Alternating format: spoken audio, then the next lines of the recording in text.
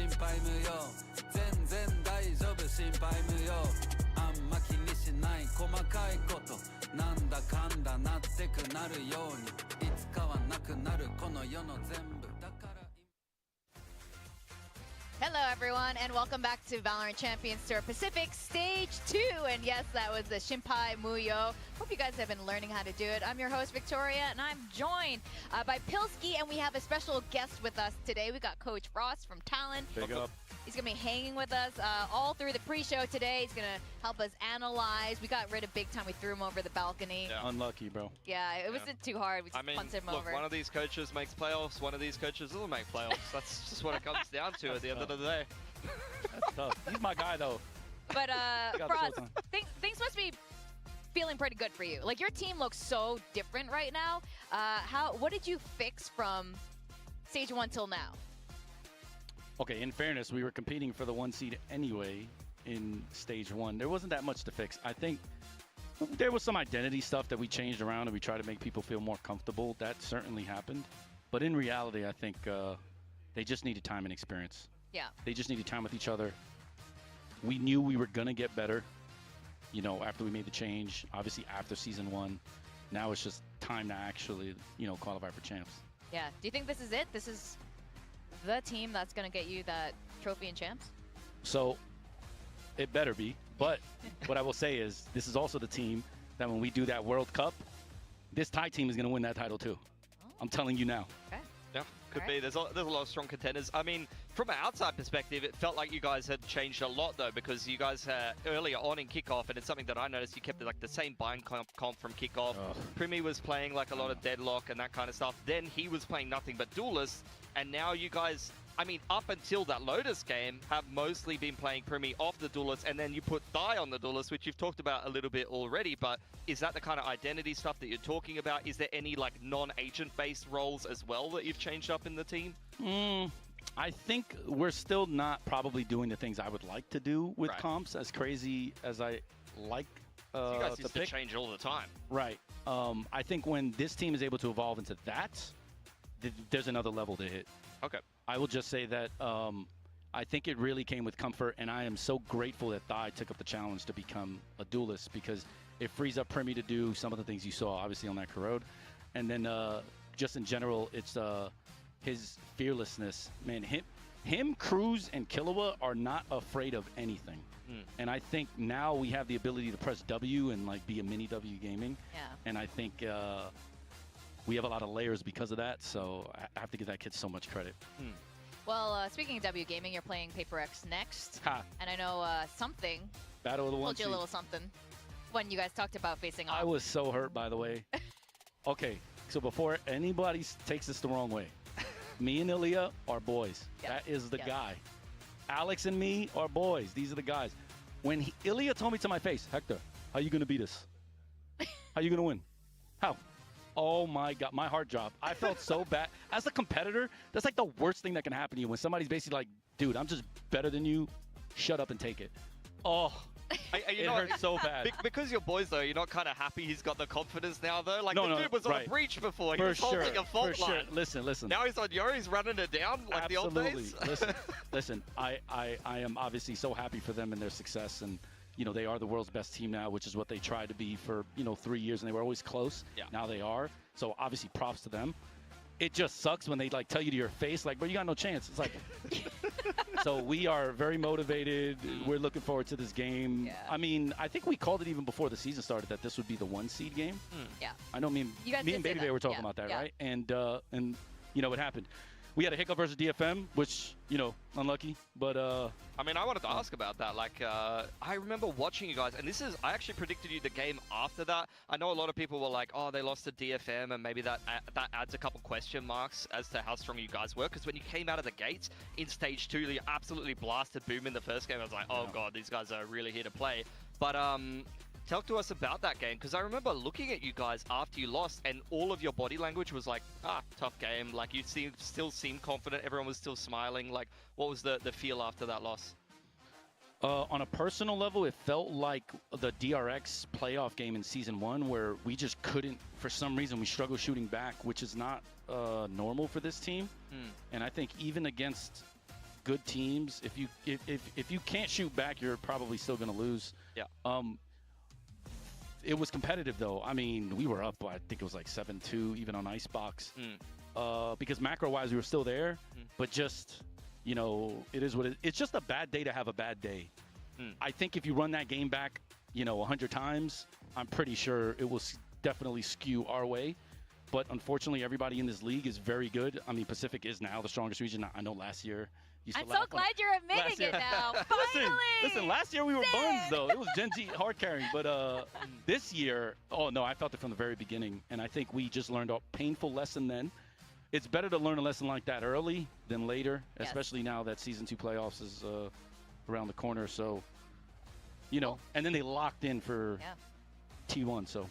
I mean, you must enjoy playing this region, though, because you love, being adaptable, flipping your comps. There's nothing like playing in Asia and playing, 50 different styles to, prep you for being really adaptable. Whereas in some of the other regions, they're a bit more stagnant with the styles they play. Teams will just copy each other's comps a lot. Yeah.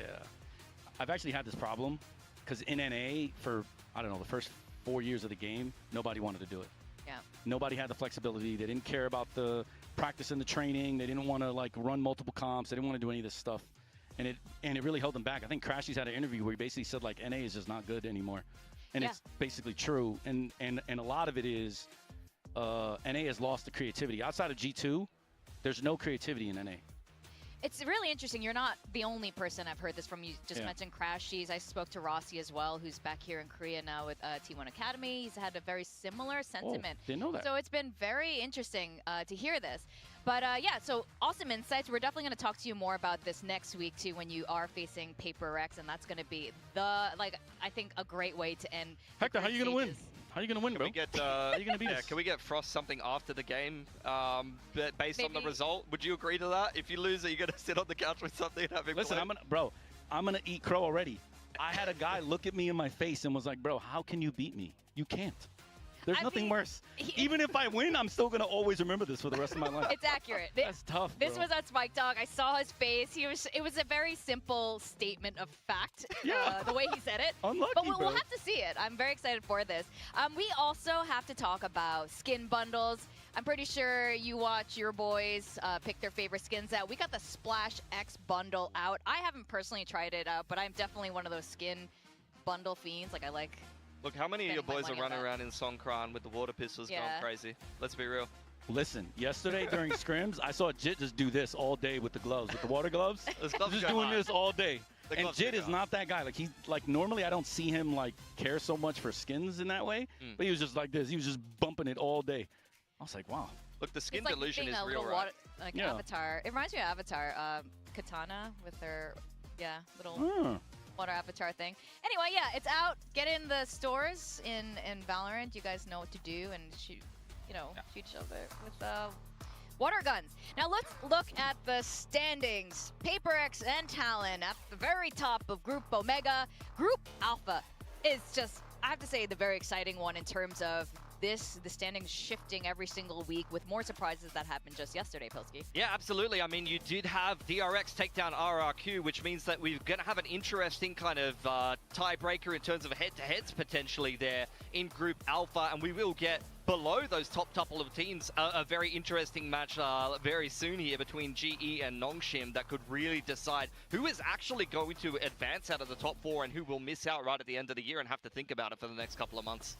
Yeah, were there anything that surprised you, Frost, in any of this? I will say I really thought RQ had so many chances in that DRX series, particularly on Ascent, but man, I was blown away by the fact that DRX, even when you know it's coming, the old 2021 Vision Strikers defense side attack round, it still works. It's like, how does it work? You know what's coming. Unlucky, bro. You call it Vision Strikers as well. We used to call it DRX, and every time Big Time goes, they're running the Vision Strikers. I'm like, DRX? Because they did that. Because they did that, during their streak of 70-something, they were running that same play. They were doing that all the time. Yeah. It's a classic at this point. And now we are on day 12. So we got Nongshim and Global Day 10 was looking nice. Esports. Sorry, what? That Day 10 was looking nice. Yeah, red teams. Day 10? Oh, yeah, that was real nice. That was a fun day for you, I think. got to 2-0.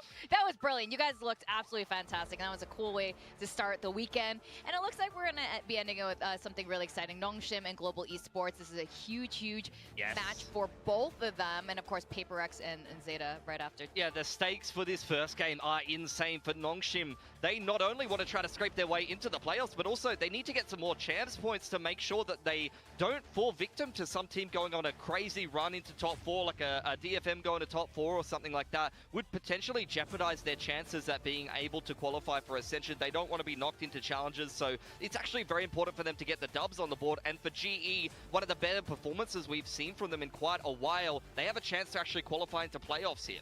Yeah, that's right. In fact, let's welcome Nongshim, who should be entering the building. Now, this team was so fantastic back in Ascension at the start of this year, over in Pacific as well. But, you know, some things have been changing a little bit, especially with the addition of RB into this roster. Frost, like, what do you make of them? So I initially was very surprised that they even made the change in the first place to have RB come here and IGL for them. I'm even more surprised with what I'm seeing now and how they're playing. In what way? I think this team is reminiscent of early DRX in the 2023-ish, 2022 seasons, which I think is a step back for their playstyle because I think the game has evolved way past that sort of like 5-0-4-1 style. I mean, we used it a lot last year, but a lot of it also came with comp changes. So, but yeah, I actually love this team. This team has been, to me, a consistent top 7 team in this league. Oh, yeah? It's a shame that they came from Ascension. Yeah, they are that talented. I think some of the problems that they had was when the Neon nerf happened, they didn't have enough time, I think, to acclimate to the other duelists, and I think that really hurt because Danby was such a big part of their whole formula. Yeah. On a personal level, though, I think Persia is so good and so underrated, and no one ever talks about him. Yeah. So I mean, at least at Tier 1, in their Ascension run, Persia was like the best player right up there with Danby. Like, those were the big two. But honestly, I think in Tier 1, for me, Francis has been their best player, honestly, in Pacific. Fair. And Danby recently has had some better games, but his last series, unfortunately, against RRQ was a pretty underwhelming one. Yeah, definitely. And I think, I mean, like you mentioned, the style that they're playing now, this is an old style. Vision Strikers are really early days DRX. So I think, I mean, what I seem to be insinuating here that this is not ideal for a team like Nongshim, who looks so explosive back in Ascension. Right. I heard that much change today, though. Like, I heard they were maybe changing, juggling the IGL duties a little bit for today, but we'll see. Yeah, that's right. Just so you guys know, Francis and RB have swapped the IGL role, and we'll get more into that later. Which I think is an upgrade, because I think Francis's instincts are very good. Okay. I definitely want to hear more about that. Now, we got to welcome Global Esports. They also had some changes on this roster. Yeah. And, of course, with Ben joining this team as well, it seems to be a really good addition. The homie, yeah. I mean, obviously, I had to cut him, but it was not personal. I loved coaching him. I love him as a player. He's so intelligent. Him and Cruz as a pairing were the perfect I think, style for me because they both complemented each other very well. And Ban's ability to mid-round is so good that I think they have an advantage today simply because he already knows how to play Nongshim. We played them a lot while he was on this team. Okay. So, and he's playing Sentinel, which is Danby's nightmare because he was the problem for him when we had him. So I expect him to do really well today. I also think Crystal is low-key incredible. Yes. Yeah. No one really talks about it, and Udo has had such a phenomenal season 2. So I'm curious to see if that continues. Yeah, I think GE have done a good job building around this core. Ban honestly surprised me. I wasn't that blown away by the Ban signing personally, but now that I've seen him, particularly on the ISO, he's been taking over games. He's really won me over quite a lot. Totally agree. I mean, Crystal in multiple Ascension runs has been sick. People have been asking why is this guy not gone into Tier 1 earlier, and GE has really reaped the rewards of picking him up and just building around this core of very, very good players. I think Yudatan, the thing with me for Yudatan is he's been very up and down. Like, he's had an insane series to start things off for GE, but then he's kind of taken a little bit of a dip in form. So, honestly, Yudatan could really put them over the top here for GE, and if he plays a Neon against Danby, that's going to be fireworks. This is going to be really interesting because this is actually the first time these two teams are properly facing against each other in Pacific, as far as I understand, even though, as you mentioned, Frost, Ban has a lot of experience against this team here. And you can see there's Talon knows something about a pattern in the win-loss streak, but there might be one also for Nongshim, Pilski. I guess so. I don't necessarily believe in superstition, personally, but I think for Nongshim, we're hoping that they're going to get a dub today. They really need it.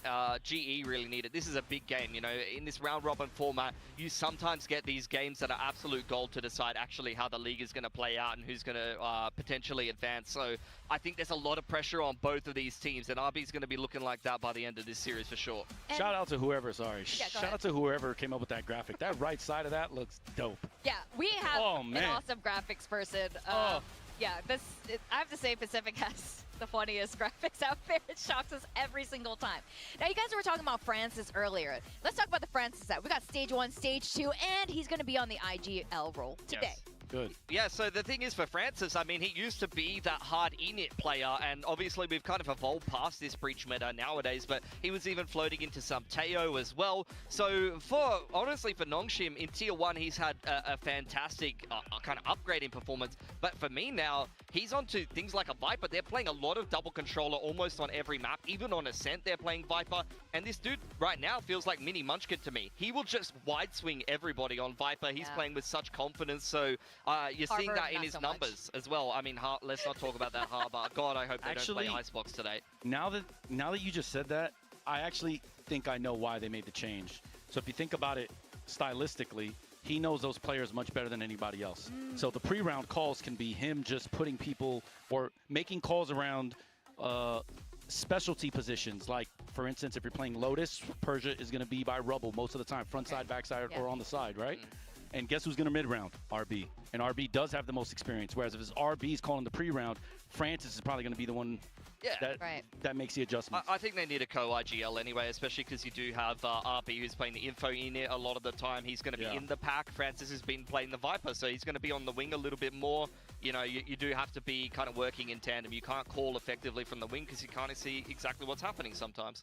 Yep. And you guys, and for us, you say we don't talk about Francis enough, we don't talk about Crystal enough, but you know what? We talk about them. So we want to talk about Crystal right now, and he's been absolutely phenomenal. You're right. He's like low-key, just doing a lot for this team. Yeah, I mean, I saw it particularly on that Icebox game in Genji. I mean, I've seen plenty of this guy in Tier 2, in multiple Ascension runs, and actually, to be honest, last stage for GE, and during the Teo meta, Crystal wasn't that good. Actually, he was much better when Sova was the main init choice, but this stage he has taken on to playing Deadlock a lot more. He's been a little bit more flexible with his choice of Ancient, and this stage he's been incredibly good for GE, and when we saw that Icebox game, he went absolutely ballistic on the Sova versus Genji, and I could hear him from this balcony up above the stage. He was so loud. He was calling the entire round. He was very assertive with his comms. He was very confident, and he was very sharp in the server. And we've seen a range of Corrode here. I'm really glad that all the Pacific teams are leaning into Corrode and just trying to pick it up. But I have to say, both of these teams, as far as Corrode goes, not bad. What do you make of their Corrode? Okay, on a personal level, I think GE has one of the strongest Corrodes we personally have played against. They're actually incredible. I think FPX, also in China, deserves an honorable mention. I will say that I think that the map Corrode doesn't play well to Nongshim's strengths, especially those choke points. It's going to be really hard for Danby, and you guys know if Danby struggles, they struggle. He is their win con, so... Oh, that's going to be very interesting. Tough. Yeah. Unlucky, as they say. Unlucky, yeah, that is, as Frost says. Yeah, and I think today's map veto is going to be a big factor in who wins it. I mean, it usually is a factor, but I think particularly for these two teams. The thing for Nongshim is they played so much Split and Pearl, and since that's been gone out of the map pool, they've been railed by like metas changing, certain maps that they played a lot going out of the map pool, and sometimes they haven't been adaptable enough. But I mean, we've seen them even adopt Ascent because they've kind of had to as of late. So we'll see if that does end up actually slipping through the pool. GE's going to take out Sunset. Nongshim getting rid of Icebox. Thank God I'm not going to see Francis on Harbor again. That was painful, man. Listen, Harbor's that boy, bro. He's good, bro. I mean, I like Harbor, don't get me wrong, but it's hard to play, though. Your Harbor don't be fragging. Like, he do not be a fragger. Unlucky, bro. Yeah, you be going 0-10 sometimes. There you go, GE. They're going to back themselves on Corrode. Okay. That's tough. I think they're thinking the same thing as you. Yeah. Oh, bind. Right. I always enjoy a good bind. How you feeling about these two? So, I'll be honest. I think obviously GE 2-0 because those maps I think work to the strengths of the team, and on bind in specific, I can tell you Ban is very comfortable on that map and has a great understanding of the map, which I feel as if Nongshim won't have anywhere near the same ability. But if it goes to Ascent, that's when I start going, okay. Interesting. Because I know some players on GE have struggled in the past with that map, and I think that's the map where I think Nongshim can take the series. But I do think it could be 2-0 GE. See, I kind of have the opposite opinion as you, because Ascent, for me, Nongshim has avoided that for such a long time and only recently mixed it into the map pool. Yeah. And they're really playing a weird style on it. They're playing like Viper Neon right now. And Nongshim rocked DRX on Bind, to be fair. They absolutely destroyed them. In fact, it caused DRX to have a crisis and comp change, which worked quite well against it for RRQ, to be fair. So look, I don't know. I think Corrode, you're feeling very confident as GE. They've been one of the teams that's most willing to play it as of recent, so I can see them being quite confident on that. And for Nongshim, they did beat RRQ on it, to be fair. So that's at least one game that they're feeling quite confident. All right, well, I think this is going to be a really interesting matchup today, and if I believe you, Frost. I think you have a good point there about how Corrode is played with Nongshim in those tight corners. But we got our own game. We got Bill Diff, and I'm glad you can participate with us today. So let's look at Big Time's team first. He's putting Jing as his duelist today instead of something. He's been picking something. Crystal. Respect. Ivy is an interesting choice. Ivy has had pop-off moments in terms of fragging. Again, guys, we win a laptop. This is why we get the most frags on the and but this is Ivy's meta though. Dude's been playing Deadlock forever, and now it's actually the agent you play. Yes. And you do be getting kills on the Deadlock, so. And Depp has been really consistent, even on the Sentinel or Smoke's role. And of course, Devi, all reliable, definitely always Talent gets killer. you. Please don't put That's him what we name him, the Talent Killer. Don't put him on Viper This though. guy. Keep the device. David is no so more good. Viper, please. All right, let's see yours, Frost. You got Jing. Why did you choose Jing over the other PRX players? I mean this respectfully. To me, he's a bum basher. If you are not that good, he's dropping 30 every time. That is a real thing. He's dropping 30 every time. Every team You needs better a be noob really basher. good, or he's just gonna cook you. I Is just that like what it is? bum basher. That should be an He's a official bum basher. We used to call it the title. noob basher. Like, you need one. Well, see, I wasn't gonna do that though. That was a little too disrespectful. Bum basher is kind of cute. This is interesting. You pick Clues, CLZ. Okay. Why? Tell me. Give us the case for him. He's IGL. Uh-huh. He's playing Initiator. He's probably going to be able to be in the trading positions. Yeah. And he was known as a aimer in the past. I'm not saying I feel great about that pick. I'm just saying, given the options. Okay. Interesting choice. None of us have picked him yet. Ben, is this just because he's your boy? No, it's because he knows how to play against Danby, and good luck, Nongshim. Okay. And we got Persia and Forsaken. Why have you gone for Forsaken instead of Devi? Because he's awesome, and I think he'll be more aggressive against a team of that caliber as opposed to, right? So he just won't care. He's just going to kill everybody, and it's just unlucky for them. And I actually wish I switched to He's Persia. so good. Oh, Persia's so I was actually underrated, thinking bro. about Persia. Ended up going for so Francis. In fact, let's pull up all of our picks for today. I think we had very similar Pilski builds We here. are top 2. I end up swapping to Forsaken at the last second because he is 6 kills away from his 2,000th kill, and I think that's going to activate him to be to get some vanity kills today. I went with Francis. Now knowing he's the IGL. How we all doing, He chat? has like a roster that might actually win, because if Udo does pop off like he did the other day, we're cooked. Actually, because Patman can frag. Okay, that's then good. she has Jason, That's good hope for Mika right now. She's she's not bottom tier? Oh, she's not built diff? That's She tough. is. She That's is tough. assembled alternatively, but not in a good way. She is not built diff. Oh, man. Oh, man. Oh, so then Her there's no build is chance for definitely Udo. diff. Unlucky. Yeah, but maybe she's had like little pop-up moments herself too. But Pilski, what are you making of all of this? How are you feeling about? I'm feeling great. our I felt rosters? like my team was a no-brainer. I mean, all of these players, other players that are putting up numbers, I've been picking Crystal every time. I mean, Deadlock players do be fragging. Francis going back on the IGL. I'm like, he's done it before, but I'm a little worried sometimes that like that's going to cause a little bit of friction and can throw him off a little bit, because he's having to like adapt to the style. Love having RB in the team again. So I don't know. I'm going to need Francis to do his best Munchkin cosplay. I'm going to need him to play Viper, play like a psychopath, and just swing through his walls by himself if he wants to, just feel out the game. What would you have swapped to now knowing, because we both found out the last second that Francis is IGLing. Would you have changed it, or would you have kept I was only thinking about changing Francis to Persia because I was worried worried they were going to play Icebox. Yeah, same. And we don't talk about the Icebox incident. Let's just leave that in That the was past. we had Francis. I have a couple of those. I was just up 7-1 on a map and lost, so unlucky. The Tough. box is rough, man. Listen, man, I'm trash. Unlucky.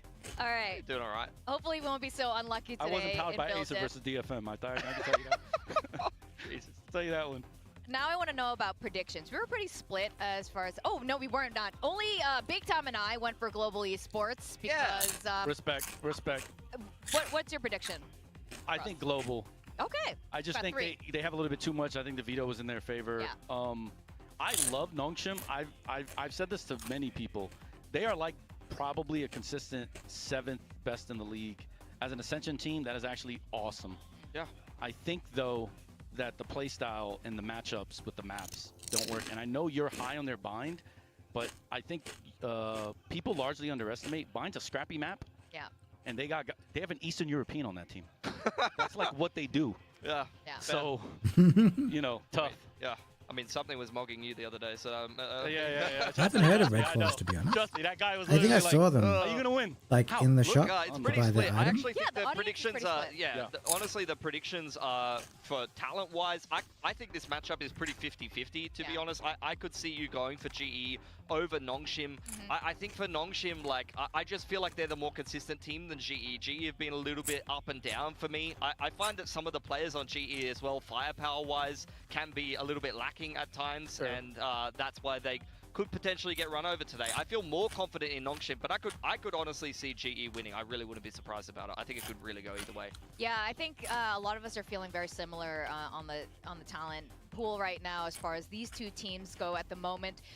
But let's talk a bit about Ascension for Nongshim. Be back, And guys. Global Esports, of course, if they win today, first of all, they go straight into playoffs. Yes. Otherwise, they're completely out. It is like all or nothing for them. I mean, they're both fighting for playoffs, but for Nongshim, it's really important. They are actually below Boom in terms of championship points. Right. It's about who finishes top 8 on championship points. Nongshim are 8th, guys. So if one team has a run and potentially eclipses Nongshim, they may not have a chance to fight for Ascension. They may be knocked into challenges. They need to scrape these couple of wins in groups across the board, make sure that they're putting themselves out of range of getting overtaken by a team that could go on a crazy run into top 4 that's sitting below them, as well as even, of course, they want to make playoffs as well. They want to try to push further than they have in Pacific, because we heard the whole narrative of during Ascension when they were feeling very confident. We heard even from tier 1 teams that had scrimmed them that this team is insane, right?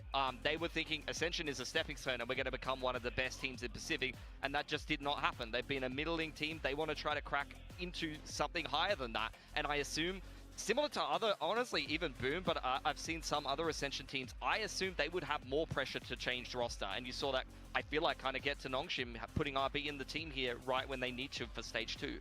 Yeah, actually, what do you make of that? I was a little disappointed in that roster change, as I said earlier. Okay. I will just say that the pressure is on both teams, because going back to Ascension, nobody wants that. They're going to feel that pressure in that server. Yeah. Also, GE not making playoffs, they're going to feel the pressure in that server. I think the pressure is equalized on both teams. Now it comes down to maps and experience. I got to be honest, I will trust an Eastern European and ban over a player that just came out of China to Pacific. I cannot lean on RB's past experience over these guys that have been very good, you know, last year to this year. Do you like the overall roster change, though? Say they were given more time. RB did come in, you know, mid-season. Do you think that was the correct move with Margaret being... With most Ascension teams, I would say, I think the team that makes it should deserve the year to make the run.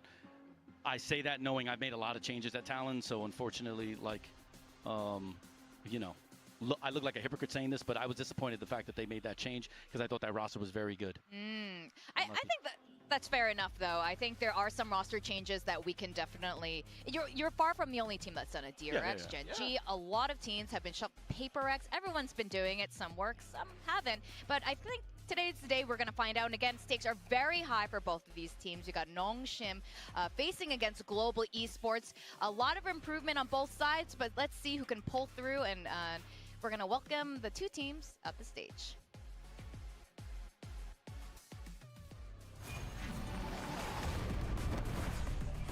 Cataract.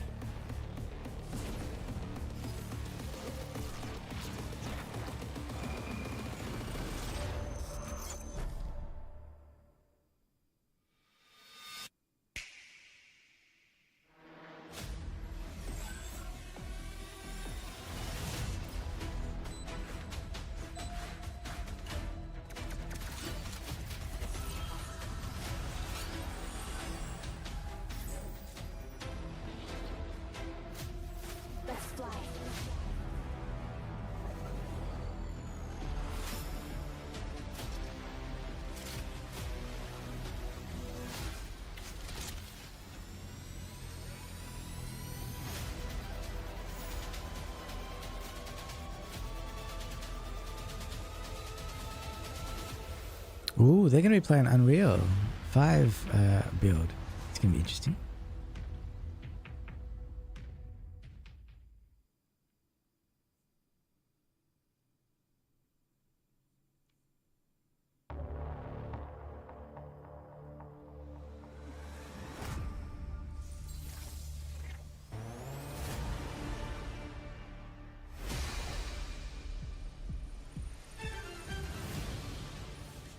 Nongshim Red Force. Hey, it's another day at VCT Pacific, and we got Nongshim Red Force here. There has been an IGL change from RB back to Francis, and this team, not only are they fighting Promoting in the that new standings, bundle. they're fighting to stay in Pacific. They are. They want to try to scrape themselves into the playoffs here. They need to win back-to-back games here against a GE that's been reinvigorated with some roster changes, as well as the powerhouse of Gen G. It's not going to be an easy task, but they've got to start it off well with a win here today. Absolutely. And on the other side, it is going to be global esports. I think for the first time in a long time, this is looking very promising for GE. This could be the first time they're properly going through playoffs here. They made a lot of roster changes even this year, and this could be it. I mean, it's simple for global esports. Win and you are in the playoffs. Lose and you are going home. I mean, at least they get to control their own destiny. That's what they'll be leaning on today. They know that they have that opportunity to clinch it. But I've been in this situation before. I've been there with global esports. Yeah. And this is not a small amount of pressure. This is a lot to deal with for these players, and you have to perform. One bad day and it's all over today. Yeah, Frost was talking about just now, they had a bad day, that he couldn't even really explain it, and sometimes that's all it takes to knock you out of the game. I mean, it's such high stakes for this global esports roster, but I think they're prepared. I think they're good. I like how this veto looks for them. They have everything they need to win today, and in my mind, the onus is on Nongshim really to put a stop to them. I can't take him elevated with this little floaty there. Yeah, he's trying to elevate himself in the water. I'm trying to tell him how serious this is. I know, we're trying to be serious about the stakes, so they're just covered in water balloons and little beach balls. Is that Francis with an umbrella on his back?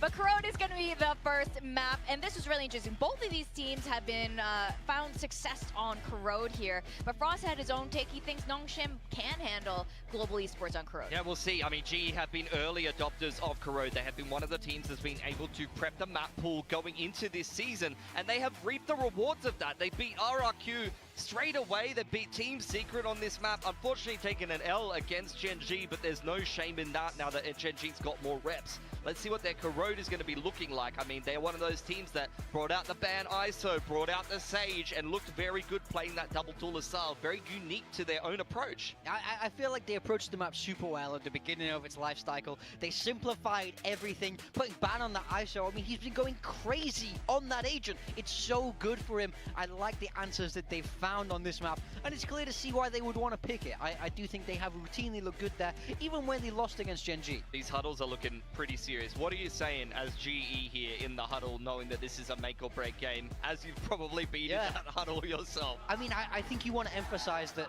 the power is in your hands. This is where you want to be if you're a competitor. You want to know that you have the power to win this. So it's just about letting them know that they have all the tools that they need to clinch that playoff spot today, that it's their decisions that will ultimately make that difference. You don't need any outside help. You're all that you need, essentially. That's what you want to lean on. Lean on the people around you, and you'll win together as a team. Man, I wish, I know, I wish you were my, you should start the day. Oh my god, what? Whoa! Okay, both of these teams have made changes here. Nongshim, RB's going on to the Viper after forfeiting the IGLing duties. Francis is going to be playing Fade. Previously, they were actually playing Sober, which is kind of crazy. I actually like this comp a lot better, and this is very vintage Nongshim. Remember, you know, old Bind with the bloody Prowler and Danby going in? That was the thing. But GE, they're playing a Clove.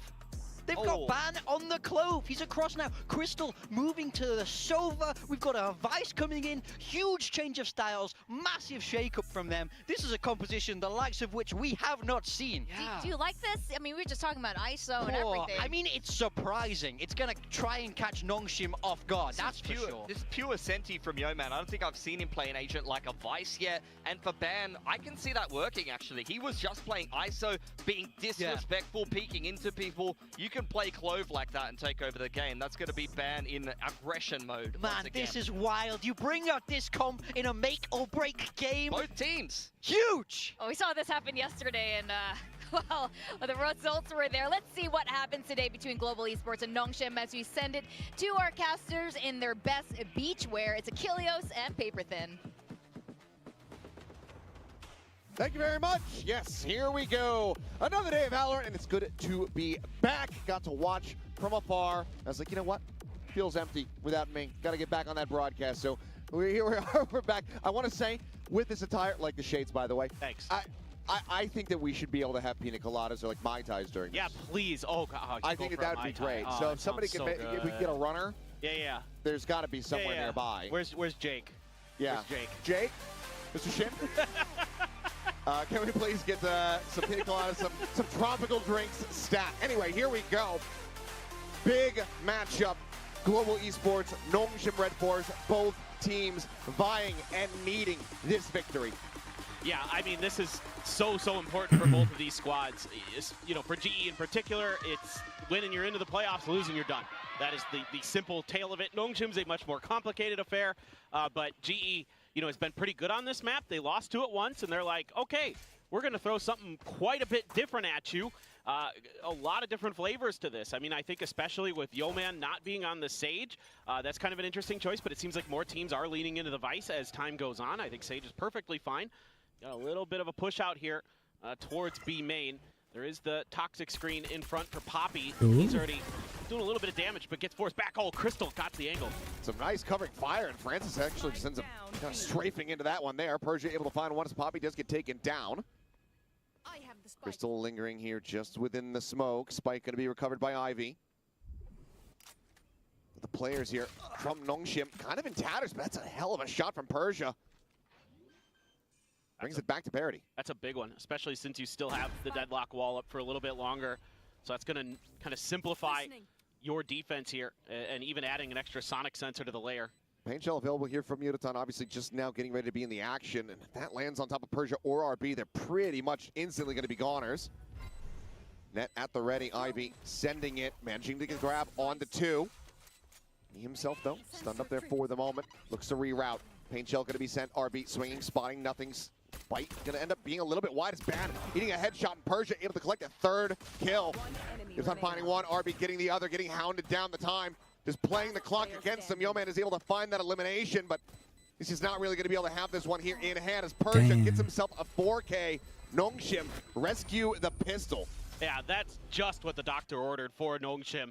You know, Persia's been a little quiet compared to what we saw in Ascension, where he was arguably Nongshim's best player. So to see him come through with a big 4K, a nice step up. A couple bangers here early from Crystal. Just spamming there, expecting the execute. But Persia had other ideas, and he was really clean here. 14 HP, but the time had already run out. So an easy peek there as soon as the tap goes through, just to make sure. And a little wave as well to let him know. But I mean, this GE comp, there's so much to talk about here. Question is am I going to get much time with it? One sec, guys. Especially with this Neon, you know, Nongshim will happily turn up the tempo, although it is Francis calling the shots again. In case you missed it earlier, Francis is back on the IGL role, so RB, that's why he's slotting back over to that Viper. I think it makes a little bit of sense. Just kind of let these players, you know, do what maybe comes more naturally to them, I would say. You know, Francis was the IGL for a long time. Stack of the moment, though, from Global in the right spot. Just a matter of, well, who's able to strike first, and the answer is Persia. So that's Ban on the floor. Sheriff going to be scooped up. Mutaton puts it to damn good use. That's a belter of a shot there. Downbeat scaling forward, however, knows that he's got these players stunned up and quickly collects 2 kills. Looks for a little bit more, and will get shut down. This does mean that Nongshim need to start slowing the roll a little bit here so they don't suffer any additional losses as far as the weaponry is concerned. Peek out. And that goes in hand. Ivy able to find one. As Yeoman just going to try to see if he can get the right clicks in, cannot do so. So in the end, a little bit of damage going to be found here, but the lion's share and the most important weapon is going to be carried forward. Yeah, absolutely. Love the idea here early from Nongshim. Tuck Dombi up right underneath mid-top and wait for contact. And then they kind of spam some shots in. He throws the relay bolt, catches onto both players that are up there. That's an easy clear for the Neon. Mutaton hitting some nice shots.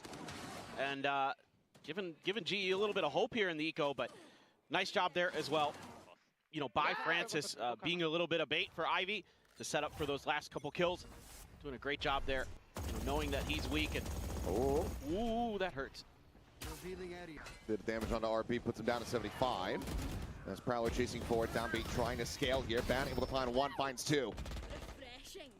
Holding the line here at Yard, finds himself a third, gets the reset as well as Francis going to be forced back away. The Stinger eventually will collect one. And that leaves Persia now all alone.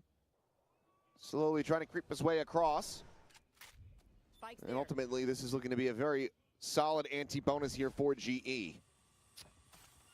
Well, Ban is so good. I mean, whether he's on the ISO or the Clove, he has been instrumental in a lot of GE success here in Stage 2. He can really frag out. Love the way that they're leaning into his natural ability. Smoke comes down, so just spray through. Yeah, easy money. Little spray and pray. Well, Odin going to be carried forward. 4 players alive. Ban now just 3 charges away from having that not dead yet online and ready to go. Yeah, I'm pretty curious. You know, it's the bonus, so you turn up the tempo a little bit, just try to make a fast hit through. But you're getting a little bit of info on where and how Ban is going to want to play on that Clove.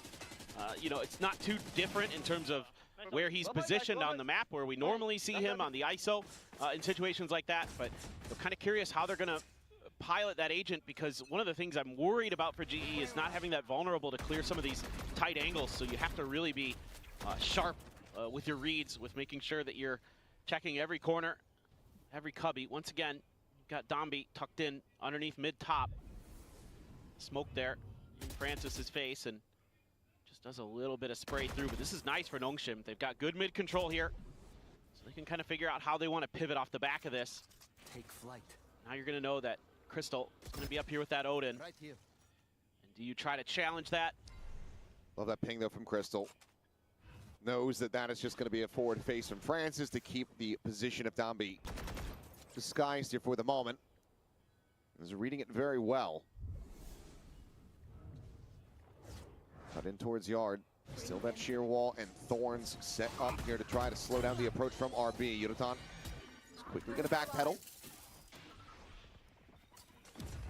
Fighting to the corner, Pinchel going to go flying out, and Yudotan maybe catching a glimpse right before the Paranoia had connected. Does manage to come away with one, but Persia quickly trades it back. Yeoman now on the floor, but already the full forces of Global Esports encroaching here on this position. Haunt reveal onto Crystal. Unable to really put that Odin to use here from this position. Need to try to continue to scale out of backside. Couple shock darts lobbed in, still the approach coming in. Deep flank from Poppy, just getting ready to arrive, but Francis is watching the angle here for now. They need an attention pull. Try to drag these eyes away from that spot. As there's a swing in, there's the kill. Tap for the defuse, but widely Nongshim have this one in hand. As they look to very quickly reply and deny Global Esports from tying things up. So 3-1, they will maintain the lead. Yeah, this is good stuff from Nongshim in terms of their macro.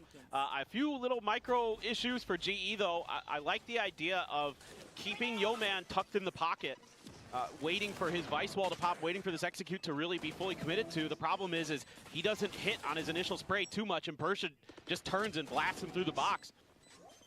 Things just kind of crumble from there. You know, Francis wins a duel on point on the site, and then it just crumbles piece by piece. Also, credit to Persia, just permanently locked in towards mid-stairs watching that. I'm be in trouble if he keeps going. Ooh, trying to go for the slide at Ban. Shrugs that one off. Gets the shutdown there. Yuta's on the one eating all of the damage. Showstopper online, but obviously a little less enthused about committing it when you're very likely to get sniped out of the sky. Spawn to the Poppy, RB. Managing to force him back, but can't flush him out. You're really close to a couple ults for your Thorns is scouted. Yeah. He's gotten in, and I don't think that they read this at all. He's going to get ready to swing the corner. Yeah, he's able to strike, finds one, gets a respawn here onto the enemy Viper, faces in Yudotan, lucky to come away alive. Continues to bound forward, Poppy holding his own, takes down Persia. Net going to be removed, and Poppy, quick on the draw, finds Ivy as well. And it felt like they had this one in hand. The space opened up there by RB, being able to lurk forward onto the site. It very quickly gets undone. Crystal ends up being the only casualty. Yeah, Wow. that's a toughie for Nongshim. If RB can win that swing on B-Link, if he could just get some bullets to hit, Yudotan was already weak. That would have been potentially a very different round. But there's nobody really in place just yet. You know, the paranoia to try to set up the slide, but Ban sees the lightning coming out of the feet. Yudotan, that's a huge win right there. That's probably the round. Poppy as well, standing tall there. Right out of the grab net. Absolutely phenomenal stuff from him. Now you have a Nightfall. You're one away from an Annihilation as well for Ivy. Domby one away from his ult. Persia just a Sheriff. So the economy wobbly for Nongshim. Really like to get this round. Get yourselves back into that economic groove. Here we go. Fight to try to delay. Domby already in ahead of that one, but a good amount of damage going to be suffered. The wall quickly broken down by the Yod, and Global Esports once again do have players in the right position to try to counteract this. Push around the corner. Poppy going to be good for one, but Francis finding two, finding three. Not dead yet. Going to be Pop Man. Back into the action. Has to backpedal away. Manages to get around the corner. Some more damage suffered, and then the kill going to be found. Seems like we're just going to pendulum swing these rounds once again. Still with an opportunity, though, are Global Esports. Yudotan can just try to send this showstopper off the plant, but Spike going to be going through, lobs it in, finds Francis kind of banking that one off the wall. Annihilation available, swing onto the corner. Ivy just going to be struck down. Now RB needs to clutch it out. The push finds the first, plays back, waiting for the tap. Yudotan on the hunt and taken down. Red Bull clutch is found as RB manages to bail them out. That's Nice. really nice for RB. Has had some really impactful rounds. You know, getting that lurk in the previous round, yeah, they weren't able to convert off of it. Sitting there. Just a difficult entry, but, you know, having Domby there who's willing to sacrifice himself to set up that angle, knowing that there was likely somebody holding it. They saw it in the pistol. That's a nice showstopper from Yudotan. Kind of guessing Ivy crosshair just a little bit too high on that swing. Missed the head of his opponent. Now you've got more big ults and a judge for Domby. Got Ivy's. You could really do something creative here in this round. You have Persia's ult. You know, obviously they're still gonna think about trying to tempt fate here at B, and they're just gonna send Domby in. Overdrive now going to be popped. Looking to try to fish. The Odin spam starting to come through. Crystal has to play back around that corner. Overdrive. Going to be shut down. Poppy able to find the one, but the trade instantly there as Persia just swoops in with him. Wall again being broken. The barrier mesh gone. The only real access point for Global Esports is going to be through this connector. Out through mid. Oh. That sees. Looking to just try to take the weapons away here. Hit, however, raised in response from Nongshim. There's the stuns coming through. Annihilation now going to be sent in. Gets the pull. Yudotan going to be dragged here to his demise as Ivy gets himself a 3K as the raise does fall. Nice. 3 rounds now up. Nongshim get the 5. Yeah. They're doing a great job on these executes onto B. GE doesn't have much recourse, but to try to play retake, like you said, it all has to come through Link. Once you get this player on the back of site, once you get Poppy dead, that really simplifies things. That's a great annihilation, and Ivy protecting it. Heard some of that spam trying to clear it out. And he's right there and ready to collect that 2K. I think just basically plays it like a Cypher trip. Yeah. Set up the sonic sensor, it goes Yeah. off, okay, boom. There's the ultimate in your face. Yeah. Pretty much guaranteed to get a grab. Love the responses to it, the ultimates. You know, they throw the Steel Garden, that's cool. We're gonna throw a Seize to buy a little bit of extra time for that Steel Garden to decay. And then we're also gonna throw our Viper's Pit down, so good luck with that. It's really just good on-the-fly decision-making from the Nongshim players, playing the tic-tac-toe game of the ultimates very, very nicely. Really, really impressive stuff.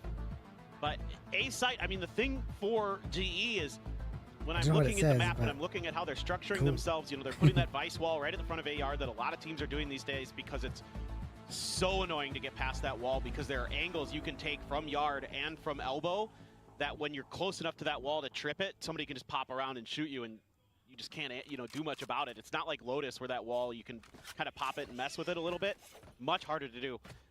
So I figured they'd be leaning a little bit heavier over towards the B side a little bit quicker, but Nongshim's just been too fast. I mean, once Domby's in, it's really tough to do anything about it because they're playing so well for the trade. Francis in particular has been right at his heels.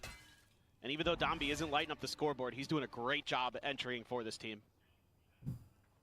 Double swing in, that's a headshot found. Crystal down to 42.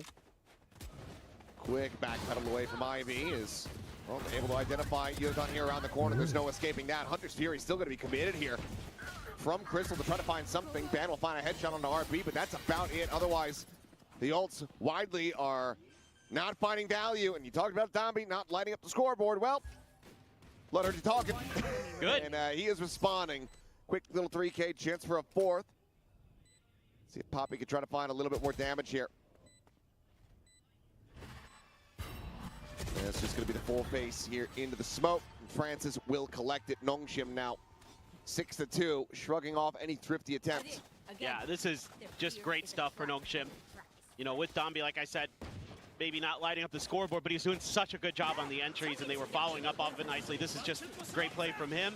Able to dodge the Hunter's Fury as well here. You know, a little bit of an attempt at a set play there by Global Esports to get that Hunter's Fury to connect, and doesn't really find much value. Nice win for Ivy out in mid.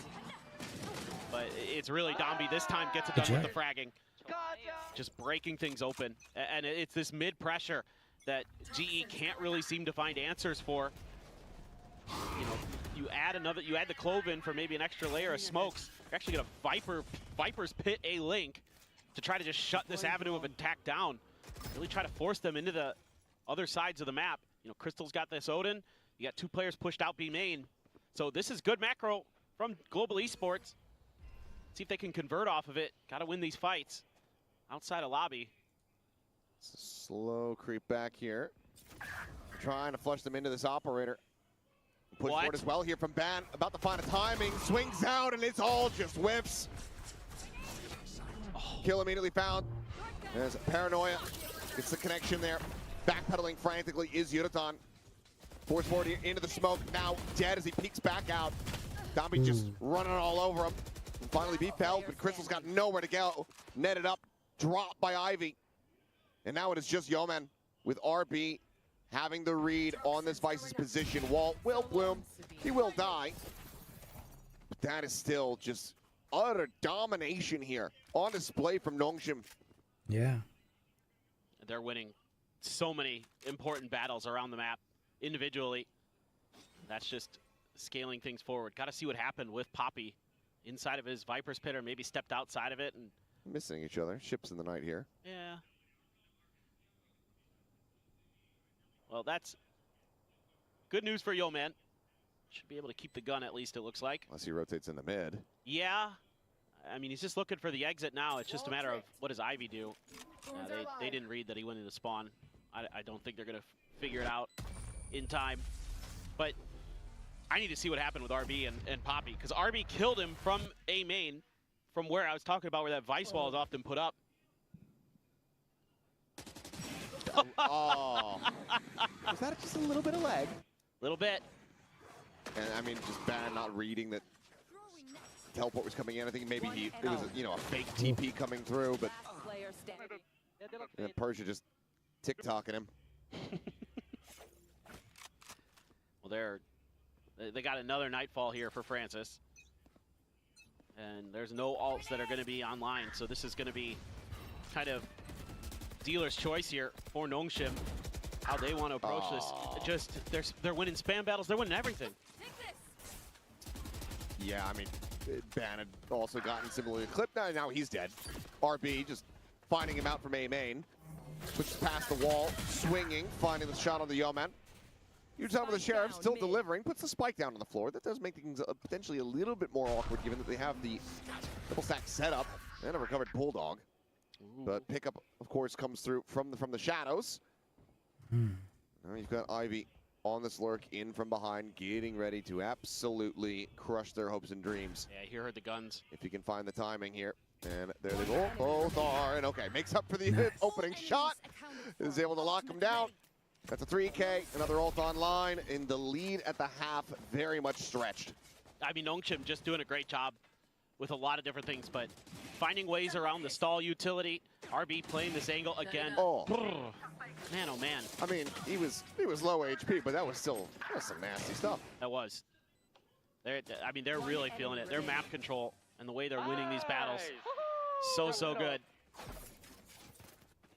they're back into more ultimates, and you're still a couple away here from the showstopper, from the Cobalt. I mean, Dombi just able to take that for free. Grab net there as well. Does get the hit, but quickly removed.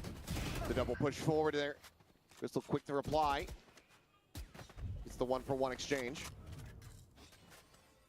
And immediately, it's just going to be a cut of the noise and a creep back over here towards B. But Crystal's there to try to reinforce this. Seems like Nongshim still trying to assess this as Persia makes a bit of noise in that prowler. Yeah, chat. How we Surprise! doing? Francis taken down. Spot out onto the head and somehow kill not collected. Persia does get a lick of damage on the Unitime but cannot find the kill. Ivy at the same time is also not ready for this double layer. Down B. But Crystal keeps them in with a player advantage. Ever so narrowly. Player standing. Attempt the wide swing out. Crystal holds his own. My ult is ready. Grabs the orb. Ult now online. And RB, well, not much more to really try to do here. Well, there's a world here. But they're Get picking. one and get it cleanly. He's got to outduel Crystal. It's going to be a tough angle. Crystal so sharp there. Oh, now they're going to double down on it. I think he just 30 made a seconds left. touch of noise there. Facing in. Oh my god, he finds the first one. Trade to the mollies. Around the paint shell. Is spotted there on the corner, but he's got to make a go of this. He needs to start sprinting. Faces back, has no idea what's going to be there in front of him. Thorns immediately going to be popped, and that should just about do it! As yes, the Thorns will finish him off. Just didn't have the HP to try to survive, but my god, RB turned us into a believer for a brief little moment there. Global Esports finally able to find another round win as they get up to 3. I mean, it's just, he's one of those players where you've seen it too many times, where he just makes magic happen, and you're like, okay, RB, I guess. Everyone still remembers Haven Garage. Yep, that is one of the best plays we've Hello ever to seen. Optic. Yeah. I mean, he gave it a run. But still some smiles there for the side of GE. I think one of the concerning things for me now is you're letting three GE now, get but- back into this ult cycle maybe a little bit here in this round, depending on how things go. Dombi with an op.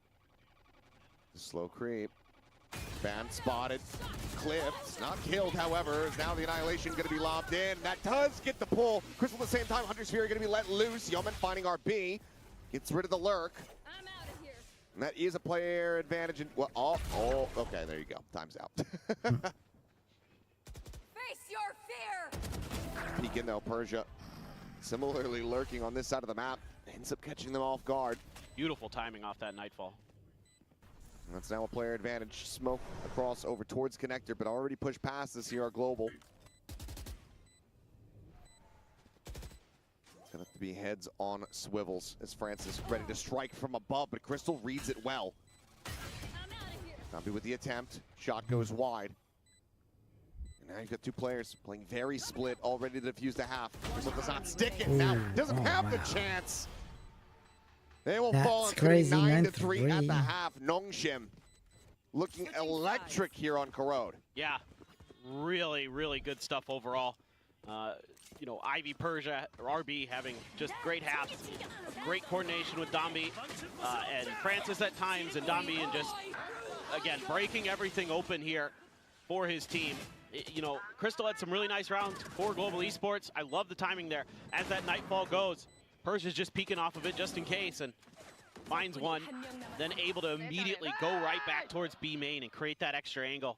You know, one on site, one on tower, one on main. That is a Half already. Huge. nasty post plan to try to break. And, I mean, we'll see. Global, this attacker side, you would think might be a little bit better. Clove, I think, generally a little bit better suited. That is a cute sign. Maybe. But, Rocketing off into space.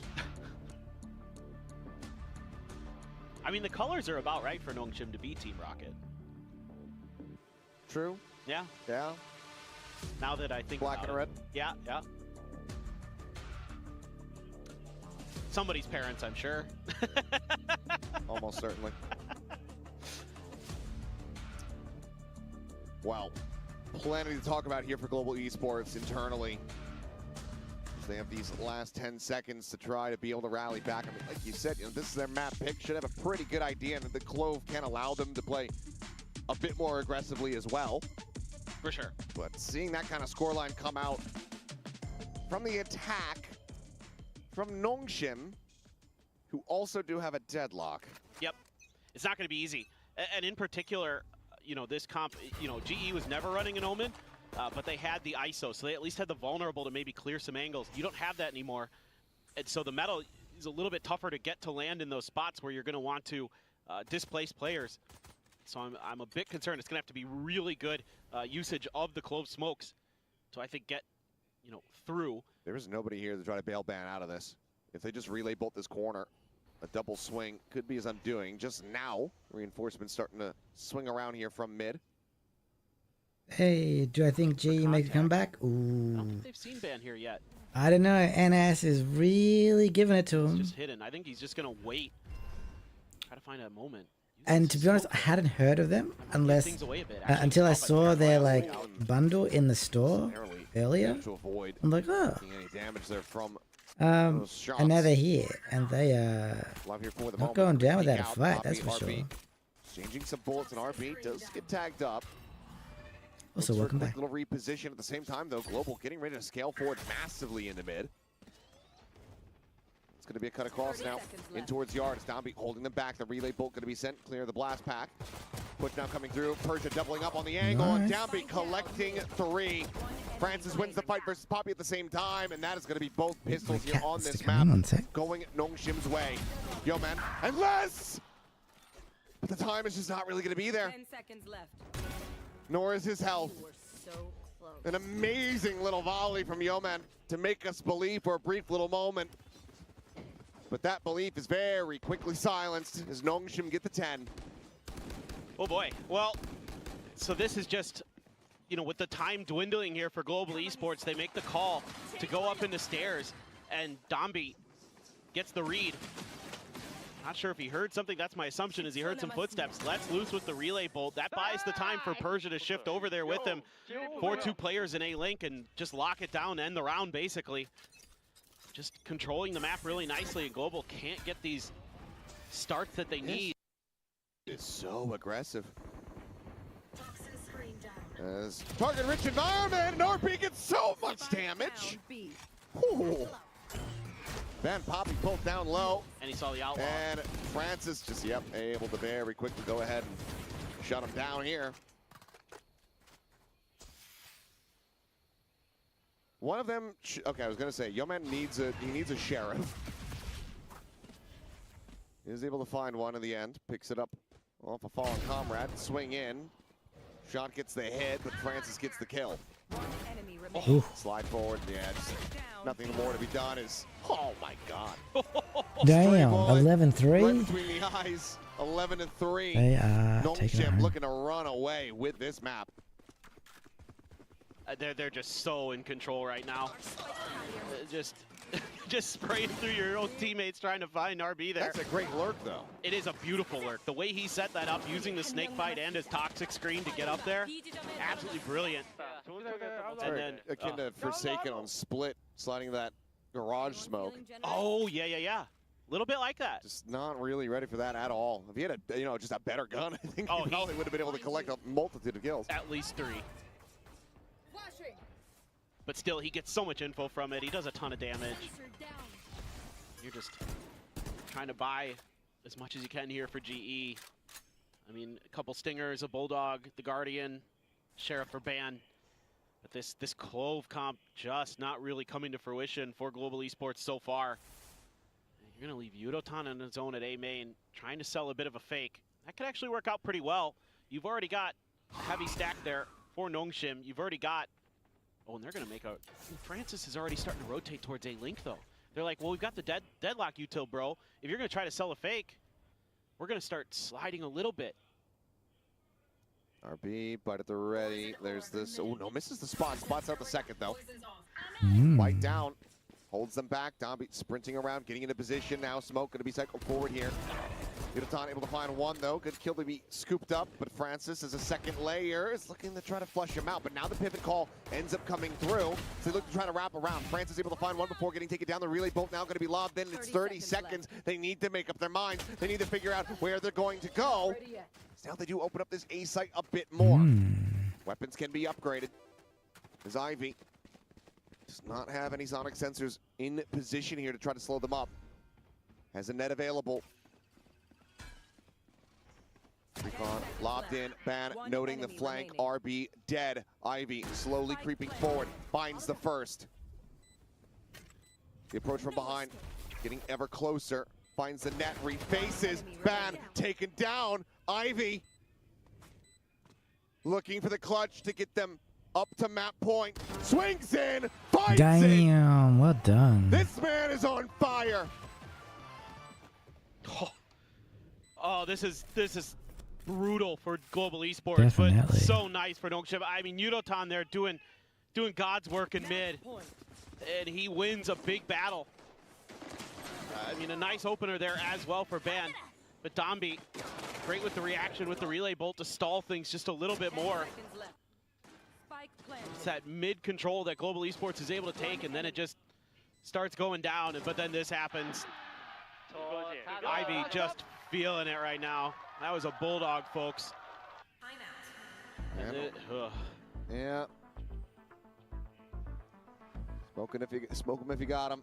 Global Esports with that final timeout call. We'll send it. We'll see what comes of it. They're just struggling to do much. I mean, this round looked winnable, very winnable. Oh yeah.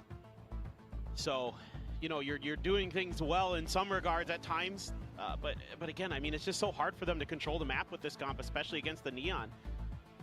You just don't have much to slow down Dombi, especially on this attacker side. Like, if Dombi wants to accelerate, you know, when he needs to get back into mid, when he needs to make the rotates, there just isn't a lot that you're going to be able to do about it. And again, the only flash you have here is the Vice flash, the Arc Rose.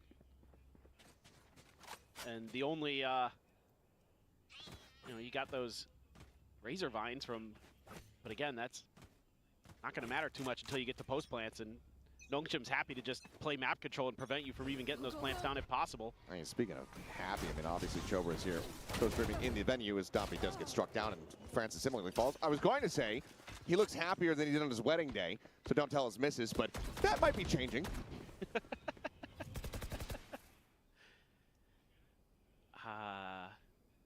Well, that's a great start. I mean, this round for Global Esports should be theirs in hand. I mean, worst comes to worst, you've got two ults in the back pocket to really make this go. You don't have the deadlock utility on this side of the map this time. You're going to realize that here pretty quickly, and so does Nongshim, to their credit. They're completely leaning that side of the map. If RB can win the battle on the flank, and he cannot. Okay.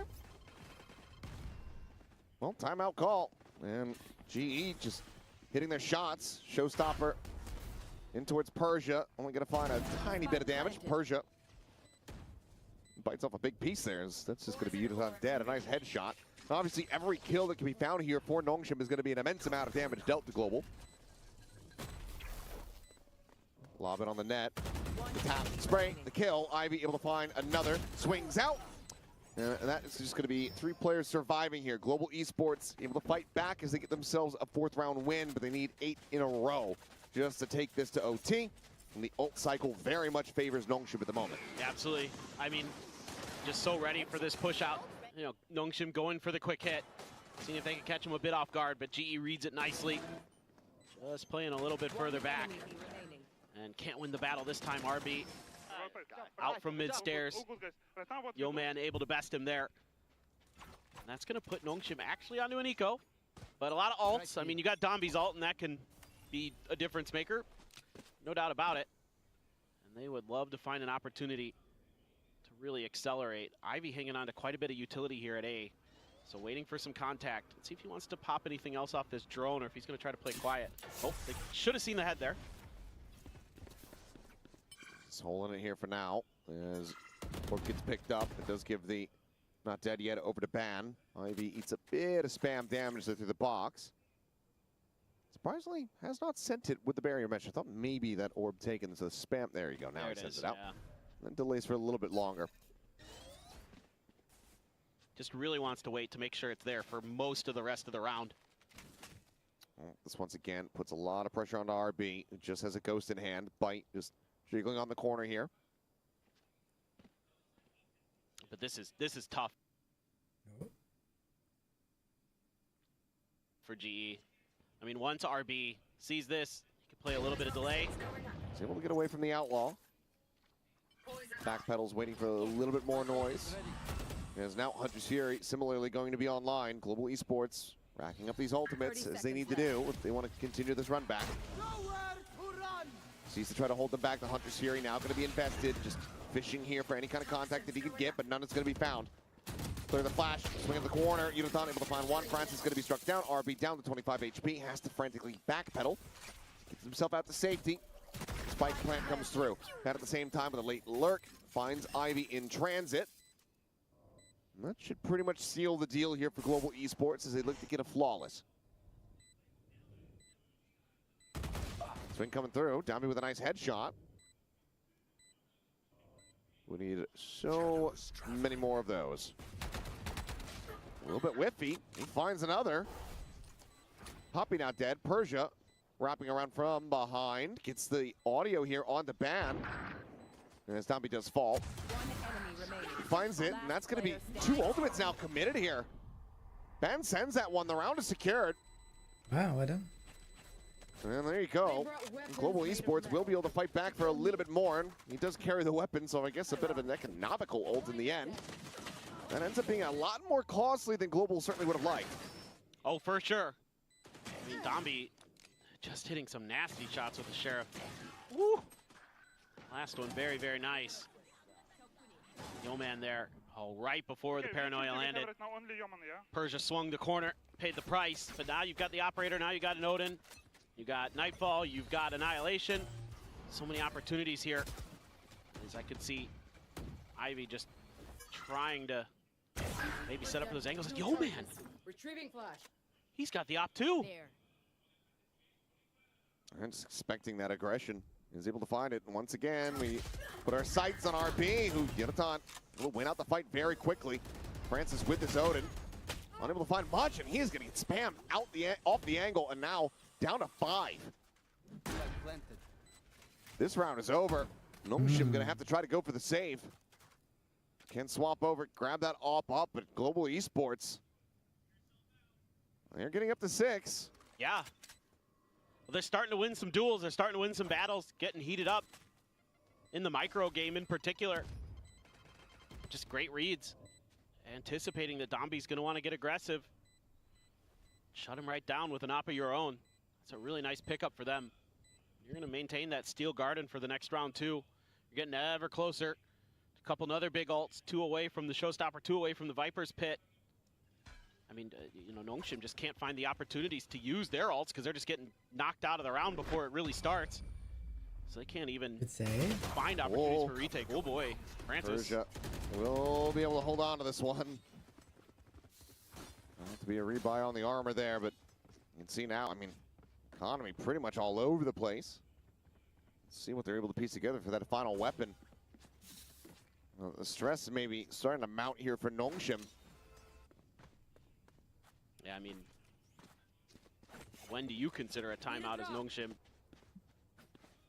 That's my thought right now, is maybe sooner rather than later, but you have enough for a mostly buy as you got a Guardian. Just had to be bought down for Persia. It's kind of fanning out, but now they're tucking Donby with this op into the corner. Is it going to be cleared in time? Yeah, well, it's cleared by RB from sight. But they could tell where the bot was going. Yep. You would think that kind of gives away the script here, but as long as they know their geometry, they should know there's going to be a player playing this angle. That shot just ends up going wide. Tommy frantically needs a bailout here. The pipe doesn't go deep enough, but the shock dart layered in with the Clovey tilt that absolutely will. Just no way to escape. Gets absolutely decimated. Francis trying to clear the drone. Now they know that the Odin's going to be in play. He's got the Nightfall ready to rip. Trying to find the timing here, but of course the Steel Garden similarly can come through from Yeoman. So if you're going to be pushing through without audio, at least you'll know that you're going to have the weapons advantage. So ult exchange, RB spotted, taken down. Francis the smoke is dropping. He's got nothing but a classic. Annihilation committed. Ivy able to find one, but he needs to do so much heavy lifting. Push out, finds himself a second kill, but can get no more. Persia offset. Collects on the one.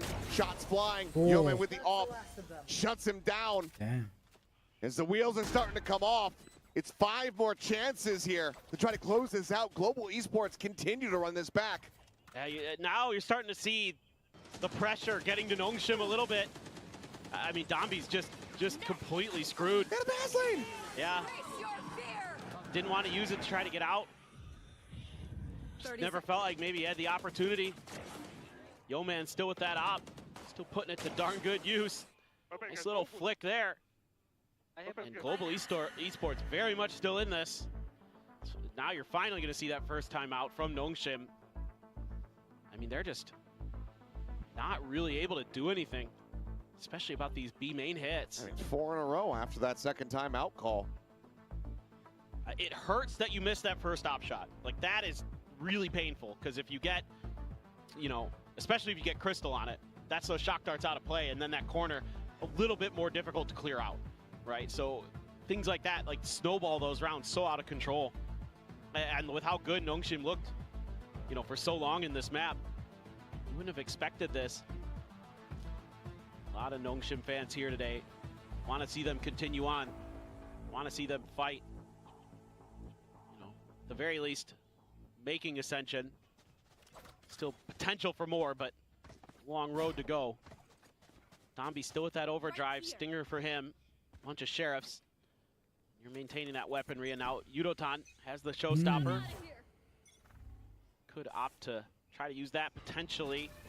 But there's this vice wall here for Yeoman. And he's going to hold the op at long angle first. So this is like a layered defense to make sure that if there's any push out of B main, always backing off the angle though. And a little bit of noise being created by Francis in mid. Shifts him in that direction, but still, he has the safety of the vice wall. So he knows that if anybody comes from behind him, he can either get out or turn and face to fight. Smoke does come down to help Ivy out a little bit. Global Esports looking for that response. They've widely been avoiding this A site because it is so annoying to try to get through Ivy's util. Ooh.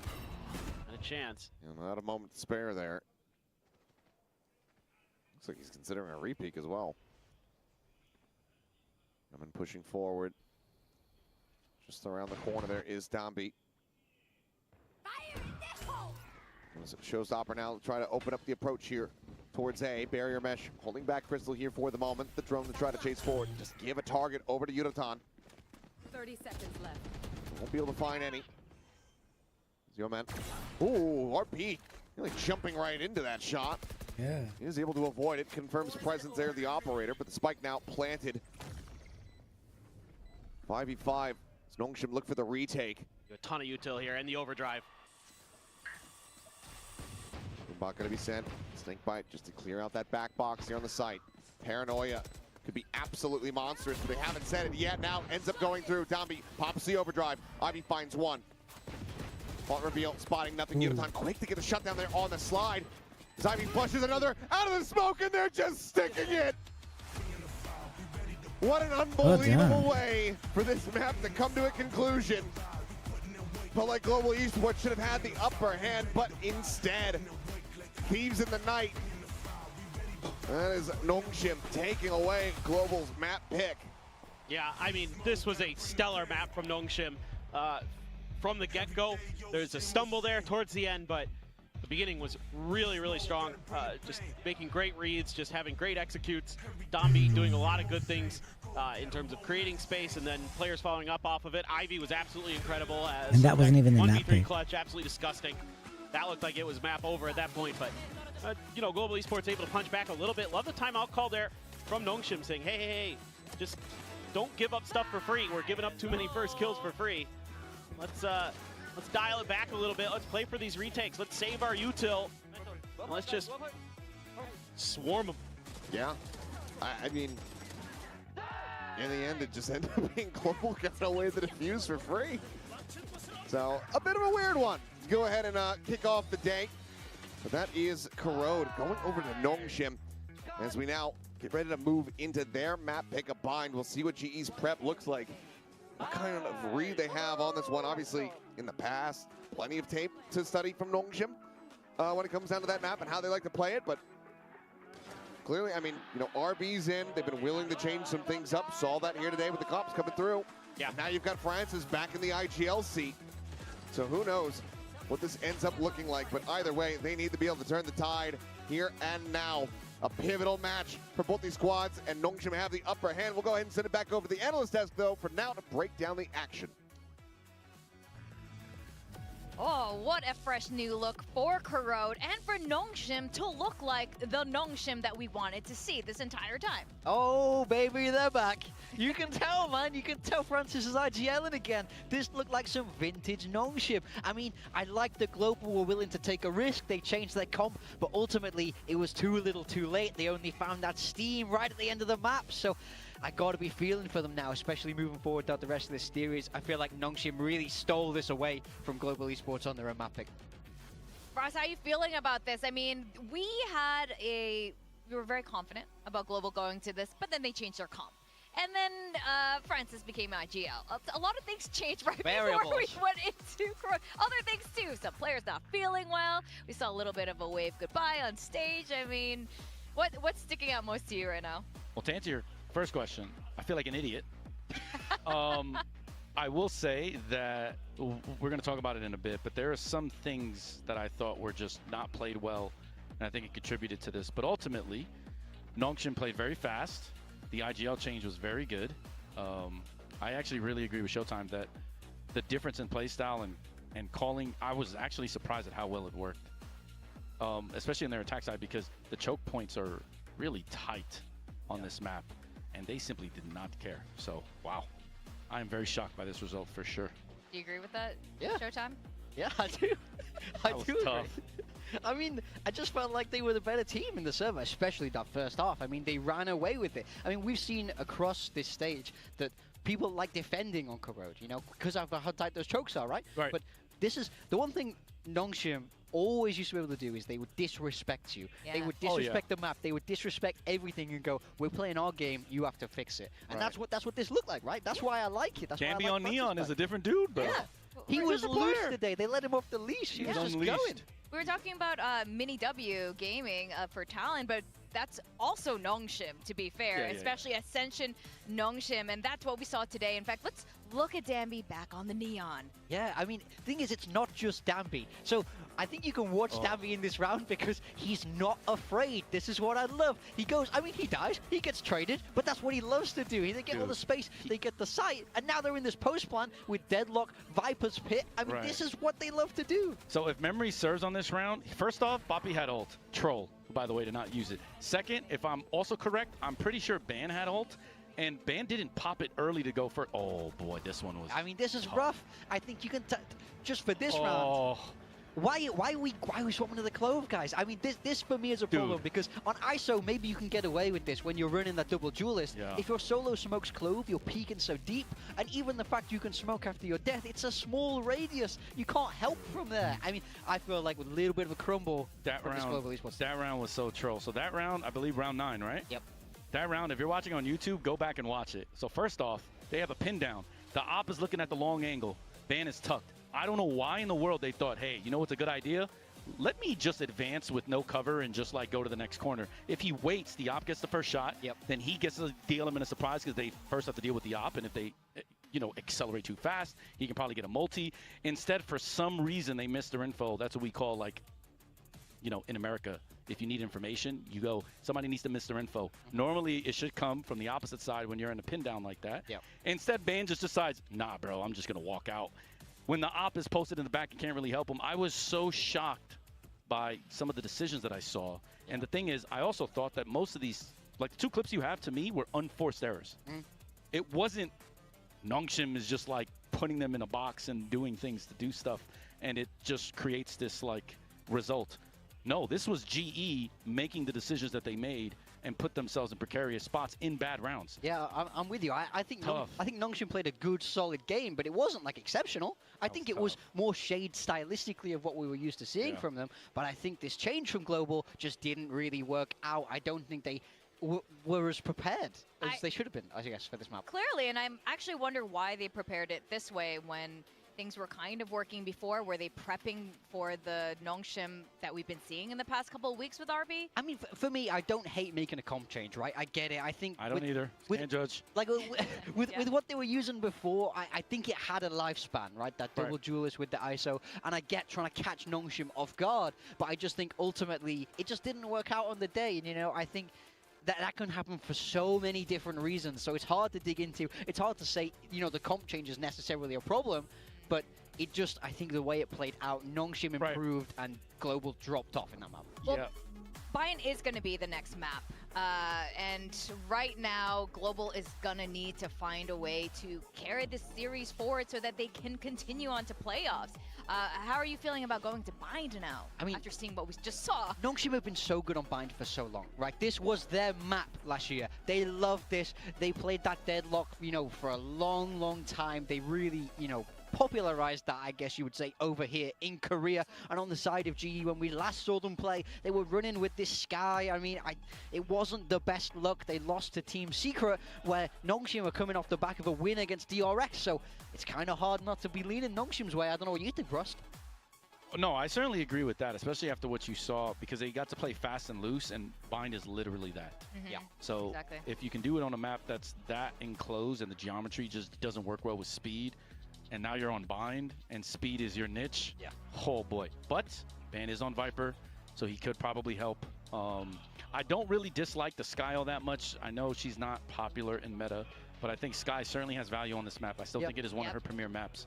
So I don't think that's going to hurt them. And if they use the info well, hopefully they don't have to walk down to get information and just peek around the corner with 4 people looking at you. Maybe a Sky Flash will help. Yeah. Well, hopefully that'll help. And, you know, Chobra, I could hear him screaming from over here, so I just want to hold up his sign. Persia, definitely. I thought he was going to be the MVP of that map. It ended up being Ivy just now. Like you said, Ivy on the deadlocks. It's classic. I love that this is what they're going back to. I mean, Nongshim were so famous for their infamous style. Now Francis is back. You're seeing it come out in their gameplay. Getting the agent compositions come through now. And we're seeing that change for G, not running with that Sky. They are bringing that deadlock still, but simplifying things down with that fade. Much more standard than the default comps. Talk us through the Nongshim comp here for us. Well, the game is going to come down to how well GE reads Persia, because KO is very limited on the info he can gather and the things that you can do. And the truth is, most teams have gone away from it because it's way too predictable. His Molly on B does stop a lot of pressure. However, I don't know. Comp-wise, I still think GE is looking good here. All right, well, all we have to do is wait and see as we go into Bind, and we're going to send it back to our casters. The mini arena. And paper then. Thank you very much. Here we go. Map 2. As the sign said, playing like your jobs depend on it. Global Esports and Nongshim both very much need this victory here today. Everything hanging in the balance, and Nongshim now in the lead. Global Esports need to find a win on Nongshim's map pick. And as the desk was highlighting, as we saw the agent select going through, it's been a weird one, to say the least, from Nongshim. Yeah, I mean, well, both teams making changes, but I think Nongshim's a little more drastic because without the Viper, I think you lose a bit of map control here as Nongshim in terms of, you know, how you can make your rotations happen, how you can set things up. I mean, the traps there are going to give you a little bit of extra information, for example, for this big push out that's coming through short. And you do have now the open teleporter for RB over towards A-Bath. As soon as that trip gets cleared, that might, I thought that maybe would be the ghost signal, but actually they peel back. They opt to not reveal themselves. And Ban needing to find that shot, eventually is able to make it happen. Gets the kill there. Ping's coming through. RB4, GE, very well aware of the space that they've given up, but RB still able to win the fight on to 1. They're going to be ready for this at lobby.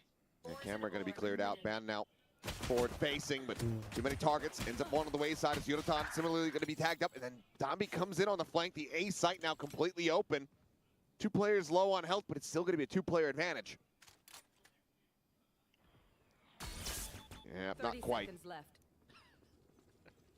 Spike planted. Oh, there's that deadlock wall. Held until this moment. The paint shot timing is gorgeous just to find some early damage here on the Crystal. Just reading that well after the trip gets cleared. Coming on the approach there from Heaven.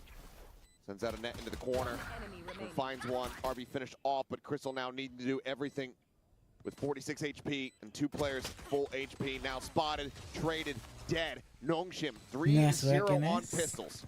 Man, this is such a wild round, and it comes down to the Cypher util in 2 different ways. First of all, Was that gun upside GE's down? decision to not pop that trip first and just set up there and wait for the re-clear of space. They capitalize on that. The problem is that there's the cam over at A lobby. That gets cleared. That alerts Nongshim to the fact that you're already into that position, and they've already flanked you. And with RB taking that A site so cleanly for free, that also opened up a ton of space. So GE, you know, a good idea in one part of the moment, and then in the rest of the round, they got outread, outmaneuvered. So Nongshim there, just a better big game picture plan. Whereas GE just not able to get much going. Nothing going to be done about that tap of the spike. Van going to let it go. Orb. Oh, orb. Goodness. Yes, thank you. It's another great day in the life of an old man. It's That's summer weather. yeah, man. It's hot. Cooking the brain. Yeah. No, it is. It's just been miserable. It's horrible. Oh. Great little opener there from Downbeat. Yeah, it's seasons like this where I'm like, I'm so glad I bought that car. Meanwhile, I'm still a public transportation enjoyer, and I mean, once you get on the public transportation, it's great. They're nice and air conditioned here. Yeah. But getting there is That 2-minute walk. yeah. I'm sweating, you know, 5 feet outside of my house. Poppy might get one here. 30 seconds left. Multiplayer phase, and yeah, he was able to find one. Gets a... Thought it wouldn't have smattering damage, but it really just breaks down some of the armor here. And Paint Shell, that's going to land right on top of Persia, and he is dead to rights. This is a huge potential swing. Last player Is already the damage dealt. 10 Monstrous. seconds left. Yeoman now with the weapon collected. Spike planted. Flash sent out. Francis Nice. gets the spot. 3K here on the KO, and that is squeaky bum time, but it's still going to be the anti-eco over to Nongshim. What a nice little setup, though, for GE. Playing off that contact of Poppy to immediately spring a trap in through the exit of B teleporter. Look at this, right away, boom. All that util there. There's nothing Persia can do. And RB's in a spot where he has to try to challenge. Nothing but a ghost. And Yo Man, oh boy. Nice deadlock stuff, but now is Nongshim not sitting too pretty economically. Persia doesn't even have armor as a Sheriff. Same with Ivy. Couple regen shields, couple phantoms. So much more difficult here to make something happen. Just kind of popping the smokes, using it to Caterpillar to get the ult, get the orb. Oh, RB. Getting the out lurk. Yeoman taken down. Exploration up short here from Poppy. Bit more of a forward trip this time. Trying to get the catch. He's got a judge. Do they flash their way into this? The answer is no. RB at the same time. We'll find one. Ban can't get any. Francis down to 12. Still alive. Rocket into the corner. And Mutaton just going to be overwhelmed. Francis finds another 4 players surviving, and that is going to be a bonus converted after a rocky previous round. Nongshim start off 3-0 with Francis deathless at the moment. I mean, I think you're seeing that the change in who's playing what agents and who's IGLing is making a big difference, in particular on this map with RB winning on these lurks, winning on these flanks. And this is just great stuff there. This time they're aware of that position quickly enough from from Hookah that they can deal with it without suffering any losses. Francis 6-0 right now. Guy can frag. We know that. We saw it when he was moved off of the IGL role that he could pop off, and he's still doing it. So you love to see that. Just Just a tremendous player that Nongshim has. One of my favorites to watch. Dombi forced back a little bit with some of that util. Been maybe some notable noise, but my goodness. Persia very snappy with that headshot. Yudotan still going to try to scale forward. RB refilling this space and does lose his head. Potential weapon recovered. The top on the swing out. Being able to find a leg shot there on the Dombi. So now A site once again open for the taken. And because they're quickly trying to pivot, that weapon's going to be left down on the floor out by Fountain. So no further firepower going to be acquired here from Global Esports. 3v4 and maybe get 2 kills. Annihilation feels a bit better to try to go for, but for the moment, there's just no shot, and now you don't have the option either. One enemy remaining. Ivy absolutely conquering them here. He's going to be looking for a little bit more, won't be able to find it. Gains another charge to one off that Annihilation in death. And as Dombi around the back out of lamps, we'll be able to find it. 4-0 start. Curious if it's going to be an early timeout call here for GE or if they let it ride for one more. Yeah, this is such a rough start in a lot of different ways. I mean, obviously Persia wins one, but the thing is even though RB dies there, that's totally fine because you get the info that the majority of the players, in fact, we know because we can see the map, they're all over on the other side of the map. So you've got A site for free. You can immediately get that deadlock util into that post plant setup. Just focus on A tower, and there's just very little that Global Esports can do from that position. This is such a tough map to go against when deadlocks are able to get post plant set up. Makes it so much more simplified with what you need to do, what you need to cover in your post plant positions. This time they're going to challenge Showers a little bit more aggressive than the previous round. Global Esports has to get going. And you can see that barrier mesh considered for a brief little moment, but now cannot come through as the null command gets popped. Nongshim very quickly scale their way forward here into the site.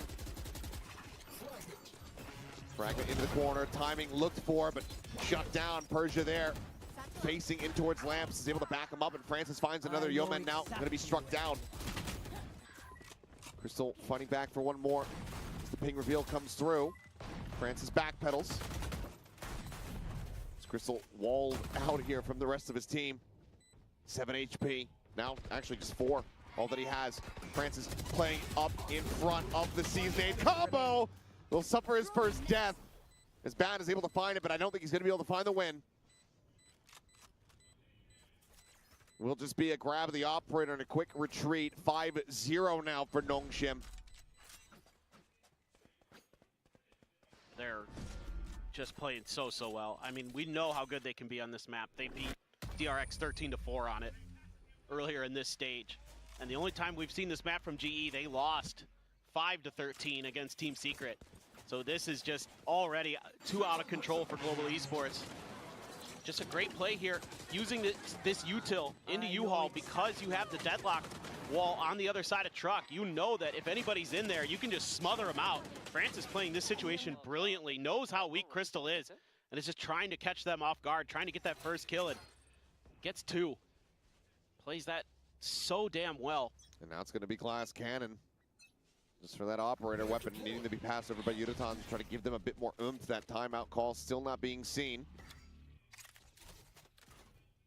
Span trying to hold things here at Hookah. Net gets the grab. Boombot not able to get the spot, but the Johnson alone will be able to do so. Ban does well to find one. Quickly gets traded back now. Double teleporter going to be coming through. Push forward, RB trying to go aggro through the smokes, through the cage. Ends up losing his life. It's going to be some damage dealt. But Nongshim now scrambling a bit. It's going to be a player advantage here for Global. Yudotan, flash right as the cross comes in, but on the re-peek, the shot goes right underneath the Francis's feet. And Dombi now is trying to find a timing forward here in towards the defender's spawn, but what? Huh? What? Francis, excuse me. You see an elbow? He's going to continue to try to fight this. Wants to see if there's anyone playing close, but they are not. Spike in play. Persia still watching here for a late flank. Shoulder spotted there at Heaven. Francis needing the back away as they swiftly get themselves forward here onto the site and towards the spike. Molly sent. Couple players low. Finds the first. The push out. And Francis tears them limb from limb. Another player advantage, another squandered round. This is, it's just brutal for Global Esports. I like the idea here. The Nightfall to set up this push out from the TP. It's similar to what we saw on their eco. I mean, just a great gravity well there. They have to challenge. And the moment is perfect for Persia. Francis even better, and he's standing up and he's letting them know because he is just on fire. This is some of the best we've ever seen from him, and we've seen some damn good moments. But I like the quick reaction here from Nongshim. After that Nightfall, they're just running. And the trap, therefore, only really able to catch RB. I don't even think the Annihilation caught anybody that got thrown out because they were already out of there. Yeah, just trying to shotgun it blind. This is such a brutal position now. From the attack as well, 6-0 start. Yeah, I mean, and again, this is a map that is Nongshim's playground. And it's a map where they don't run Neon even, and they're still just styling on you. This KO is doing it with the rifles. Seen some good flashes, but that round he had all of his util gone. 13-1. Yeah. Is Francis. He's having a map. Now you're on an eco. You lost that op. You lost all that investment as Global Esports. Well, another null command going to be popped. He's able to build these up so quickly. Downbeat looking to try to push forward. Yeoman doesn't manage to find one. And RP. And it's getting a quick little spray across. Takes down 3 players. Ban now arriving. It's going to be working his way over towards heaven. Try to see if he can get anything done here. This hero Vandal. Francis to try to lay. He's not grabbing a bit of damage off the stinger, but just a swing back into the spray. This is safe. I mean, cash is there. He can't afford to buy, but I mean, I guess you could just try to go for it, get a kill to be able to have the pit available off the rip going into the next round, but it seems like he will be backpedaling, but Nongshim do not want to allow for that to happen. You're reloading, son, where are you going? Okay. Well, he's got the pit for sure. Span maybe with an opportunity to swing the KD positive. Please drop the graphic. Okay, Persia able to find the kill there in the end, surviving with 4 HP, and nothing going to be retained at 7-0. This has to be the round. This has to be the one, the timeout call, to turn the tides and start the run back. Well, to add on to what you're saying, it's the alts too for Global Esports. I mean, you're going to have the showstopper, you're going to have the pit, you're going to have so much available to you. Nasty stuff from RB. Nice little play here from Francis, anticipating the repeat of Crystal. And that was not so nice, but that's okay. All right, we're back. Round is over at that point. Do have an annihilation for Ivy. The orbital strike from Poppy as well. 7-0. Clearing that That's so crazy. fast, and they're trying to make a play off of it, but all that's really going to do is buy you some time. You weren't able to combo that. I mean, you're stalling Nongshim. I'd love to see Nongshim spread the map a little bit now. They're going to keep challenging, and they're going to pay the price. Okay. Kill found, looking for the bounce. It's going to be the grab there on the Yeoman. Showstopper to force them back as they try to get the spray out, and they are able to do so. So the rescue is in. Yeoman survives.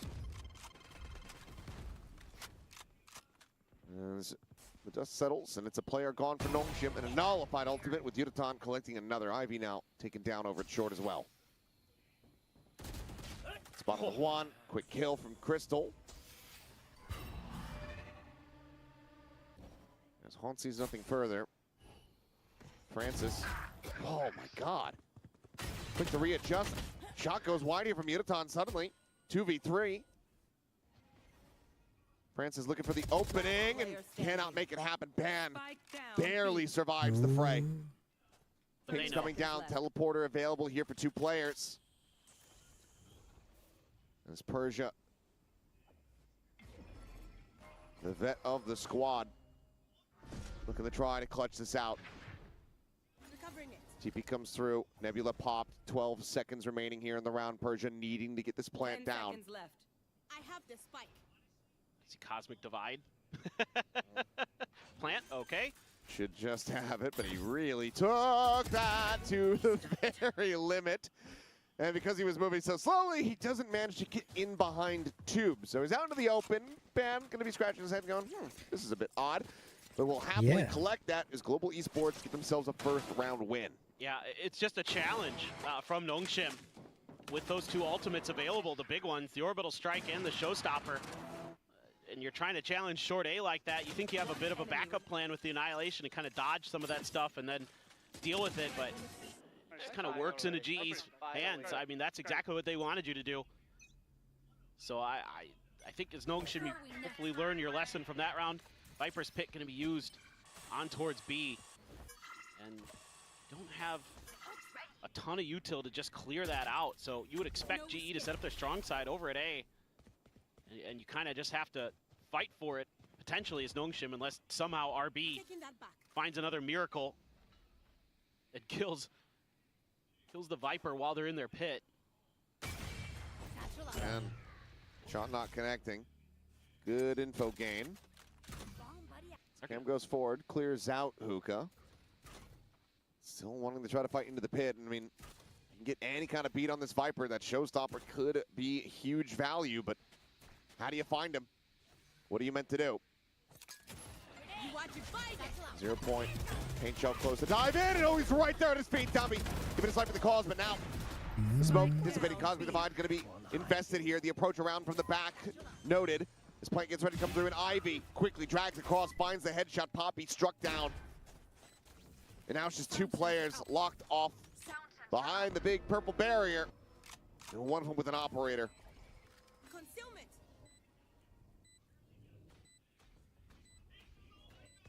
I like the sound sensor right there. Barrier mesh whittled away at, and RB just going around the world. Pushes up into the nebula, nothing spotted there. Swinging around the back, and this has been lent zero credence whatsoever. Too many angles, fully surrounded. Nongshim are picking them apart. I mean, I love the confidence from Nongshim. And again, Dambi gives his life for the cause here. Just says, you know what, I got the Showstopper. Bumps right into Ban. And RB, just, you know, they saw. Accomplished. Yeah, no, it is exactly what you need to do. That's perfect from your raise. Another great grapple at the end of the round. Just not much that Global Esports can do about it.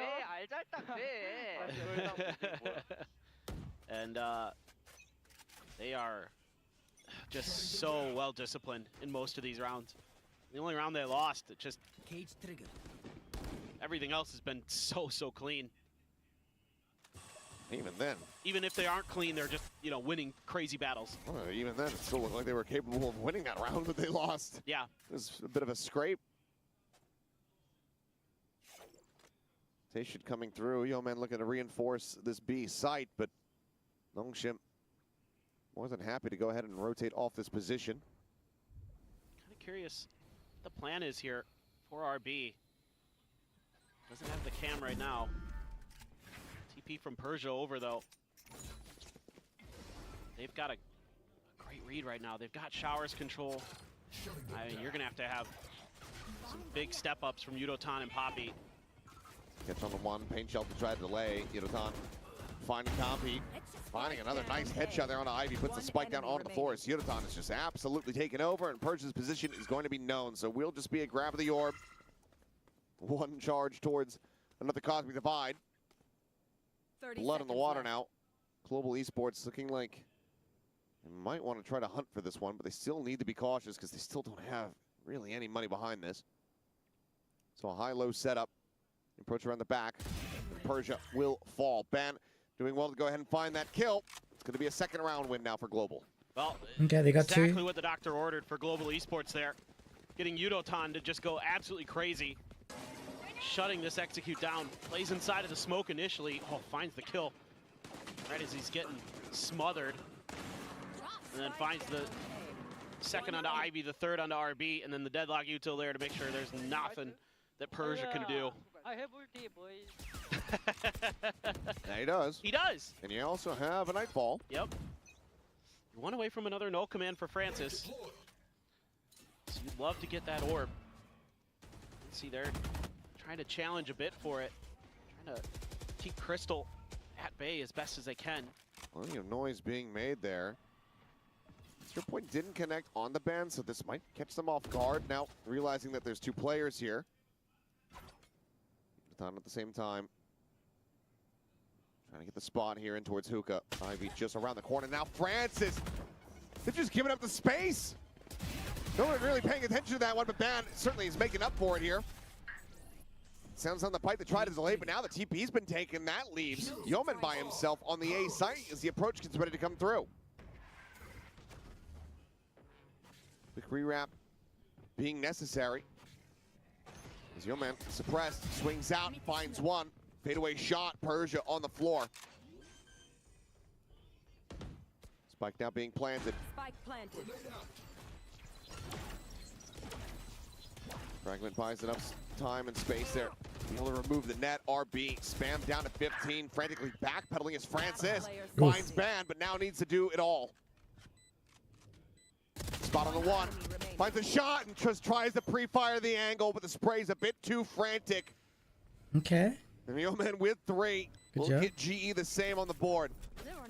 It's Band just doubling down on that box right outside of Hookah. That completely stops this round from being another Nongshim win. I mean, that kill right there, and you're just like, oh boy, they don't check the corner. Or maybe they sprayed it and Band was able to avoid it and thought it was clear. My God, Francis is just disgusting. It's too much to handle there at the end though. Yeoman, timely swing. Let's see if Global Esports can get 4 here. Can have a showstopper still. Can have that op again, and it's a weaker buy for Nongshim. You do have an annihilation for Na'Vi. Man, spotted. Good night. No, he has his ult too, so see how they want to play off the back of that. They're happy to try to stack up to try to challenge the deadlock in case the annihilation does come through. Now you have the showstopper. That's the other problem. You don't know where that is yet. He's gonna send the net. Cage gets the spot on the RB just a moment before, as there's a showstopper as well. Gombi only able to trade once, so in the end, it's a trade up in Global's favor.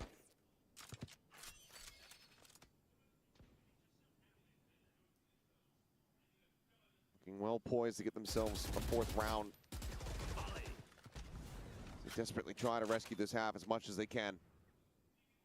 Still a little bit of time to play with, but as you can see, Global Esports is able to lean towards A because of Band's position.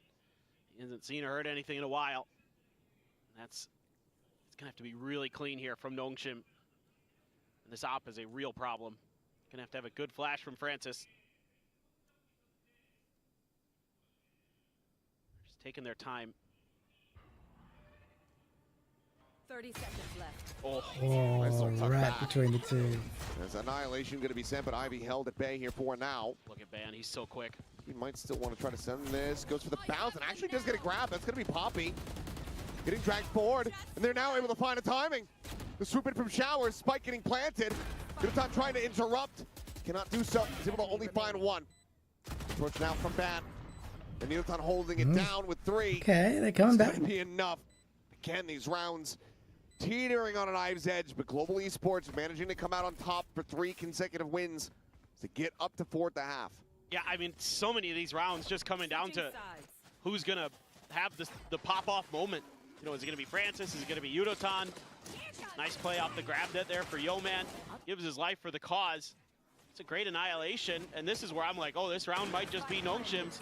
But Yudotan there gets Francis right after the plant, and that's when Band strikes from behind, and then Persia's scrambling to figure out where exactly Yudotan is wrapped to. He was just a step behind. So, I mean, Global Esports, again, starting to figure things out as the map goes on, but start to wonder, too little, too late. But they've done damage. The confidence should be there now. And for Nongshim, you know, it looks so good. You just kind of couldn't quite get things to go your way as that half wore on. I think a lot of just kind of unchecked positions cost them a few times, and some outplay in general. But right now, Global, I mean, they need to dig deep, and they need to go back to the previous iteration, the original iteration from 2023, and win a damn pistol. Yes. Because so far, they've not been able to check that box. It certainly would be a great way to start this second half for them. 4-round deficit certainly is going to be possible as they move over onto the attack, but you also have to remember that, you know, Nongshim, they're running this Cypher deadlock. It's now going to be set up on the defense. No, it's really annoying to deal with this. I mean, the good news is you know, you do have arrays, you do have some answers to clear at least some of the util, but you know it's going to be layered across multiple sites, and there's going to be traps just everywhere. So Dombi just taking a peek. Star is there, and that is just enough for him to back off. Doesn't want to mess too much with that without seeing anything. Looking for a quick piece of damage. Bot's gonna get the confirmation. Tap of the orb, and now you're getting quick rotations here from Nongshim. They've got a great read right now. It's just no 0 point for 20 seconds. Yeah, if they could just stop it, but oh. They're just gonna backpedal. Global Esports. Advanced saying, hey, I've got pretty far forward here. However, it's got the trip just here below, and with the barrier mesh set up outside by Fountain, Ivy says, okay, well, I can just kind of keep my attention tied in this angle. Just as it expires now, yeah. Has to turn back. Cut of the footsteps now coming through. Peek, the spot, the net flying, able to avoid that one. He backpedals, he has a net of his own, just trying to rebound forward into this one as sees nade, goes in towards Cubby, but he's just gonna look to try to hold this one as Zeta's just landing right on top of his face, but Persia at the same time is collecting 3 kills. Francis finds another. Whoa. As it's another 4K for Persia, and it's another pistol for Nongshim. Just enough delay. So much trust in Ivy, and well earned. 30 seconds left. Just phenomenal. I mean, yeah, he dies, but again, he bought all the time with that util setup, with playing for his life there at the corner that Persia gets there. You know, it took just long enough for Global Esports to make the decision to leave Bath and go to the other side of the map. And by the time they get there, Nongshim's figured it out. 27-9. Good God, Francis. That is absolutely bonkers, dude. Yotan clearing that trip. Camera right behind it. Over there. Yo, man. Tough spot. Oh. Well, if nothing else, Yotan continues to deliver when it comes down to these sheriff shots. He's hitting. Well, Cam is spotting. Finds many players that just kind of swing into their own one way. RB's still able to come away with 2 quick kills. The weapon's going to be scooped up, so in the end, I mean, what damage could be suffered, you know, or what damage has been suffered is widely fine until Ban hits that one. He's looking for a little bit more, but RB gets swung into the corner. He's got no idea where Persia could be from here. But for now, this does leave it into a bit of a 1v1, but teleporter going to be taken, Ban backpedaling. Because they are just out for blood. Really giving him an opportunity as Ban hits an absolute belter of a shot. But he needs another. He's down to 37. That Guardian will absolutely tear him to bits. Persia made some noise there. Stuck back into the corner, but he has no idea where the approach is going to be coming from. At the time is dwindling. Ban needs to just win this one here. And will get spotted. About to send out a bite, I do believe. And Persia sees the arm. The rescues around. It's another rocky anti-eco, much like we saw in the first half. But once again, Nongshim do manage to get the win. Because this was bizarre. Well, okay, they tried to flash underneath the one-way and just go for the big play. But I mean, I get it if you see 1 or 2, but I don't know, you know, that Cam saw everybody. It did. I just love that he sent the flash. The cage blocks it, and then he sends another flash and just team flashes RP. I just don't like challenging that stack in that manner. Oh, what a trap! Crystal is able to get away from this one, though, somehow, some way. Dombi quickly on the chase, is rushing forward. A bit more damage layered in there, and RB is going to be the one to collect it. Beautifully set up, but Just take a little bit of additional effort to be able to go ahead and secure the kill. Oh, okay. Sure. I mean, they did it to you enough on Corrode. I think it's fair you get some back. But now you're kind of left not knowing much on the map other than short, which still has a trip. Still has that smoke that's going to be there. Tucked into the corner. It's going to be Domby. Francis playing the angle. Fragment to try and delay here. Holds them back for the moment. Final pulse goes out. RB netted in the corner. The lone Phantom quickly overwhelmed. Francis attempting some spam shots. Domby eventually going to be taken down as Francis needs to backpedal. Ben watching the back angle here from Lamps. Quickly collects it, and that leaves Ivy now to try to see if he can deliver some additional damage.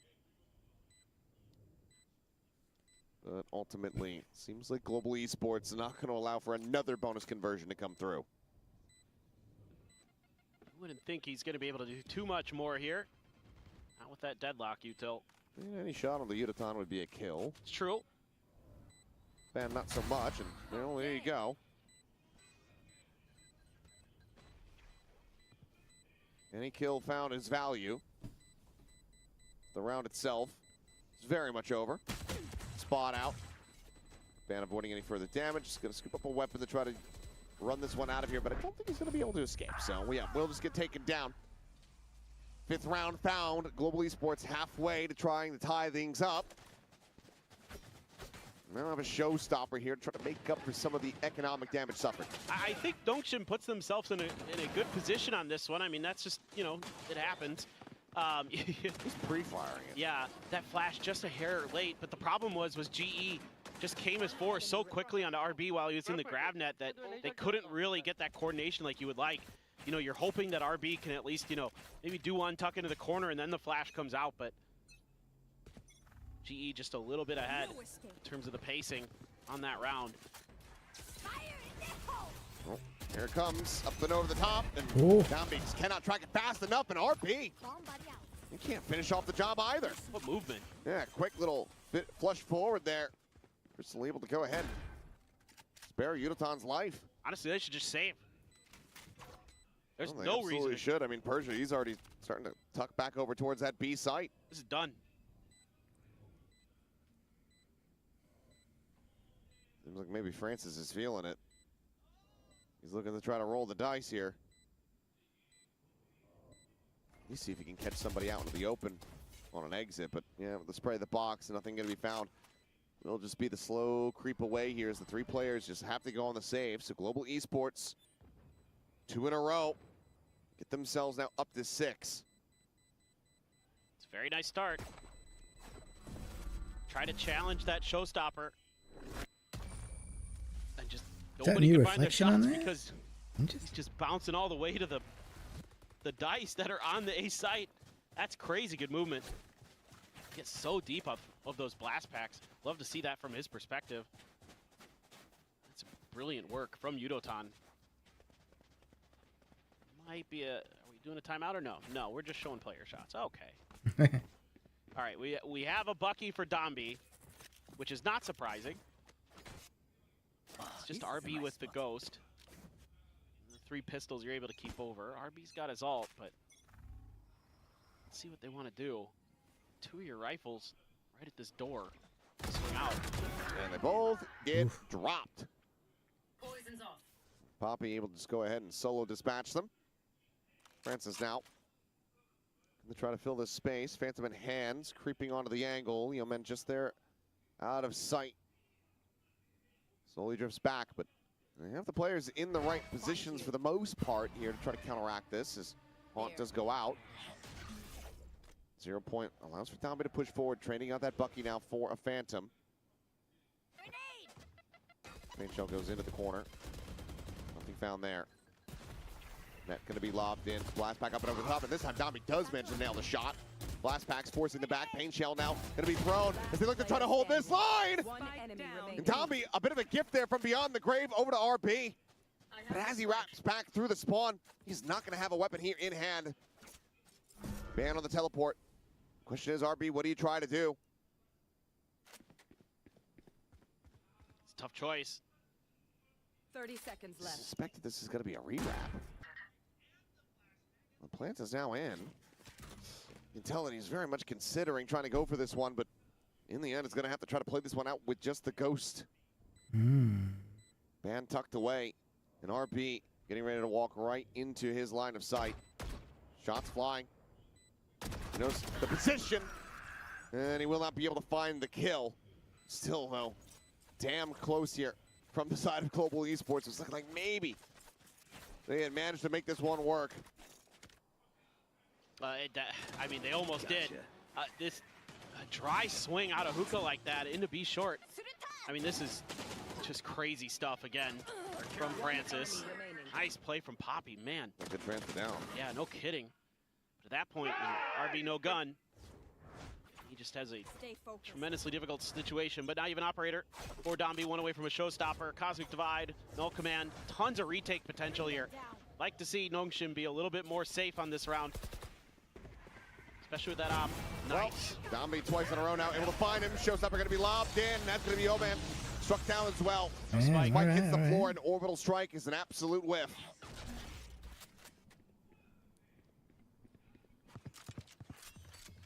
Crystal had already TP'd, already back over.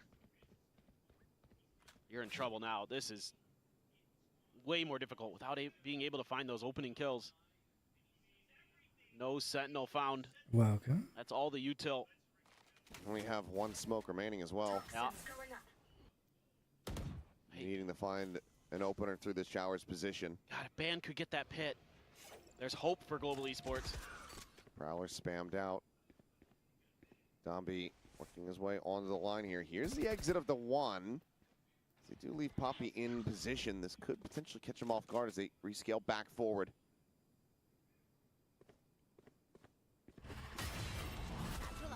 On sent. The off known. Crystal hitting a stray shot there onto RB, and Dombi has to reposition. He's going to be playing a very tight-knit angle now. Here it's short. There's the push out. He's able to nail the shot. Ban now dead. The spike stranded. Poppy all alone in the 1v4, and he's going to be spammed down by Francis. 11-7. Break this little run-back win streak here from Global Esports. Re-extend the lead ever so slightly as they hit 11. It's just a change in methodology because of the operator that really works a treat. I mean, some great shots landed by Dombi, but it's more about the way that you're holding the map here. Nice shot on the Yudotan. Great decision to immediately go for that showstopper, kind of recognizing that there's going to be a few players behind this. Able to hold it down. Francis so reliable on this map.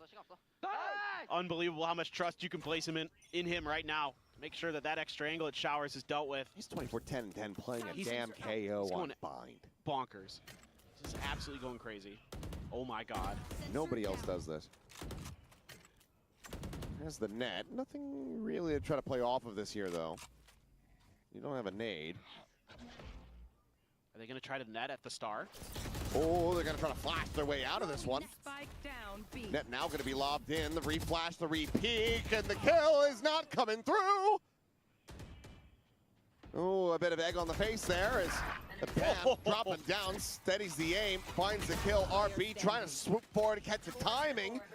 And Ban still there at hookah, still finding value. And just like that, from a gorgeous run from Nongshim in the previous to an absolutely nightmarish one, Global Esports continue to fight back. These traps have got to stop. They're just not working. They're just not working for Nongshim. They've got so many of these little trick plays they're trying to set up, and they're just getting destroyed. I mean, even though this one probably should have been better, yeah, he's in trouble. He's got the knife out. Okay, redraws the operator. He's clearly suspicious about this. As well, Ban wasn't suspicious enough. We don't have throwing knives in the game quite just yet. Well, this isn't COD. Jet. Well, I mean, okay. Actually, it's a Kuna. Well, yeah, whatever. Oh, Poppy with nice. I colloquially hate myself after that. Yeah, you should. I hope you do. I have such a low opinion of myself right now. It's okay. It couldn't have gone any lower than what I already had for you. So this is, God. I mean, again, the ideas aren't bad in a way, they're just not converting. So I'd rather just see Nongshim just go back to playing a little bit further back, giving up a little bit of extra space, waiting for bigger commits before you really go for those trap plays. God, that op is so painful to lose. Yeah. But credit to Global Esports. They're doing a great job of just being like, oh, you're going to throw these little, like, you know, net combos into flashes. Okay, well, we're getting out of them, and you're not converting, so we just win off of that. I mean, they get 2 kills so often, right, in those moments, because you're either trying to do a dry double peek out of hookah, or in this case, you're throwing a grab net down B long. Seen some in A Bath. I think what was the on the anti-eco where they used the combo there outside of Bath, right, to try to get Crystal, and like none of it's actually really worked. So, yeah. Wow. Anyone feeling generous? Looking for another Thrifty. They're able to close the previous map with one. We'll see if they can get up to match point with it.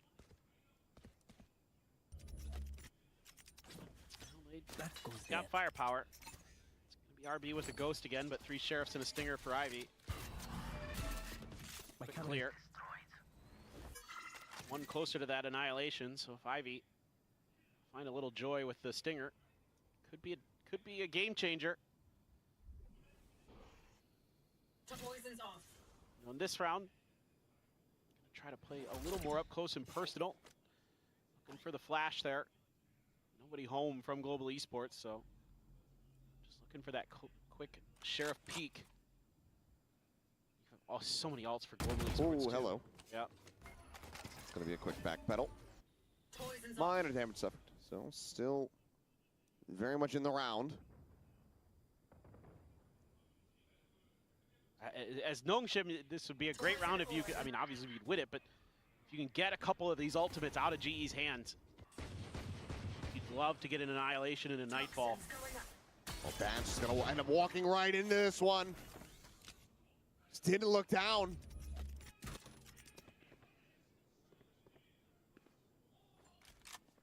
Seconds left. Don't look down as a mantra for people mountaineering. And I was going to say, did Ban just watch fear.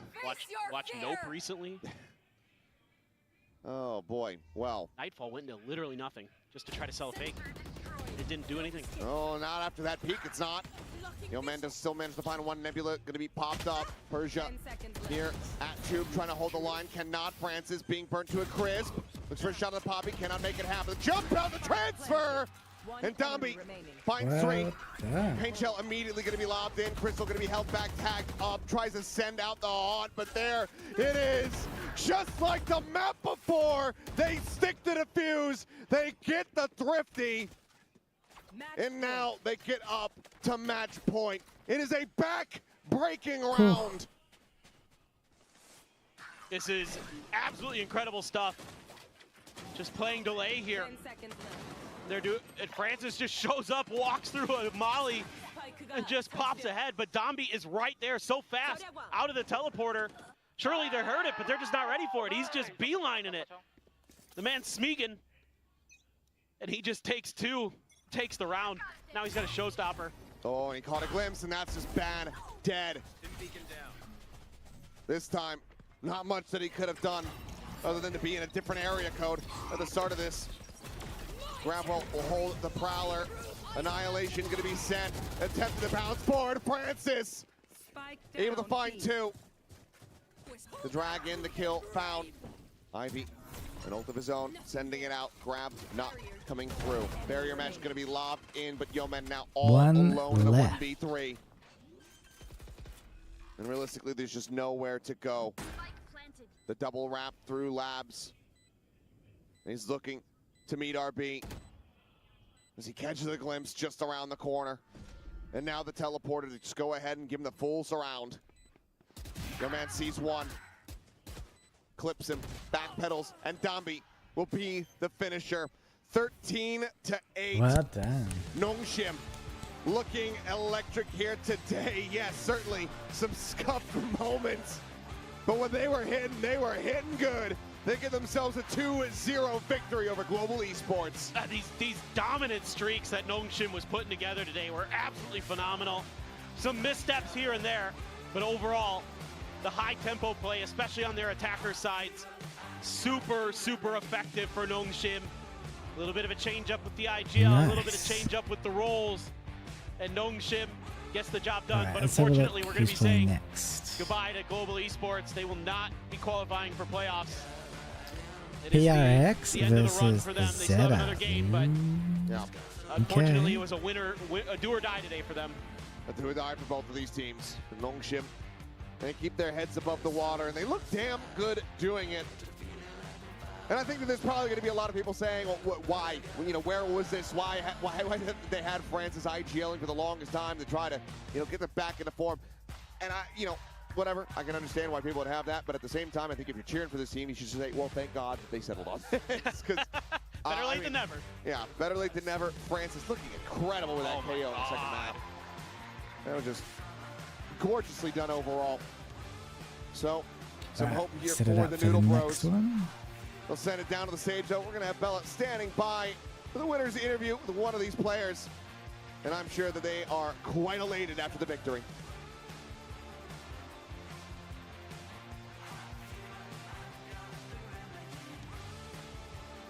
Congratulations, Nongshim. Good day, good day. Field day for Francis as well. 안녕하세요. 안녕하세요. 안녕하세요. 농심 레드포스의 프란시스 선수 인터뷰 만나보겠습니다. 승리 축하드립니다. 감사합니다.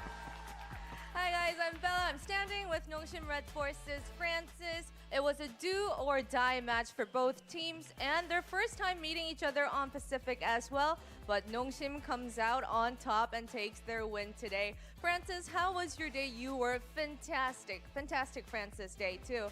오늘 처음으로 GE를 패시픽에서 만나시기도 했고 정말 많은 게 걸려있던 단두대 경기이기도 했는데 첫 승리는 농심이 가져가게 됐습니다. 경기 소감 한번 부탁드리겠습니다.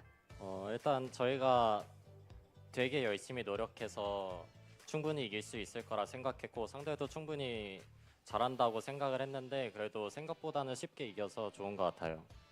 We really practiced a lot so that we could take our first win today against GE. And although the match, we prepped harder than how today planned out, but I think it really went in our way just because we put in the time and effort. All right, well, we saw you usually on Viper during stage 2, but we heard that you're back on the IGL role, and we saw you on the Fate and KO as well. Francis, tell me, how is it for you to be back on the IGL role?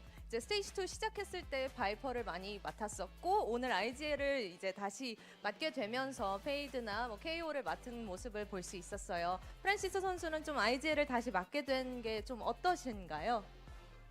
일단 제가 이 팀원들과 오래 했기도 했고 이 팀 안에서 최대치를 끌어낼 수 있는 게 저인 것 같아서 제가 한번 해보고 싶다고 해서 바꿔보고 이제 역할군도 바꿔서 해봤는데 잘 맞아서 다행인 것 같습니다.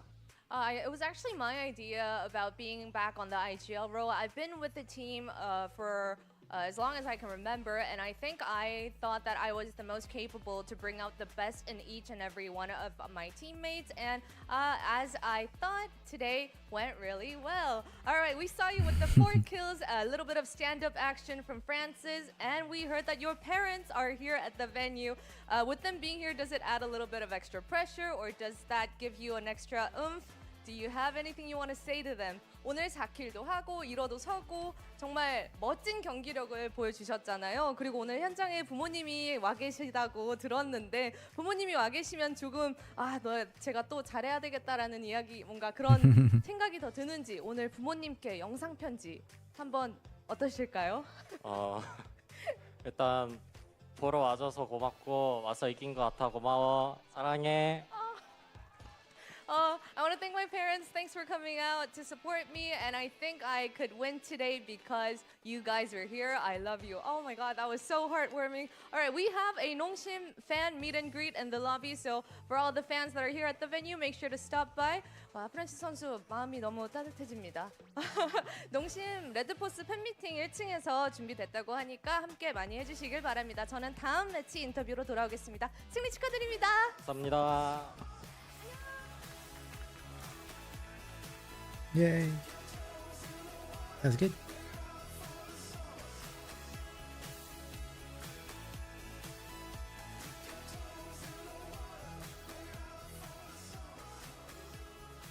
so heartwarming. Nothing like a parent buff in the audience there for Francis, and he was absolutely on fire, especially for Bind. And you know what? We were talking about teams making changes, whether the comp changes, role swaps, whatever it is, especially at this point where it's really critical.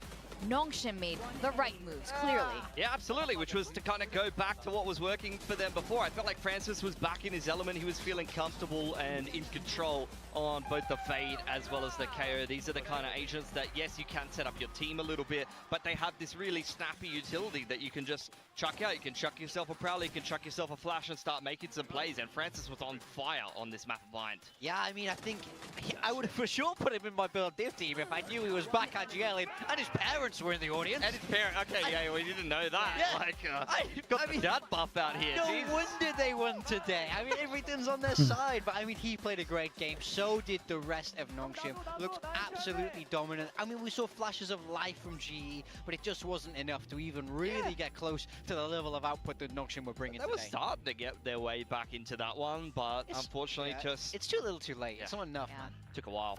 Yeah, it's really tough for global esports. I don't know what it is. I swear someone Alright, has chat, done I'll be the, back you know, with when this they do during this the intermission, river and we'll see you in a moment for the like next someone match. did it wrong for global esports. Someone did it against them. Yeah. I think there's only so many times that can work for you, and at some point you do need to win the game with playing the game well. I don't have a response for this. It's factual. It's factual. They didn't play bad. No. And this is the best we've seen them look in a while. I like the changes. They've been building around this core for a while. Yeah, just unfortunate. I kind of felt like Nongshim would be the better team today. I just didn't expect it in this fashion. I did not expect the swap that they made. I expect them to keep going towards what was what they were, you know, working towards, I suppose, with RB being the IGL. But now they've put RB not on the IGL role. They put him more on, what would I say, more on, I guess, a passive role in terms of being a Viper, being a Cypher. You play a little bit more for yourself, and then put Francis on more of an active role in terms of using the utility, directing the flow of traffic with the utility, and making the calls. It just seems to suit.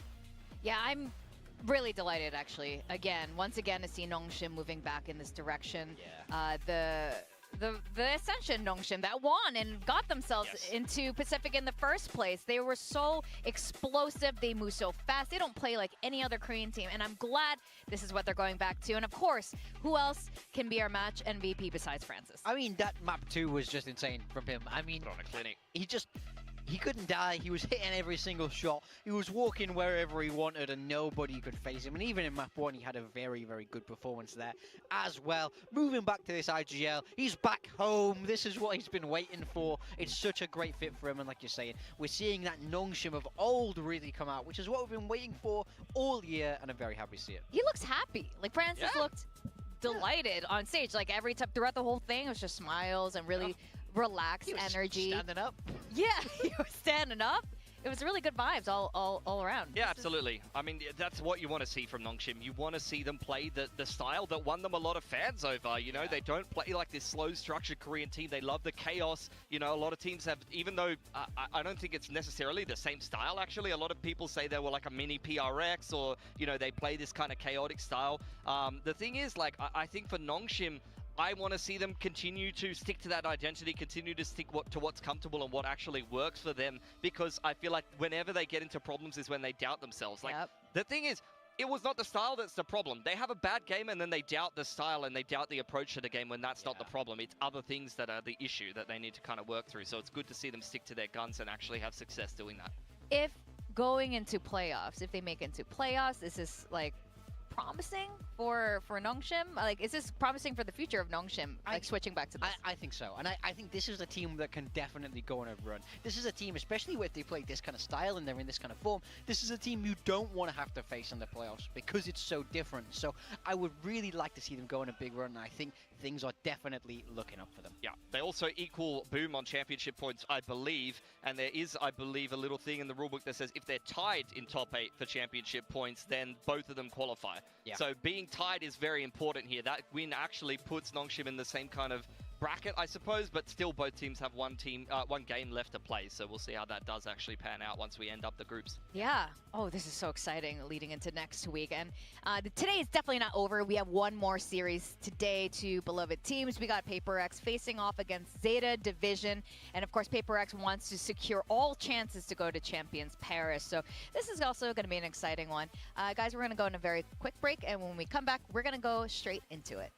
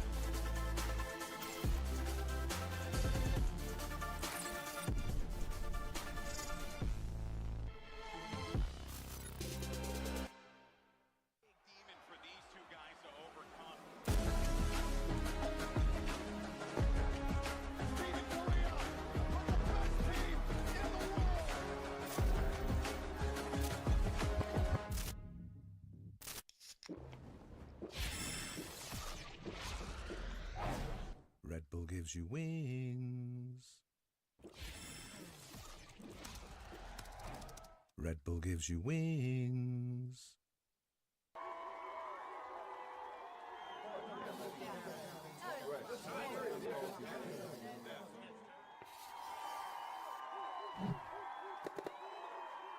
Red Bull gives you wings.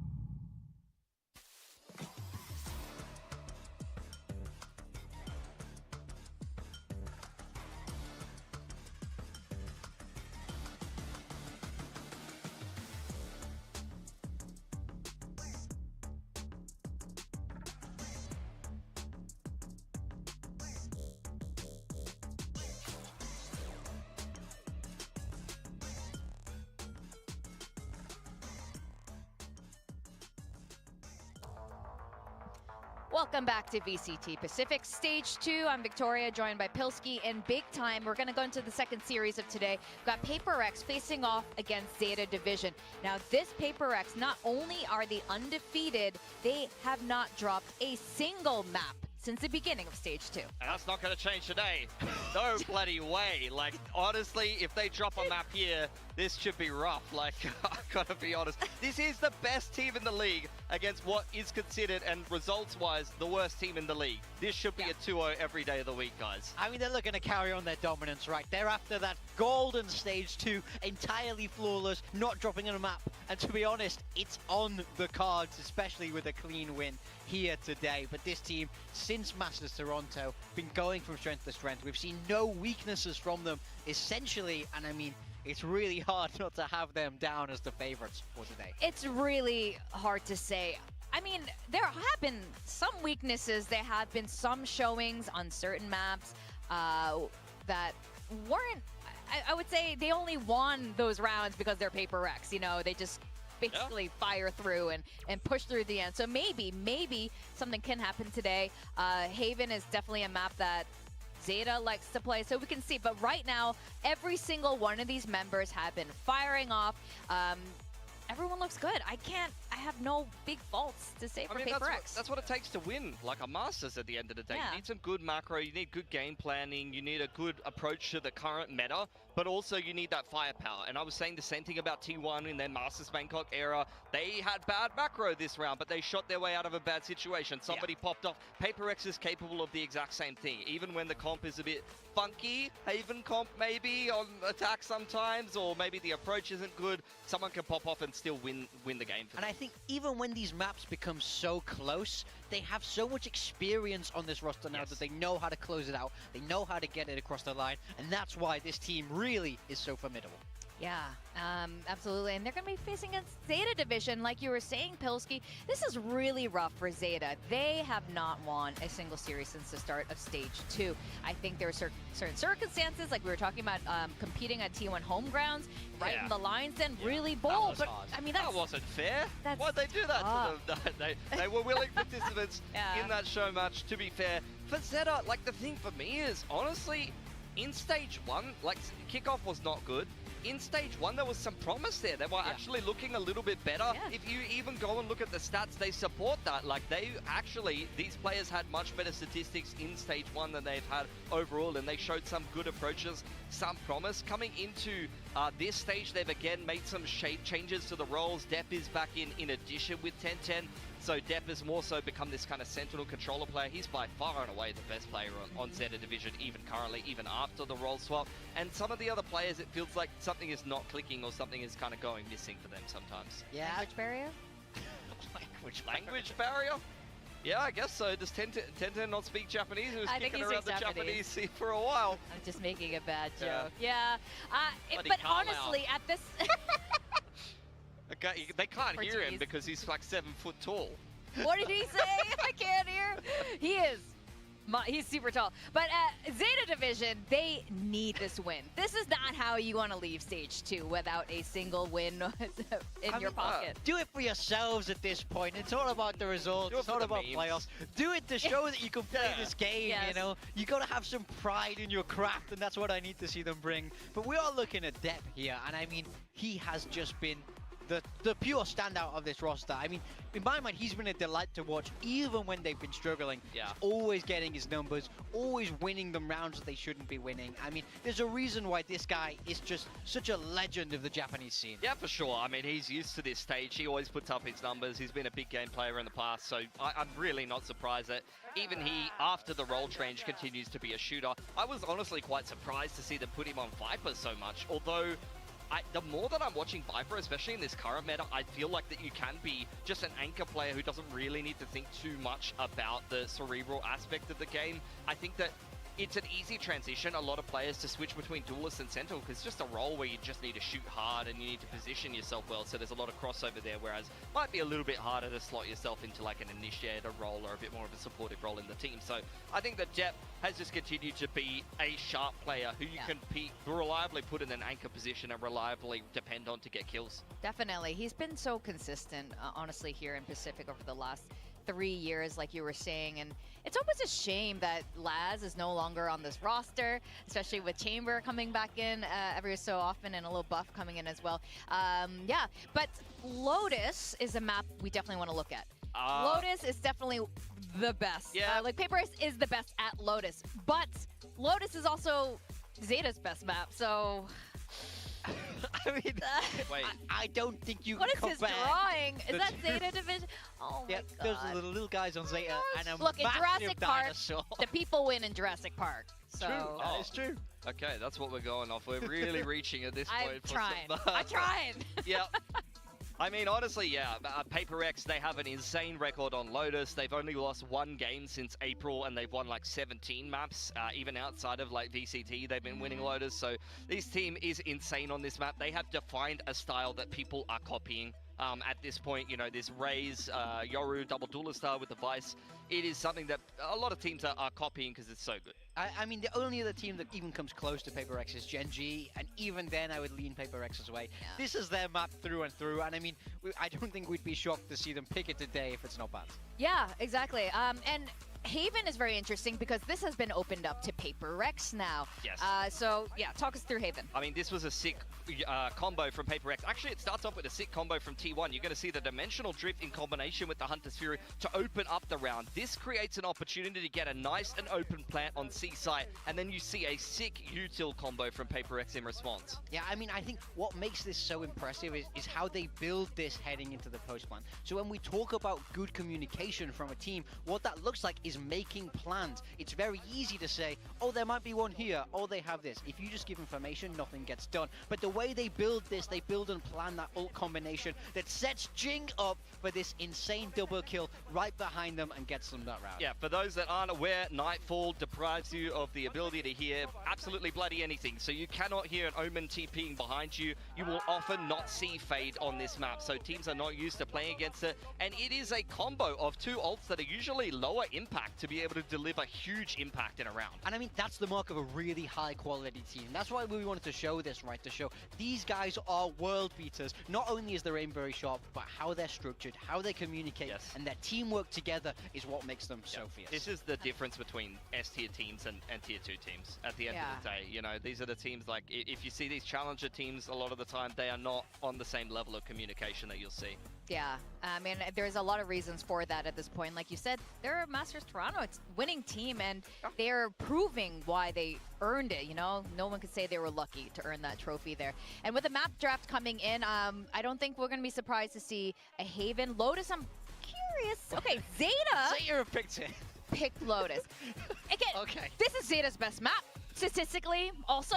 But so they do have the one win. Their one win map win this year was a 13-1. A win's a win, come on. But you're picking this into PRX. We literally just spoke about how brilliant PRX are. You know what? It's controversial. You know what? I love it. They're saying, you guys are trash, Lotus. We're the best. We're going to absolutely destroy you on your best map. I This hope is they win it. confidence. I hope they win This it. is confidence. This is a great way to start. If you can beat them on Lotus, you can do anything. That's you can it. break the record for PRX's win streak. 12 consecutive wins globally, not just the Pacific. Yeah. I mean, it's brave. It's brave, I would say. It's, Bold, it's an aggressive pick. Let's call it that. And look, let's just boil it down to brass tacks, guys. Okay, ZETA 13-1 to DFM, who are way better than PRX. Just look at Kickoff. Okay, they are way better than PRX if you look at their history. That's true. Okay, so if we go by that logic, We've got it this solved. should be an easy 2-0 for ZETA. I mean, maybe they feel like they have a read as well. I mean, I'm trying to really fathom it out. It must just be kind of ignoring your opponents and going, we think we're good here. Let's play to our own strengths instead of thinking too much about our opponents, At the end of the day, there's not very little weak spots in the map pool for PRX. I mean, Haven is probably a better one, but then they got 13-1'd. ZETA, that is the decider though. They got 13-1 by DFM. So that's going to be in the map pool at the end of the day. PRX are picking Sunset, which is an interesting one. Yeah, a very interesting pick. I'm also kind of disappointed we're not going to see a Corrode because we have not seen PRX play Corrode. We've seen most of the teams play it at some point, and I'm really curious how PRX would have done that. But you know what? We got this map draft instead. We're starting with Lotus. That is so brave of ZETA to pick this. So they surely have something up their sleeve. They wouldn't pick it knowing what PRX can do. All we can do is set it down the stage and welcome our two teams, ZETA Division versus PRX.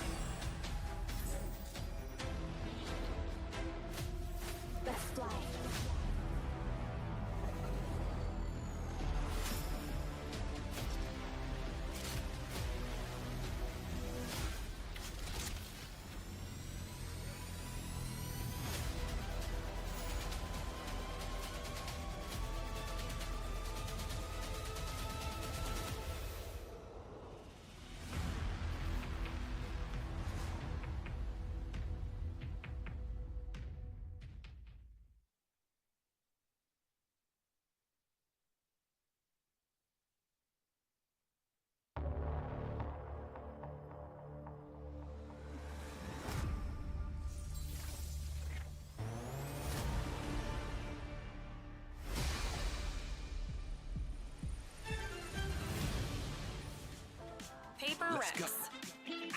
Hey, VCT Pacific, we got PRX back on the stage, and if there's any team that's gonna be relaxed, it's gonna be this team. PRX is undefeated without dropping a single map at all. So, at this point, the record they should be going for is a perfect group run. Yeah. Without dropping a single map. I mean, it doesn't get better than this PRX team in my mind. Truly. Terrible hula hoopers, but great in the server. That's what I will say. I mean, this is a fantastic team. Really the princes of Pacific here.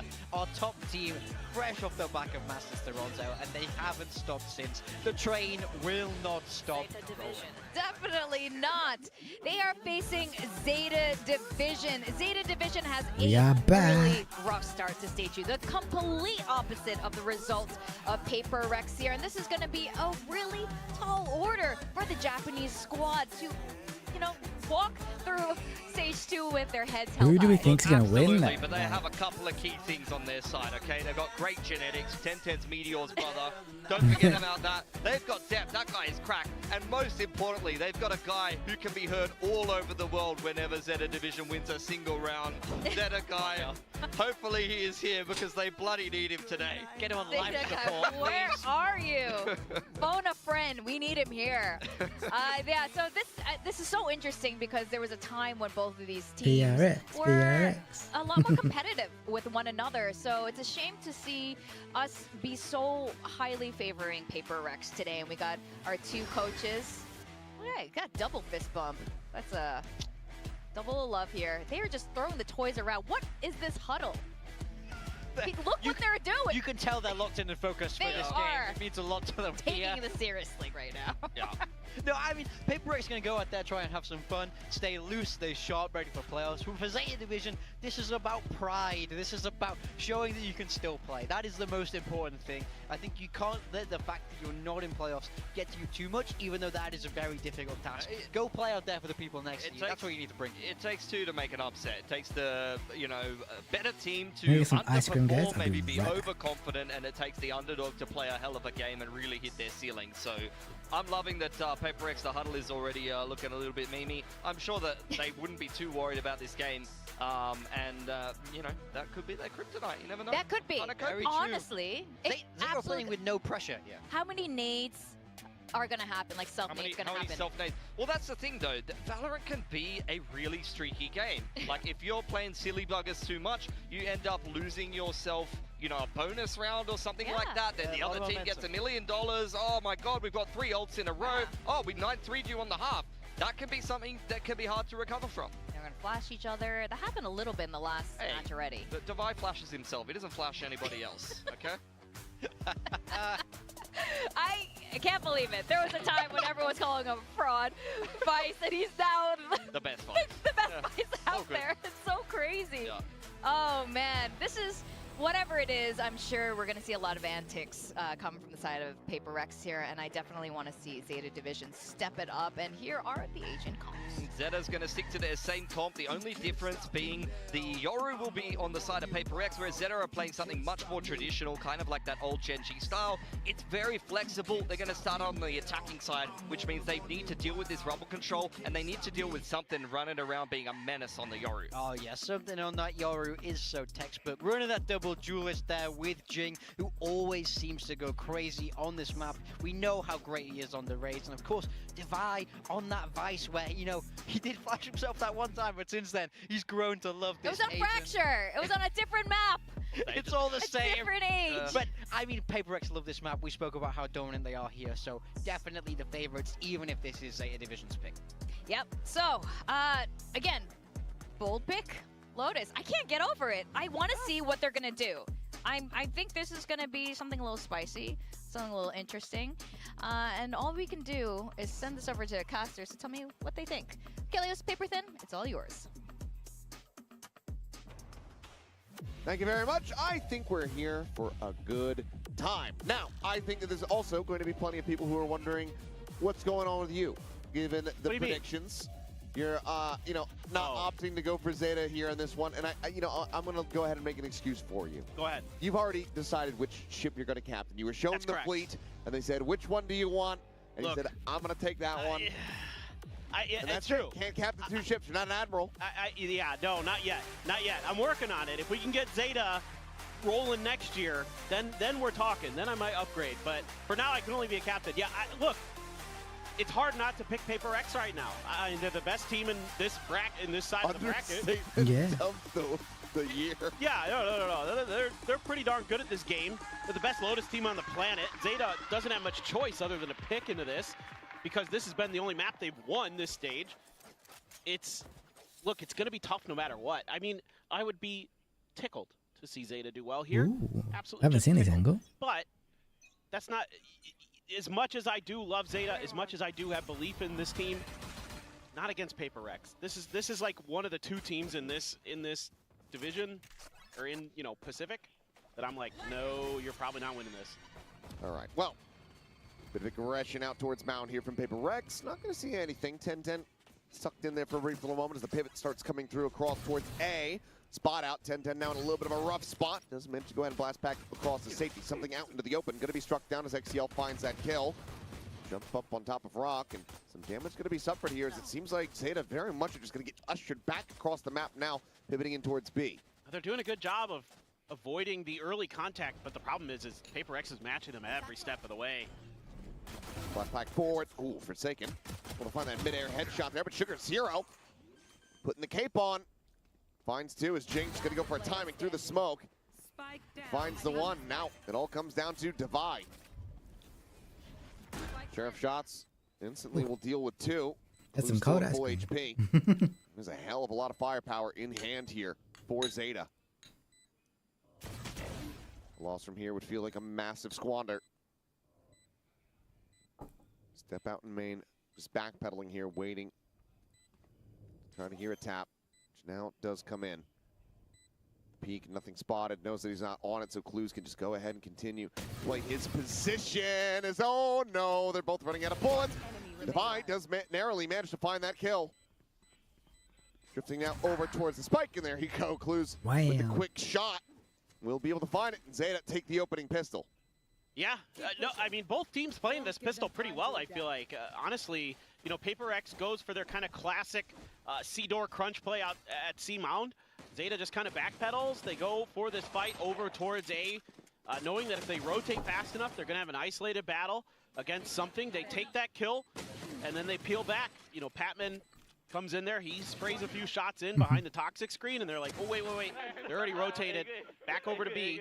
PRX matches that, but ZETA just outshoots them. And, I mean, pistol rounds have plagued PRX for quite a while here, so.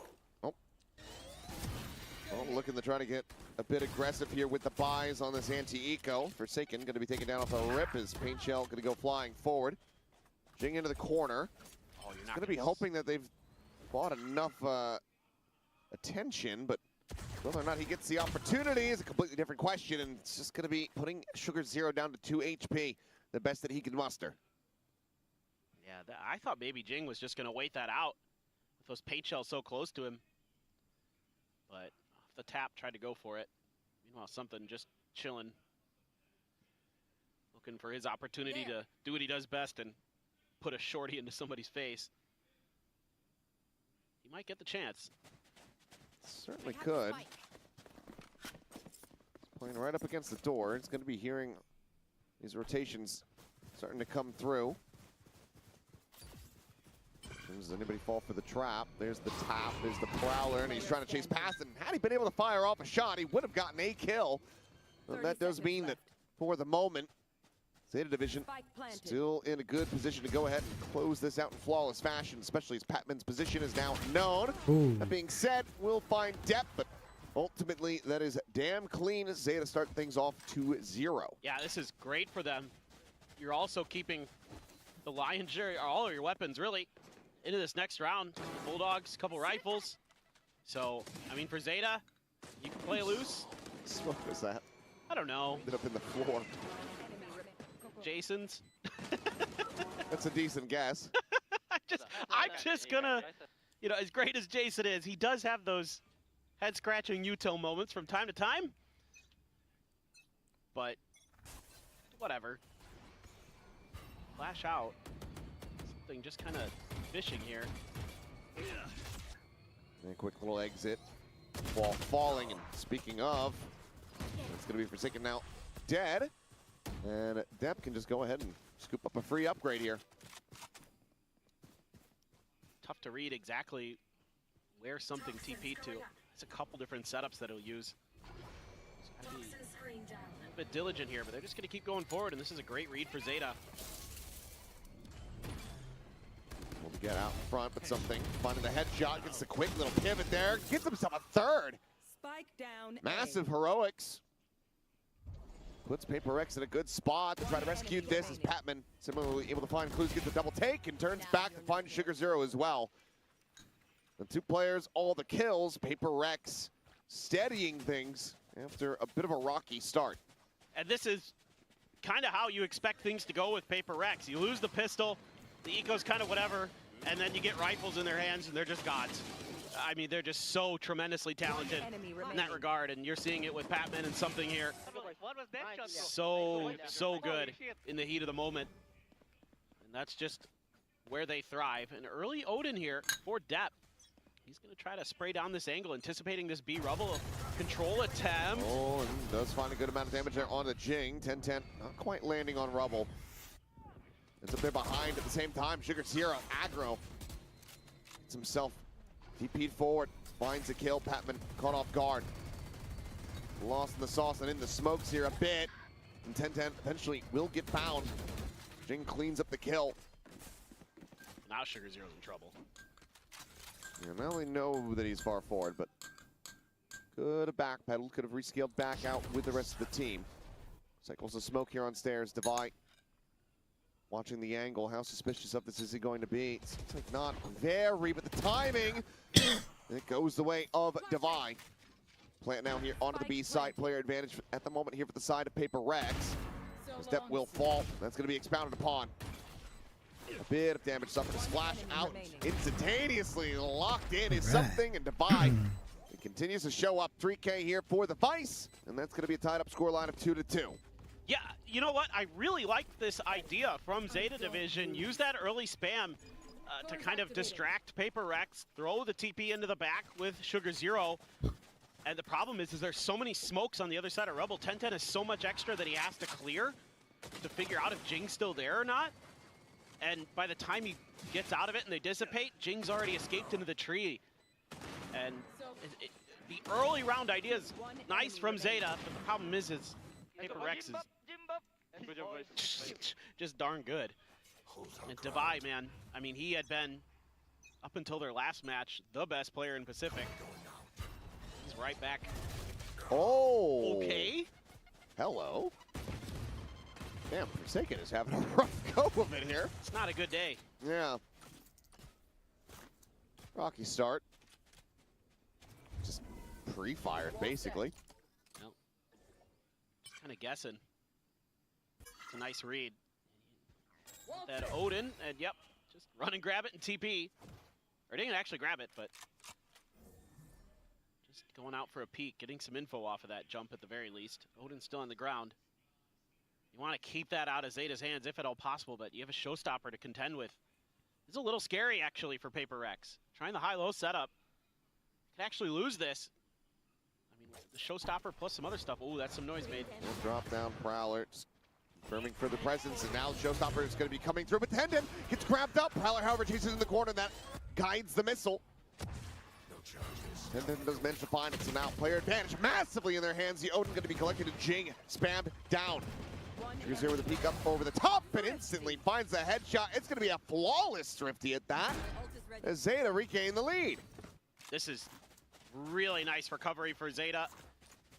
They get that opener with the Sheriffs, just kind of so ready for that angle that Jason was going to try to take. With the Odin, something will grab an op here, but... Let's see this back. Oh, the Haunt reveal. Yeah, did get the reveal there. And this Prowler. Yep, it's a great seize, but better Prowler.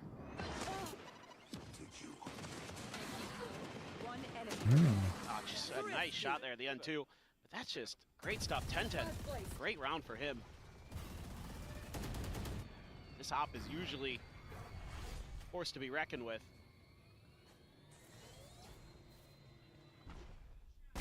Well, something Able to just kind of get that micro adjustment. Get the body shot instead of the leg. Takes down 10-10, so big impact of that previous round. Nullified for the moment. For the rest of the players here. Something still is a bit in danger. They don't continue to spam, so for now we'll be able to get set up on the line. Shadows traveling. Tough one for ZETA. Even though they've got a Nightfall, they're close to Cluz's ult. I was just about to say, Dimensional Drift is there for something. And on a timing, he just wants to figure out. Spot on the one. Now the paranoia going to be sent. Looking for the jump here. XTL still able to find one. Something going to be taken down the op on the floor here for the moment. Advantage maintained. Ooh. As Patman able to find two. Spike still not found, but they know where XTL was at. And they will go ahead and snipe him out. So 3-3. Operator can be carried over. PRX looking to continue to find some stability here. Yeah, just love the ideas from PRX when you've got the Yoru ult and you go and do something a little bit off kilter and they follow up off of it so quickly. It's a bit worried there. Forsaken, maybe Struger Zero had snuck past the Yoru ult. Forsaken still ready for it. Patman just so consistent. Seems like he's always in the right place at the right time. Other than that one round where he got stuck in the corner, but that's all right. Clear the haunt. Jing gonna be one away from a showstopper of his own. Some pressure towards Devi, something there to try to back him up. Trace is trying to follow here because of the Phantoms. So for now, just keeping that operator quiet. It's probably not going to be telling too much for PRX. You have to expect that there's going to be at least that one lurk there in A lobby. ZETA pretty quickly off the back of no contact of a Prowler, set up a smoke here at B. Trying to see if they can scale their way forward. The problem is the Vice util still there. This is such a tight angle. That something is just on the corner here.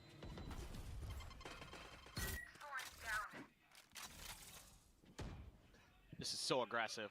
This is He's so gonna miss aggressive. the timing. Yeah, but still you get the info. Decent amount. Not the full thing until he clears that corner, which he now will be able to do. He's going to go on the fast flank around from the back as they kind of get flushed back towards the operator due to the steel guard and Divine able to find one. There's the shot. XTL going to be taken down. As now they all get funneled in towards Forsaken. He finds the first, spots the second, spots the third. All information gained. Patman there to cover. It's going to be a flawless as PRX gain the lead now 4-3. Yeah, this is just such a tricky round for ZETA Division. It's really tough for them to get much info on what's going on, but you seed A early and you're just kind of messing with the other parts of the map. And off this one tether, that was the only player that Patman's Nightfall caught, and Divide just ran right at 10-10. Then you have no choice. Try to work other parts of the map, and it's full map control for PRX. Especially, again, with that op being so far forward, with something able to push in towards C lobby. They can just lean in other directions. They dodge the Nightfall that ZETA sends. It's so well handled by PRX.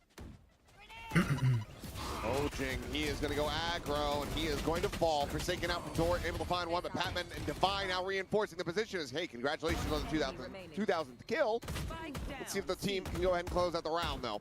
2000th? Damn. Blues needing to do it all. Flash into Devi's face. As there's the clone. Doesn't fall for it, backpedals. Sends it out this time, and that one does get the connection. Push coming in. Clues. Gets the third. Flashes forward, nothing spotted. 50 seconds left in the round, the full map to try to play with. Is he just trying to fake that he rotated? But going against an op. Tough situation. This is so tough. Clue's gonna be able to figure out a way past this. Doesn't have the angle for the moment. If he pushes towards Waterfall, oh, it's going to be right into something's hands. Thinking that maybe he had evacuated, thought that there was a rotation, but something keeps his feet planted, and he keeps PRX in the lead, but that was certainly a bit of a dicey one. For sure, this is another one of those mountain crunches that PRX loves. ZETA responds really, really well. But at the end of the day, it's still a 2v1. Makes the divide there. Players just crumbling left and right. Clues able to win that battle in the long run. Problem is he tried to make it look like he rotated, but neither of them actually moved, and that's definitely defender's advantage. I think this could have been anybody's timeout, to be perfectly honest. True. But it is, in fact, ZETA Division's. I wouldn't have been very surprised if Alex had called a timeout after that. Yeah. It's been a little scrappy. I mean, that is the PRX way. Yeah, I mean, scrappy as all hell. Cementing from Forsaken in the early rounds. A team flash from something there in the previous. Back. So Well, this timeout happened, guys. could have seen it, but Just he'll still get his words in. Just a normal day. It's just crazy. It's a Clues fan there. Interesting. Yeah, look, actually, I think some of the... Okay, so yes, 2,000th kill for Forsaken gain there in that round. Able to find on the same day that Zekin got his in Americas. That's right. Are just one of the best players we've got in Pacific. And an emotional leader for PRX. I think some would say one of the best players of all time. Yeah, I would. I did. Just like Mako and Buzz. Wall's going to be falling. And Forsaken Batman able to find some quick kills here as the crunch is very much going the way of PRX this time around. ZETA Division looking to try to rework some of that flawless thrifty magic. This time aren't going to be able to find it. Not yet, but that's a nice shot on the divide to put him down to 33. And as they reface, we'll be able to collect the kill. Bring them down. Picking up the weapon, however, impossible. Timing of this. Last player standing. Just a weird double setup there. Bullet went, I think, right in between them. And now around the world goes Clues. Just doing his best Carmen Sandiego impression here. Where in the world did he go? I don't think something is any idea. He is not reading it for now. Starting to reposition ever so slightly, but yeah, oh, does he knife him? Clues?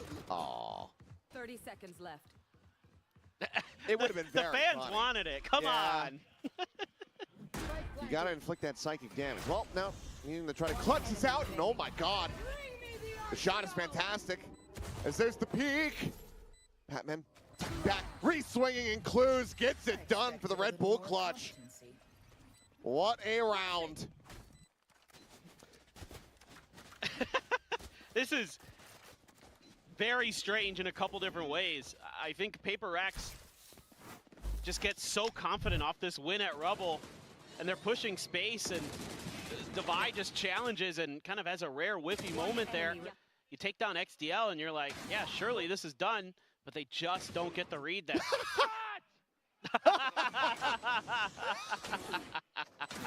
It's like I'm watching his stream. Yep. I don't blame him there. Okay, well, Clues trying to rework some of that op magic. Divide able to get away from it, but man. Hell of a round from ZETA Division. That's a tilter. That's an absolute tilter. How in the world did he get all the way back there? You're wondering. Well, look at this. Look at this read. Rex is full stacked onto B. Not sure if that Prowler was cleared or not, but there was noise made. So they're, yeah, you're worried about that C's nade combo for sure. The ZETA Division. Seen that many times in that spot, so a wrap. Be on Forsaken and Patman. Bounding forward, the blind there. Patman dead. Forsaken trying to tuck back, but revealed out in 10-10. Collects himself a second. Jump across. Depp suffering minor damage. There's Clues. Eventually finds that op shot that he was hoping for. PRX now backs against the wall. Jing trying to just go pounding forward, but they're more than ready for that. And now they know exactly where Divide is at.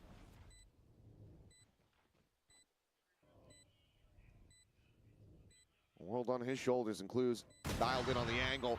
Nails the shot. 5-5. We are tied. Man, just great repositioning from ZETA. Again, they're reading the map pretty decently in a lot of these rounds. Oh, the haunt, so nice there. Clues, just give the man an op and he's good for it. Guy scooped it up and called for the hold on it. You know, you would expect that would go over into 1010's hands if it was going to be kept, but they want 1010 to be that explosive entry guy. He's got a showstopper now too. Jing has one as well. Judge for Forsaken. Stinger in Something's hands. Still no timeout call. From the replay though, can confirm that Alex is in fact alive. Thought maybe he had a heart attack and didn't hit the timeout button. This is good stuff again. ZETA dodges the early attempted big execute from PRX at C. They were looking for the showstopper setup with the deep haunt. But ZETA was nowhere near there. But now they have to worry about it still. Look at how quick PRX is rotating onto that. PRX's game plan here on this defender side is just play for contact and then rotate. Okay, they didn't follow up. That's a shot. Forsaken down to 5. Oh. Good luck using that judge now, buddy. Well, gonna make it considerably more difficult as now. Tap of the door, showstopper to guide them forward. Haunt cleared out. He does manage to get forward. He's actually in a spot where he's gonna be able to nearly find value, but no, the denial from Sugar Zero is also brutal. As 1010 gets another. Recycles a paint shell back up. And he's just trying to jump shot to buy. That's all we got if he finds it. He won't. Will be Tep to put him down. And that's going to be ZETA Division locking in 6 at least here for the half. PRX a chance to try to tie it up, but the money's not in a good spot. it is not. They might have ults, but it's going to have to be a thrifty. Jason, he almost got away with it. So badly wanted that one. So close. Sugar Zero stepping up nicely. 1010's done a great job here. Step there at the end. There we go. Yeah! Let's go. He messaged me. He's going to be here next week. Really? Yeah. He's coming. Oh, hell yeah! Yeah, ZETA guy is going to be here. Oh, that's amazing. I cannot wait. He DM'd me on Twitter. I didn't take a picture with Ben Affleck when I met Ben Affleck at Champs. I didn't take a picture with Daniel Day Kim when I met him in Los Angeles. But you're going to take a picture with ZETA I'm asking ZETA guy for a photo, damn it. Me too. Me too. I'm really excited. Not going to lie. This is, again, okay, PRX, you got Rebel Control. They're just giving up the C site because they're just saying we can play for retake on that. We have every ult in the world that's perfect for it. You do have Depth's Pit, but it's so much to clear the pit that it's almost wasted. Quick TP from Forsaken just to try to join in. That showstopper is available. That's going to be the Steel Garden to try to start. 10-10. Ooh, headshot, line it up. Does still manage to counter spam against Patman to put him down 10. Good Sugar Zero, though. Oh! It's XT, oh my god! What? Spins away, he finds himself a third. Forsaken's now gone. Devi's dead, and the round is over. As is the half. Damn near flawless to close it out. 4 rounds in a row. ZETA, they get up 7-5. Dude, that is madness. They're being so tricky. You know, a couple aggressive TPs from Sugar Zero. They've just got great responses to these executes. He just barely dodges that. Oh my god, right as Jing pops up. Hits him in that as he's bouncing. Unbelievable stuff from XDL. Good God. Unbelievable. Wow. 7-5 at the half. ZETA Division. Let's go. In a fantastic spot. ZETA at 7. I wanted another watch party highlight after that round. Right? Securing the lead at the half. They had to be popping off for that one. That is crazy good stuff. But we'll see. You know, switching over to defender side of the map that, of course, you're going to expect PRX. Hello, DFM. Hey. I'm still getting used to May with the short hair? Yeah, I like the long hair. I was worried that it was going to be a Samson-esque, yeah, you know, fall off. Yeah. But man got it done. He did. He did not miss a beat. He is still the best player in the world right now, in my opinion. A lot of Jing accoutrement there. Of course, Alex, too. A lot of Plenty fans. of Zeta fans showing up. Heck yeah. I mean, they haven't. Here's the interesting thing. Zeta hasn't beaten PRX in the franchise era. They have lost every time. But maybe today's the day. They're playing loose. They're looking like they're having fun. They're hitting some good shots. You're probably going to go up on the pistol, you would think, because of PRX's atrocious win rate on it. They might have done enough in that half. Have to see. I mean, when we saw the draft, you're like, oh, yeah, I mean, how you really meant to try to go and tackle this against PRX. Right. This is a hell of a way. As Forsaken, able to find one, but doesn't anticipate that second player pushing forward. So XCL finds him. Sugar Zero gets something. Dep collects two. And that's just going to be Dep massacring three. Both pistols on the map going the way of Zeta as they stretch the lead further. Yep, they did to PRX what PRX tried to do them at the beginning of the first pistol. And they were just a little more patient with it. Absolutely cooked them. Man, oh man, Zeta's got some really good reads today. They've come in and they're trying to make it the best of a bad situation. Obviously, playoffs is doomed, but got hope. Go on a high note. If you're going to beat any team, yeah, why not beat PRX? PRX would be a good one to be like, well, that, you know, this is all we got, but it's still pretty good. Dep once again looking to try to go for this crunch. And with that added layer coming through from Sugar Zero and Clues, well, they are just going to go ahead and grind them into a fine little pulp here. Patman down to 12. Chance maybe to do some damage here in the hands of Divide, but never mind. They're just going to line up, and that's going to be a quick little three-piece there as Clues tries to fast-track the ultimate. And Zeta get up to 9. Yeah, and you're still keeping 4 guns again into this bonus for Zeta. So that's 3 Guardians and a Bulldog. They're going to be bringing to bear and whatever else they decide to buy. Right through the smoke. Yeah, it's just a repeat of the last pistol round in some ways. In terms of the big picture strategy there for Zeta. Now we're going to try the old rubble attempt from PRX. Satchel early for Jing. A little bit of a just quick hop. Doesn't go for the full commit there.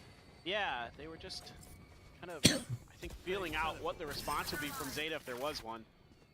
Zeta wasn't in position to do anything about it. One's behind the door, flash into the face as paint shells fly. It's going to be a double push up into this position as the boom bot chasing forward. Not quite able to find the pop. You kind of have 2 players a little bit stranded, but Zeta Division not wanting to get caught off guard here. Get too aggressive. They opt to back away. They're going to try to re-clear B main, but we can tell this is just the full steam ahead for PRX onto the A site. Yeah, it's going to have to be full retake. And the Vice Wall going to help give away. There's going to be players coming. The real question is Divide going to be ready for this much? Certainly hear the footsteps now. Should have some idea. It's good smoke there to cut Divide off. Finds the first and can't find anything else. A Vandal on the floor, primed for the taking. Time though ticking, needing to get a move on. Batman able to pull back, gets away from the paranoia. All of PRX pretty deeply entrenched here on the site. XCL through the smoke, finds one, Clues gets another. Jing needing to do more, but he cannot. It's all now down to something as the hold is coming through. The angle is there from XCL. And oh my goodness, Zeta Division convert the bonus to get to double digits. Over the top. It's been 7 rounds in a row, and that is now going to force the first time out from PRX. Yeah, this is fantastic stuff from Zeta. Again, overstacking this angle. Nothing Divide can do there. There's a really nice smoke from Sugar Zero to make sure that if anybody else was in the vicinity, they were going to have a hard time getting in to punish that. able to isolate that fight. And then they win a fight through the smoke. Able to hit some good shots along the way. And yeah, absolutely gonna need a timeout. Not what you were expecting here as PRX. Going up against the team that has struggled. They've only taken one map in 3 series, have ZETA Division. And it's just Alex reinforcing some things. You want to have fun as PRX. That's part of what makes them successful. That's when they're at their best. But you got to be careful with it. Sometimes it can get a little out of control. Oh, ZETA's just looking fantastic. I mean, XDL and Clues in particular have really shown up today. 1010 has had some good rounds. Sugar Zero's been stalwart. Depth, he's had a couple multi-kills here and there, but he hasn't really been called upon to go crazy because some of these other players are. Clues is 18 and 6. He's having a whale of a time. Goodness. Shotguns and sheriffs. It's the old west for PRX. They need to find some way in. What a setup this is. This is so annoying. And a bit of a triple high-low, tap of the door. Prowler to check around B main, nothing going to be seen there. Boombot sent. Jing up and over the top, trying to bound forward. It's going to be good for one with the judge in hand, but it's just going to be a massacre here. There's something, TP's behind them. Not sure if they realize this though. Well, they certainly do now. And that's going to be XCL easily able to collect it. So no Thrifty to be found. They have courage. 8 rounds now in a row. ZETA Division 2 away from taking down PRX on Lotus. First team to do it in a while. It's been 12 consecutive wins for PRX on this map. And who knew that ZETA Division just actually the best Lotus team in the world.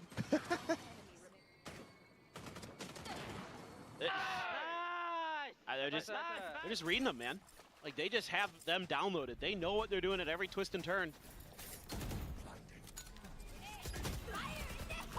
Showstopper out, lob, still not found. Sugar Zero still playing close, trying to drag across. Jing does manage to find a second, something going to be taken down as well.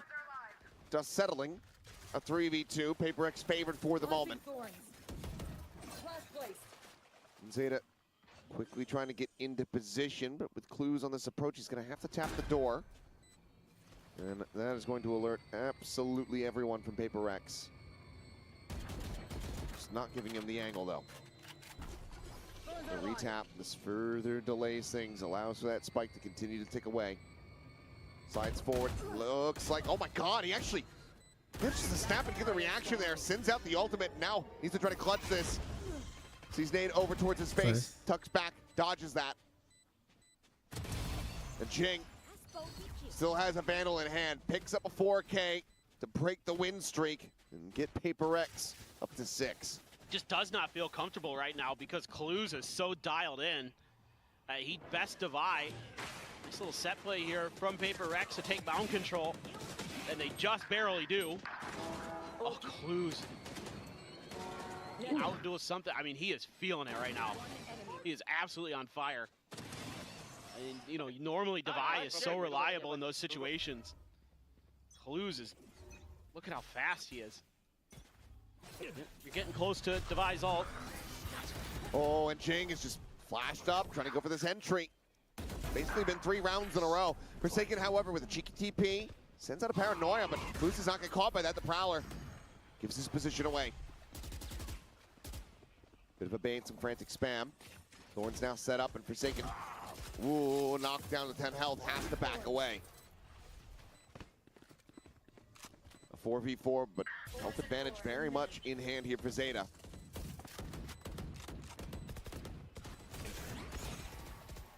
Something goes flashing out, checking over towards Waterfall. Still depth tucked in. Playing this quietly. Spam going across through the smoke, able to find a bit of damage. XCL going to be taken down, but Gap finds something. Forsaken gone as well. Seal Garden now invested.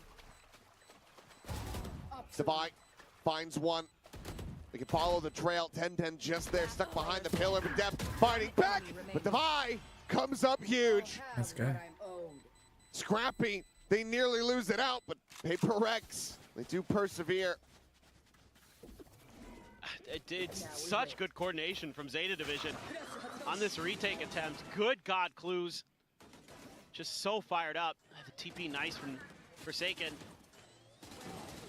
The spam there almost gets him, and then the Haunt almost gets more players, but Patman just misses a couple times, and Divide, you were kind of waiting for him to have that classic moment where he just shows up and has a huge multi-kill to win you around. Well, there it is. Double Marshall here. Oh, yep. This might work. If it does. And it does. As XCL collects a collat. I'm going to call it the Pillar of Misery. Shadows traveling. That is absolutely brutal. Well, obviously, weapon's not going to be scooped up. Good damage. I mean, Depp is literally at 1 HP here as Nightfall's going to go across. Finds one. Answering Nightfall going to be sent out. But XTL, he's a hit. What a hell of a shot! And he just swings him. Oh my goodness. Sugar Zero TPing in behind Patman. They have no idea what's going on. As Zeta look to pull up another flawless Thrifty. To get to map point. It's so creative. It's so creative. This is art. Just, it's a masterpiece. 30 seconds left. There's nothing you can do here. You should just save, brother. This round is cooked. There's no way. Get out of there. There's no hope. I don't care how weak some of them are. I mean, unbelievable. Just the read off the beginning into a great decision off of their Nightfall to TP in behind, and if nobody's the wiser on PRX. They can't hear Yeah, it. they're hunting. Nice. Sugar Zero's just Thrifty again. had some brilliant ults today. Match point. All three of them have been impactful in one way or another. They didn't win one of them, but the other two have been difference makers. Like, oh, it's just disgusting. I mean, Jing, I mean, yeah, he's swinging out, and he's just like, yeah, I'm screwed.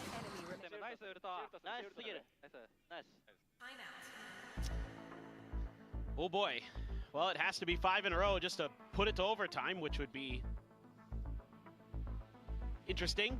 I mean, PRX does play a lot of overtime on this map, but I don't know. Zeta's just, they've got reads. They've got strats. They have tenacity today. Something that's been severely lacking in the past series. It just seems like, you know, maybe a case of when the pressure's off, go for broke. And right now, they're looking fantastic.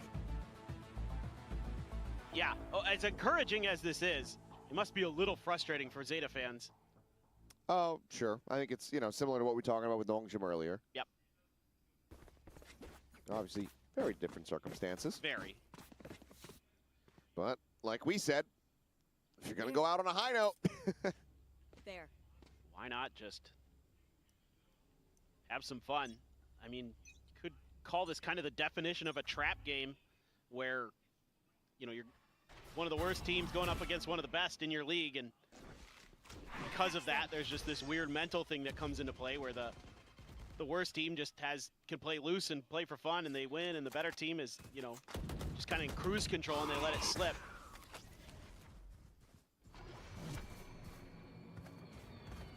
Well, this should be a sight there. Yeah. I would not expect XDL to stick around. Yeah. Not ambiguous at all. Just a straight up storm forward here onto the site. So now post-plant situation. Divide once again. Looking to try to hold the line. He's in trouble again, though. Working forward. Thorn's activated. Thorn's going to be popped. Delays them here for now. He still has no help. Paranoia going to connect. Jump forward. 10-10. Able to collect. Showstopper immediately now popped. Rushing forward. Sees getting the grab. Holds him back here for now. Paranoia as well, going to be layered in. He's just going to lob it in close. Nothing going to be found from there. The swings now starting to come through. Sugar Zero collecting 2. Jing able to find 1. XDL trying to find his way back over onto the top rope, but Sugar Zero is the hero! But he can't get the round win. So, gets himself a 4K. I was hyped up, couldn't hear the clock. And PRX keep it going. I was going to say, I'm like, dang, you got really excited about that Well, 4K you know, loss. it's been a while since he's been fragging like this, and I just got really excited. And also, I just flew back from Los Angeles yesterday. Yeah. And I've been up since 5 in the morning. I'm jet lagged to hell. Yeah. You get no sympathy from me. Still, though, I mean, concerning for PRX because they're not learning from previous mistakes. And to make matters worse, they throw him a completely different look. They paranoia instead of smoke. And Device screwed again, and there's nobody there to help. Still almost lose if it wasn't for the time. They would have. The good news is you got him on kind of half by here. They have so much information given the push out there at Mound. Quick to rotate, but can they match? Pivot back here from PRX. This is a tough situation to read, actually. How quick is ZETA going to rotate off the back of this? And it's pretty fast, as we can see. And they're actually going to dodge the Vice Wall. There's going to be no recognition here, but because of... Oh, walled in. Yeah. Now start trying to advance forward. There's the overwhelm already. 10-10 finding 1. Forsaken going to be taken down. Something. Exiting the dimensional drift. His Storm's going to be lobbed in over towards water. Showstopper sent from Jing. This time able to find a kill. 10-10 falls, but XCL finds 1. Sugar Zero gets another. He's a little rally back. Jing again having a big round with Devi there alongside him. Okay. They managed to persevere, but the money is just certainly not in a cozy position. PRX now 3 away from taking this to OT. And it's still really uncomfortable for PRX because ZETA's making good reads. They're playing around this C door so well throughout this half, making it really miserable for PRX to try to find ways through. I mean, you have to use a showstopper, and you still even take damage there as Jing. But in the long run, able to get that 3K. Devi steady for the other 2. Not bad. So, still some work to do here just for overtime. Dep's got a pit. Devi's close to a steel garden. These are your alts that you're considering on Sugar Zeros. I should absolutely be pointing that out because he has been crazy good with them. Normally, I just kind of forget the Omen ult is there half the time because it just doesn't get used. But Sugar Zero has found some great moments. If they push this, they are in trouble. Oh, but the timing. Is the Vice Wall there? No, it's over at A. I see it in the smoke. Don't have it. Try to slow this up, so it's going to be a full approach. That big paranoia goes crashing through the baby door. Pink Shell's now as well going to be lobbed in with 10-10. Able to find 1. Second once again going to be taken down. Tap at the plant, the C's finding the grab. XTL forced the back pedal away. Planted. Sugar Zero slowly tries to get this approach going in towards B main, but Devi has the spot out. Gonna be a double face though. Depp is just able to go ahead and win out the fight right off the rip. Player advantage here in hand. As that might just be it. Something needs to go absolutely huge. Fadeaway shot for the first. Peekin finds another. But his attention gonna be split in so many different directions. Trying to interrupt it, finds it! Tries to go for the transfer, but he cannot. Then appears to come in. 13-9. ZETA Division take down PRX. That's huge for them. The first team in 13 attempts to make it happen. Lotus is theirs. Who would have thought it? Who would have thought that ZETA Division? But they are just so well prepared for today. In particular, some of these really cool ideas with how they're setting up some trap plays, some trick plays that catch PRX completely off guard. I mean, the 3-man stack at stairs, very unorthodox, but it works a treat. Stuff like that. Just, they're playing really well, really aggressive, and what a read. Of course, clues. Oh, okay, during this intermission, I've got to hang out some washing. One sec, guys. Devi doing his damnedest, having some very good moments there as well as Jing from time to time. You can see the smiles from Alex. It didn't last very long at all. Had us believing in a run back for a brief little moment. But, man, ZETA just had every right idea. They did. I think, you know, I could kind of see it from the beginning. I was like, man, the macro looks pretty decent on this attacker side. Got some good moves, they've got some good reads. But it was hard to say on the defenders how well that was going to hold up, and boy, oh boy, it held up great. Oh, it certainly did. Wow, that has got to be a damn good feeling. ZETA get the win here on their map pick, and it's a map obviously PRX has been so damn clean at for the very longest time, but now we get ready to go to their sunset. As we get ready to pass things over to the analyst desk, I just want to remind our sisters downstairs, Andy, that he made a bet that if ZETA Division won this one, he would strip on stage. So with that, I will pass it back over to the analyst desk. Oh my God. I can't wait. I don't even know why he doubted them. That's insane. Obviously, ZETA was going to win this map. PRX's best map. They've won 13 consecutive times on Lotus. Not just here in Pacific, but on the international stage. But you know what? This is ZETA's best map as well. And there's so much tape to work off of for PRX, and ZETA definitely did their homework. We clowned them for picking this map. We said, you don't know what you're doing. This is insane. Why would you pick Lotus into PRX? And then they just threw it in our faces. They said, you're all frauds. You don't know what you're talking about. We can beat them here. And they did just that. The pressure is off. They can play so loose. Have fun with it. And they just rolled PRX. I'm so lost. I don't understand. We don't know anything, apparently. Sugar Zero actually meant to say Sugar Zero. That was actually a little, that was amazing what he also did near in the final rounds as well. Clues as well. Just phenomenal performance from ZETA Division. Props. Clues' PC. I've never seen him shoot like this. Also, it's insane that Frost picked him on his build diff. What does Frost know that we don't know? Yeah, he knows something because we're all like, you're an idiot. I mean, but clearly we were the idiots. So. This game was just so insane from ZETA Division. I mean, you could tell. I don't think this was peak PRX, right? I think in the back of their minds, they know that this game doesn't count for much. So they're playing loose, they're playing sloppy, they're not playing the way that they should. And ZETA Division, playing without any of this pressure, can just turn it on like this. I'm sorry. I'm a fraud. Okay, look, okay, ZETA and ZETA fans, and we have something to say to you. Let's, Pilski, why don't you start this off? I'll start, yes. I'm sorry. ZETA Division is the best team in Pacific. Ramen is superior to every other kind of noodle. Japan is the best country in the world, and I don't know what I'm talking about. PRX's Lotus is mid. They're not even that good.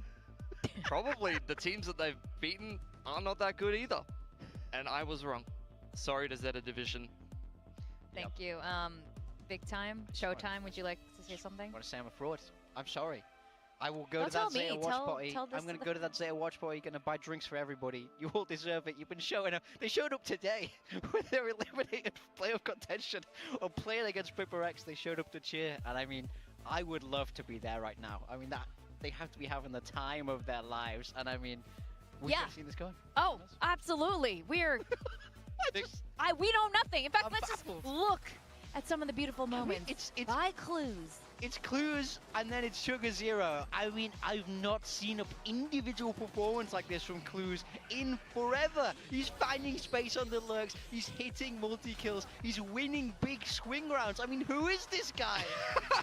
The reaction. Yeah, I feel like ZETA guy was powering them up. Something crazy here. Yeah, Clues was finding some crazy gaps, to be honest. It was a little bit sloppy, holding on to everything from PRX. That's exactly what I wanted to see. That was my specific request, is like, I want to see a big play from ZETA Division, and then I want to see ZETA guy's reaction at the watch party, and the replays guy definitely did deliver. Great game from Sugar Zero as well. I mean, you can see how many different angles this guy's playing. He's being very annoying for PRX to play against. I just question it. It's like, where was this from ZETA? Every time.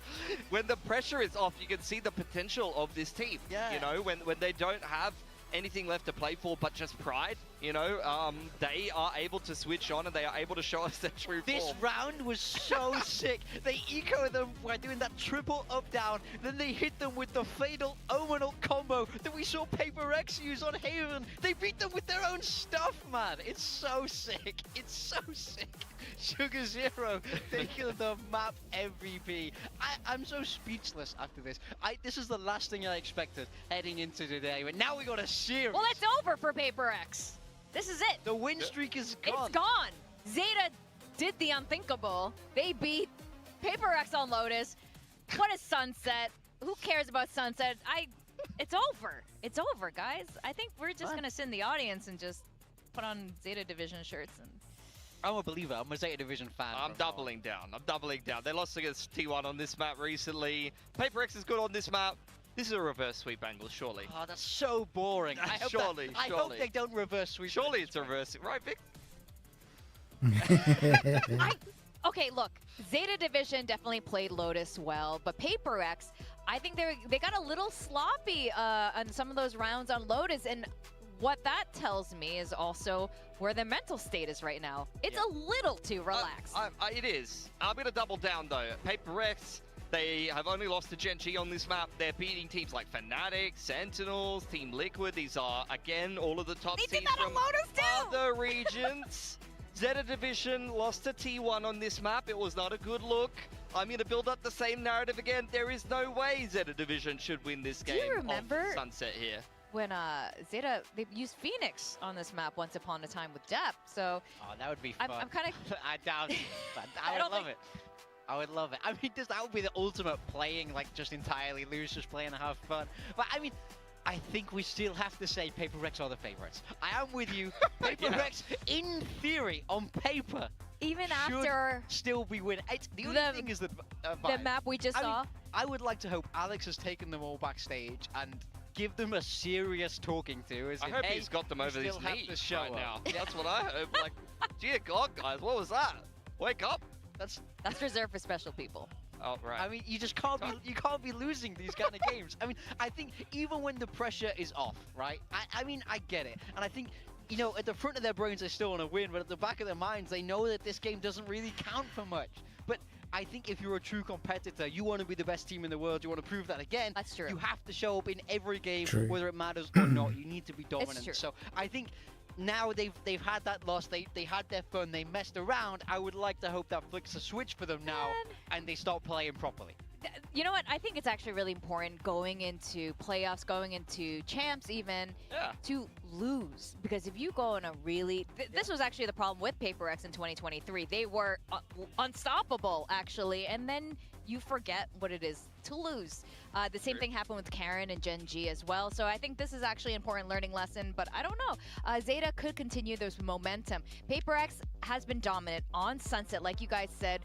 Divide on that Sage was iconic. There you go. He's going to be back on the Sage, something on the Sova. This is the comp that they've had a reasonable amount of success with. This is one of the only maps where Patman is actually going to pilot the Viper. He does the same thing on Icebox in the past, and it's an agent that he's shown to be quite comfortable. A lot of cheeky plays that PRX can pull, and the Sage has been the core of their Sunset comp, even going back to the Gecko days. No changes for ZETA Division, running very much with what we would expect from them. They've been in this style the whole stage, Depth sticking to that signature Viper. But of course, you got to look out for clues, you got to look out for Sugar Zero. Had an electric map 1, and they're going to want to continue that into map 2. Oh, absolutely. All right, we're going to send this back to our casters. Paper Thin, are you sailing 2 ships right now? Because what's going on? I don't know. Did you get a promotion?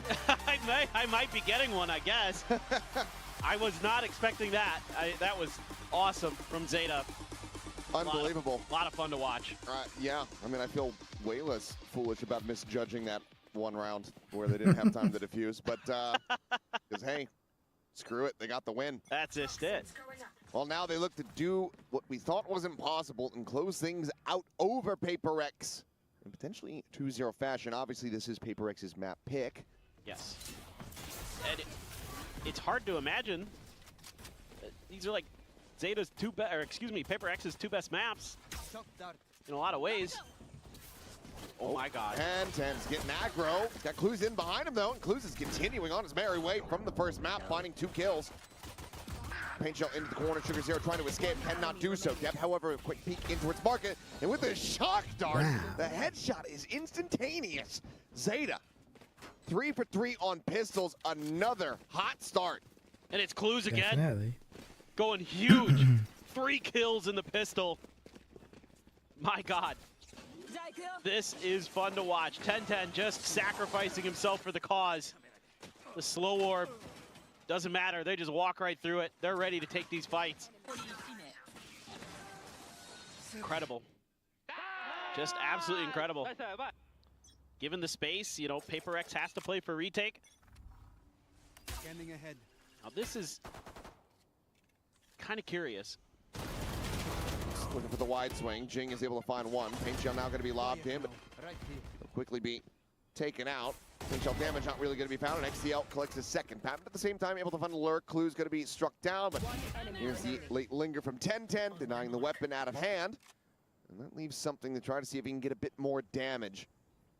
Right here. Anything would be decent value. Finds the first. Right there in his face is Depp. Gets a shot to the shoulder, but can find no more. Overall, a pretty good eco attempt here from the side of PRX, but it's still going to be 2-0 to start for ZETA. Yeah, this is much better, considering the other 2 ecos for PRX were leaving 4 guns in ZETA's hands. So you're a little more happy about the way this went. Pretty interesting read. They actually threw a smoke on the other side of that wall to PRX early, try to hide this setup that they were doing, but ZETA took long enough that PRX just started pushing through, and it's A-okay. My guess is probably be in response to Patman just rushing to try to find a weapon. I bet that was it. They hadn't really been able to scale forward at all A main, so I have to be suspicious that there's still going to be a player lingering around tiles. Regardless, Devi, outlaw in hand, finds one, spots another, sets up the slow orb, and Depp has to backpedal. Yeah, I really like it. Devi snipes on this map. He's really clean with it.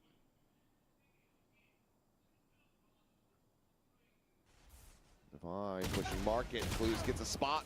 It's going to be a triple face in towards Boba. Trades it back. Hey, look at this. They're rotating again. I mean, PRX is just really committing some of this early contact. And with the dart in the market, this is going to give multiple eyes now in towards top mid. Jing, however, going to be caught. Basically still in motion. The swing in, Forsaken going to be good for one. Steadies the aim, finds another, but Clues swinging back out. Now sends up the neural theft. The 2v1, the jiggle peek. Keeps himself alive. The spike there. Separating his jump peek out, but Sugar Zero right there alongside him. Wow. Gets the bonus conversion. And oh boy, there is something here in the Pacific waters, it would seem. As I see that timer paused. It needs to be. I mean, they're just not kind of playing together. PRX is going for the big hero moments, and that's playing into ZETA's hands because they're rotating as a group, and they're making really quick decisions. You know, they make contact, they get a pick, they go a different direction because they're anticipating PRX's quick reactions. And they're correct, and Jing tries to go for the big play there. Maybe just not thinking that there'd be 3 players trying to push up mid-top. So you have to kind of talk about being a little bit more disciplined, I think, here as PRX. You know, we had a chance to sit down with Alex on the Yap2 Asia podcast the other day, and he was talking about, you know, one of the things that they actually talked about in their lead up to their win at Toronto was focusing on themselves, focusing on their individual play, on their individual decision-making, things like that. That actually were the most important. You know, they when it came to the finals, going up against Fnatic, right? We asked him, like, what was the prep like, you know, blah, blah, blah. And he's like, we kind of didn't anti-strat that much against them. We mostly went for focusing on ourselves, what we could fix, what we could make better. And I think that's something that would be well suited for, you know, the coach to be talking about here with his team. Because I think it's just individual decision-making that's crumbling. Whether that be, there is some questionable decisions in some of the macro stuff too, sure. But there's some moments where they can play these things a little bit better. They're going to go for another big push. And that's going to be Forsaken dead off the rip. Covering fire out. Patman does manage to find 10-10 on the trade. Heal has to be used here for Devi. Just get back up towards half HP. Same time though, A open for the taking, as weapons going to be collected. Jing with one more. Bit of showstopper online might be necessary in trying to convert this. If you can find that kill, that'd be huge. Spike plant. Turn this map right around. With the spawn for one, scale forward, and Jing dead. That leaves that Phantom now there on the floor. Patman able to find a second, but Sugar Zero continuing to just play aggressively, pushes forward. Streets noted, Patman dead. Something looking back behind the box, but they know exactly where he's at. As he will get a good amount of damage, but cannot find the kill. A decent little go of it to try to pull off a Thrifty, but it's 4-0 for ZETA. Sugar Zero again surviving with almost no HP. Saw it on Lotus once where he was down to 2. This time he's down to 1. This guy's got plot armor. He does have the plot armor today. It's a good start for PRX. I thought they might go for one of those TikTok walls up above the box. Try to maybe set up Jing, but they opt to just try to push through the smoke. And really nice positioning from ZETA Division. Reading that situation about as good as you can. Device can have the op, showstopper for Jing. Jing's backed off though. A lot of util being dumped here at A, and I think they were hoping to maybe bait the showstopper there with all that util used. Instead, it actually worked too well. Jing just didn't really have an opportunity. Challenge here at top. Dap. It's Forsaken gone again.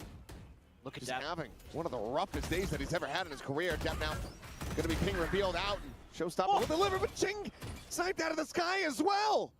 Dude. It just feels like every single time they start getting any kind of advantage here, it's so quickly taken away from them. Hunter's Fury now opened up just to try to clear out mid. Nothing's going to be spotted there. It's Patman about to be run down, but no. Wow, Holds his that own is a for at least one more. But it's still an advantage here for the side of ZETA. Yep. Oh, but TP across towards this A site. Divide still hovering nearby. Bit of a gamble. Don't have any smokes online just yet for Sugar Zero. Maybe one's coming into cycle. There it is. So he can smoke that angle off. He's going to have the ability to get through. You have the Hunter's Fury for post plant here too. 30 seconds Potentially left. end up being their undoing here. Something needing to find this lurk. Last player But no, it's standing. clues. Wise to it. By setting up a wall. The smoke gone, sees the gun barrel, takes a shot, but there's the counter swing. Willed away at. He's able to find one, but can find nothing more. Sugar Zero will keep them advancing forward. 5-0. ZETA Division are looking indomitable. Yeah. They're just reading this stuff so well. Ready for Forsaken to be up on that box. It's a great angle for Depp. In the first kill, this second kill is just him finding Jing's head out of the air. Oh, Sugar Zero following up off a 10-10 so nicely there. And not much that Tavai can do there. That is such a tough spot to be in. It's all sheriffs. I mean, dare I start talking about how this completely changes the Group Omega playoff situation in terms of who's going to be placed where in the rankings. We're both looking at it on our phones right now. Synchronized on that one. Because, yeah, I mean, people might think, like, oh, there's not too much to this one. I'll hold my thought. As Hunter's Fury, a tag. Second one, gonna end up going a little bit wide. They cannot find Patman there at the end to go ahead and confirm the kill. Jing up over the top of the box, sends out a shot, so now they're well aware. Nearly both going to be sent to slide in. 10-10, nearly finding two. He's going to get the one, but the push forward. Sugar Zero able to pay all stuff. Finds the kill as Jing trades it back. Gives PRX a player advantage. XTL find the divide. Clues making it around the corner. Barely any health, but shock dart from something is going to be well placed. XTL now needs to clutch it. Weapons have been collected. Spots out on the one. Standing ahead. Con lobbed in the back. Attack for the plant. Reface. Nearly finds the timing, but That it was will be close. They Jing got to one go round ahead now, and finally. get them over the line in thrifty fashion. I mean, it's scrappy, it's wild. I mean, ZETA's playing with some ferocity. Speed of play here, intense, and they're matching. You know what, normally you would think PRX is the team that just handles these situations so well when the pace is blistering. This time, yeah, okay. PRX is able to get it, and the boys are still in it. You have a Rez, you have a Pit. 10-10 has his ult.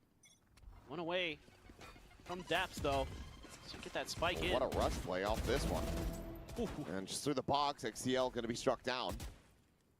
Something, the spot on the Clues, backs away. Great dart. For now, it's a very solid start here for PRX. Deploying drone. Dart's so well timed. Right here.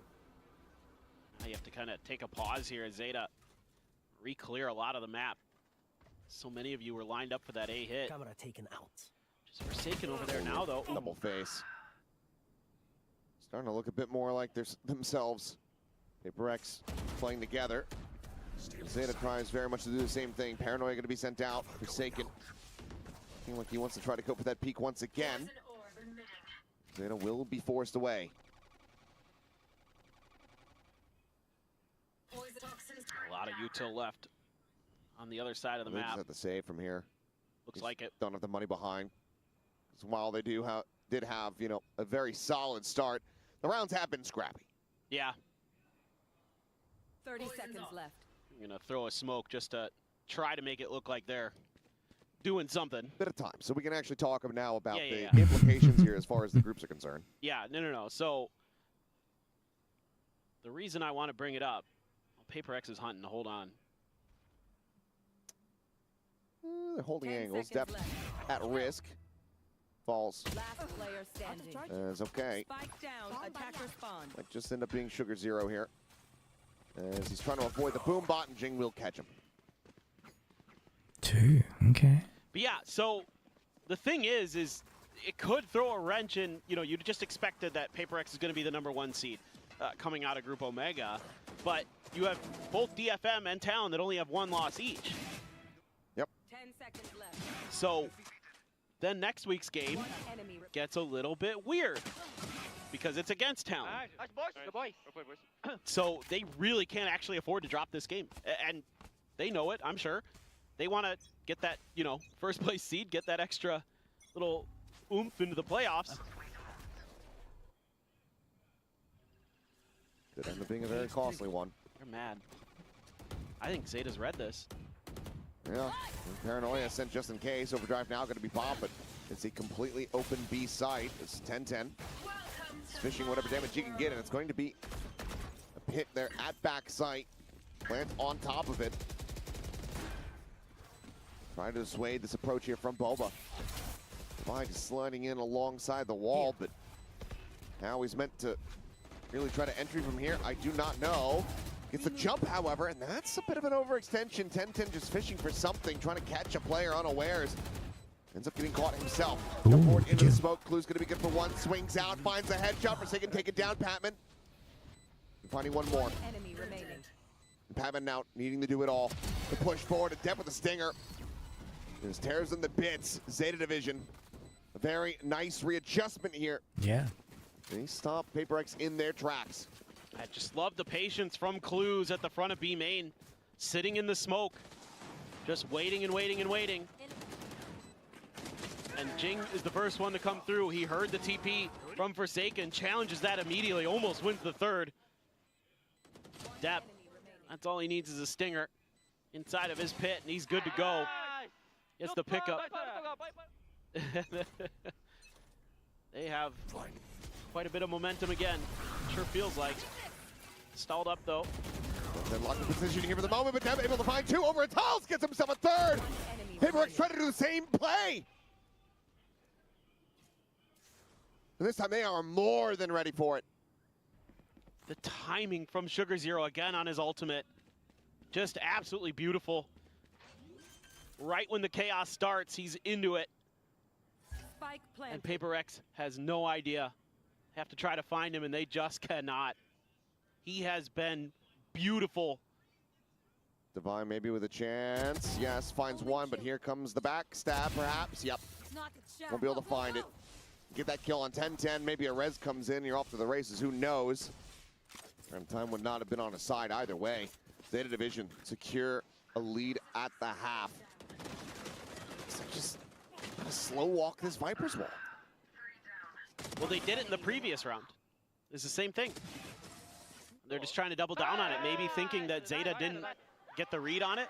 because they were so fast to go into B. Let's go, Zeta guy. That hyped. giant beaker that was in front of him, I can only imagine what it was full of, but it is now empty. They are having one hell of a time over at the hub. It's a thing of beauty. It's just an absolute thing of beauty. I really wanted to go down to the hub. Like, I was literally going to fly to Japan for like a day. But Worth. I cast every day that Zeta's playing. Oh. Cannot. I really wanted to. Unfortunate. Yeah. Would be one hell of a vibe, but that's okay. Oh, wow, that looked cool. Because I'm happy to be here. Zeta guy's coming here, so that's He is. exciting. We get to meet him. We're taking him out. Which day do they play next week? Actually, don't know. Saturday? Okay, so we're working. Yeah. All right, so we'll be at the studio with Zeta guy. That's going to be awesome. Yeah. Production, I need a dedicated camera. Just give me one guy with a. Just with a always gimbal. on Zeta guy. Yeah. I mean, the good news for PRX is even if they drop this match, they do have a good map differential. Sure. It just really all comes down It's to good that talent game, match, but exactly. given how they looked in the last one. Then things get weird for DFM, who maybe had a shot at the second seed. Gets all kinds of crazy.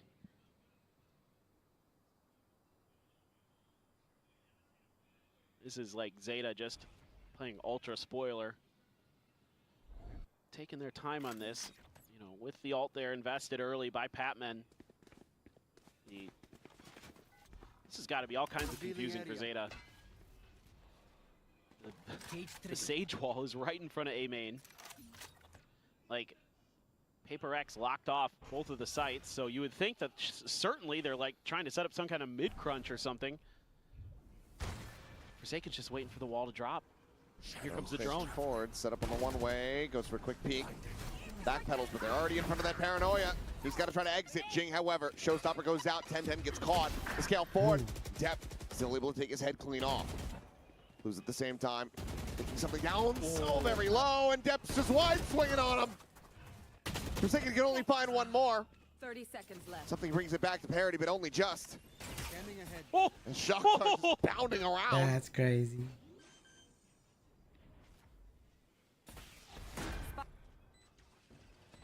Shock darts get exchanged. XTL tag down to 76. Last Something. player standing. Wow. This wide swing out, plants his feet, finds it now. It all comes down to Sugar Zero. The 1v2, and that is the high HP member. Red Bull's clutch goes to Sugar Zero. Zeta Division shrugging off the timeout call.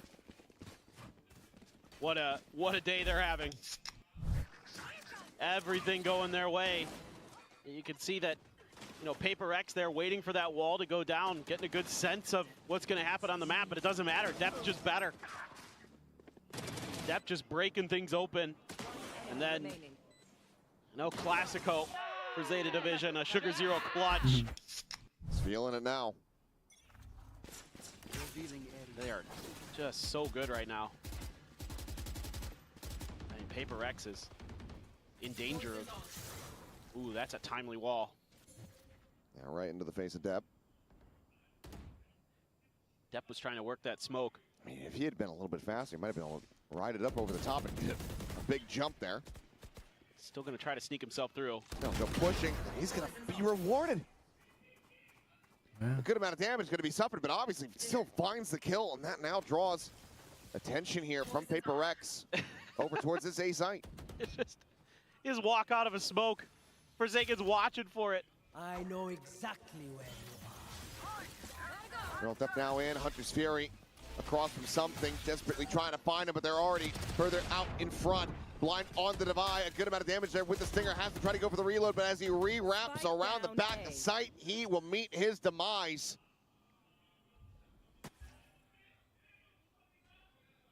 And Patman and something have no other recourse. They have to save these weapons, and Depp, he will almost certainly try to hunt them.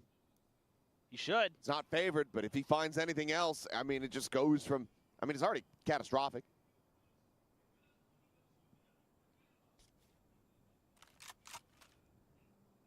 10-10 might as well hunt too. Starts to become one of, you know, biblical proportions. Yeah, I mean, Depp's got enough money that you might as well just throw everything you've got at this almost. XDL's got plenty.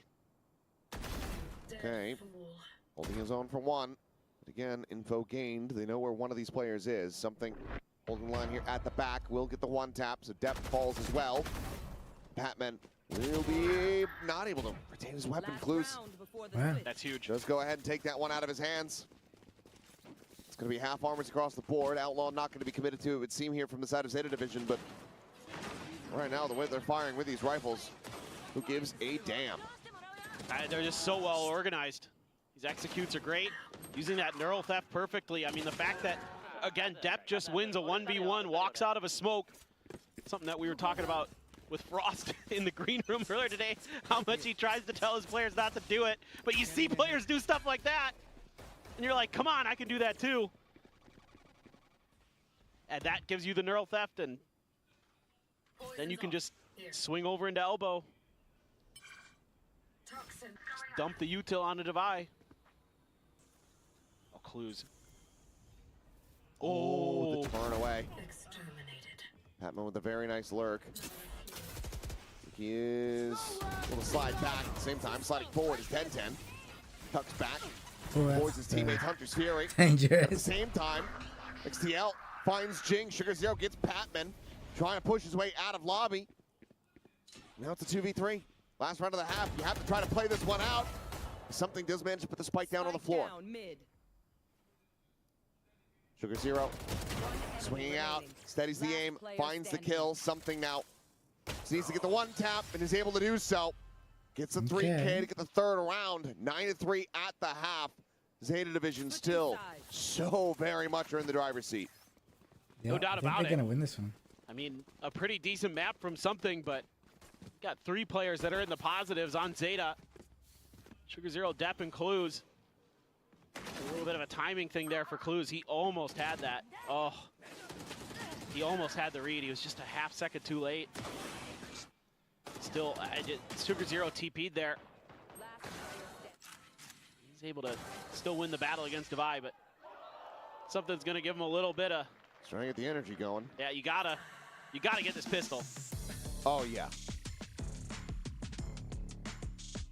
I mean, you drop that, PRX is not quite the same, but you're going to be looking at having to, you know, pull off a liquid-esque run back to try to get it into OT.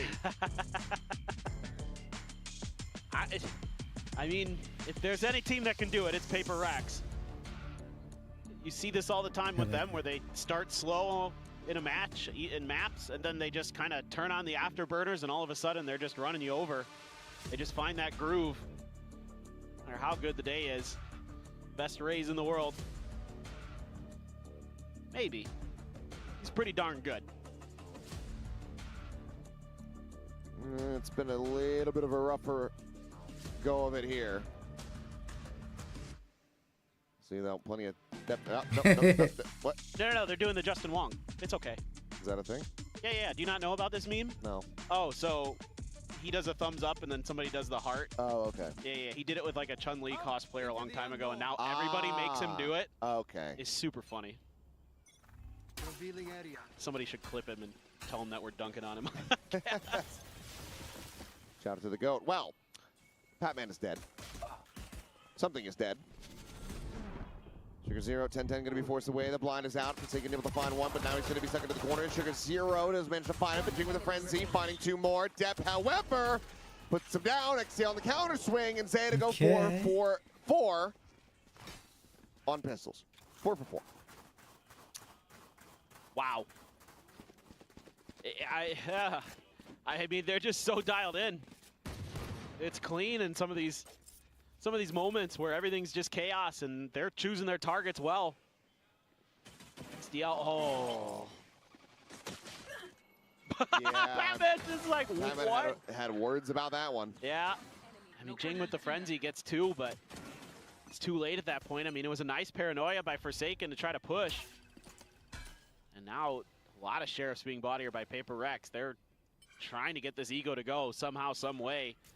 Able to get the orb, able to get Jing halfway to a showstopper. Forsaken, the only one with the classic, just going fishing. Patman, wary of that angle. Double stack at alley. This is so scary for him. He's probably just... Shot starting to fly. Still faces forward. Got a minor opportunity to actually just tuck back there. Doesn't take it. Loses his life for it.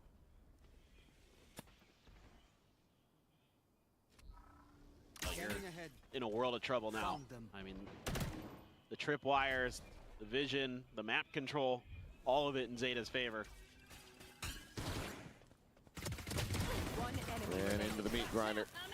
Devi able to find a 1-10-10. Not looking to play with fire. Never mind. He will. He thinks better of it. Slides back in, 11-3. ZETA are 2 rounds away from doing the unthinkable, and there is nothing that PRX can do to try to stop them. The timeouts have already been expended, and it seems like the energy has been drained. It's just, you know, one of those days. I mean, this happens sometimes where you go up against a team that's just feeling it, and you're not. This is doing wonders for Shio's theories that he likes to throw out there. What is this theory? Won't say more. Oh. He won't say more. You know what? If you know, you know. Now I remember.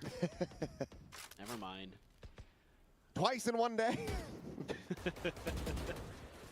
The crazy part about this is who knows how the rest of this half shapes up, but to think that this would be a 2-0 for ZETA? Oh, just... No way. If you predicted that, buying a lottery ticket on the way home. Please tell me your lottery numbers. Yeah. Yeah. I was going for PRX. I think what this is telling me is I'm not allowed to pick ZETA Division in my predictions anymore. I didn't go for them, and... Yeah. Well, Depp looking to very much shut them down. He's able to find one, clues with another, something. It's a trade there onto the Viper, but still going to be a player advantage for the side of PRX. Big peek around to the side. Jing going to be good for 2. Might just be starting to activate here. Sugar Zero ults across, joins in here alongside 10-10, and swiftly loses his life.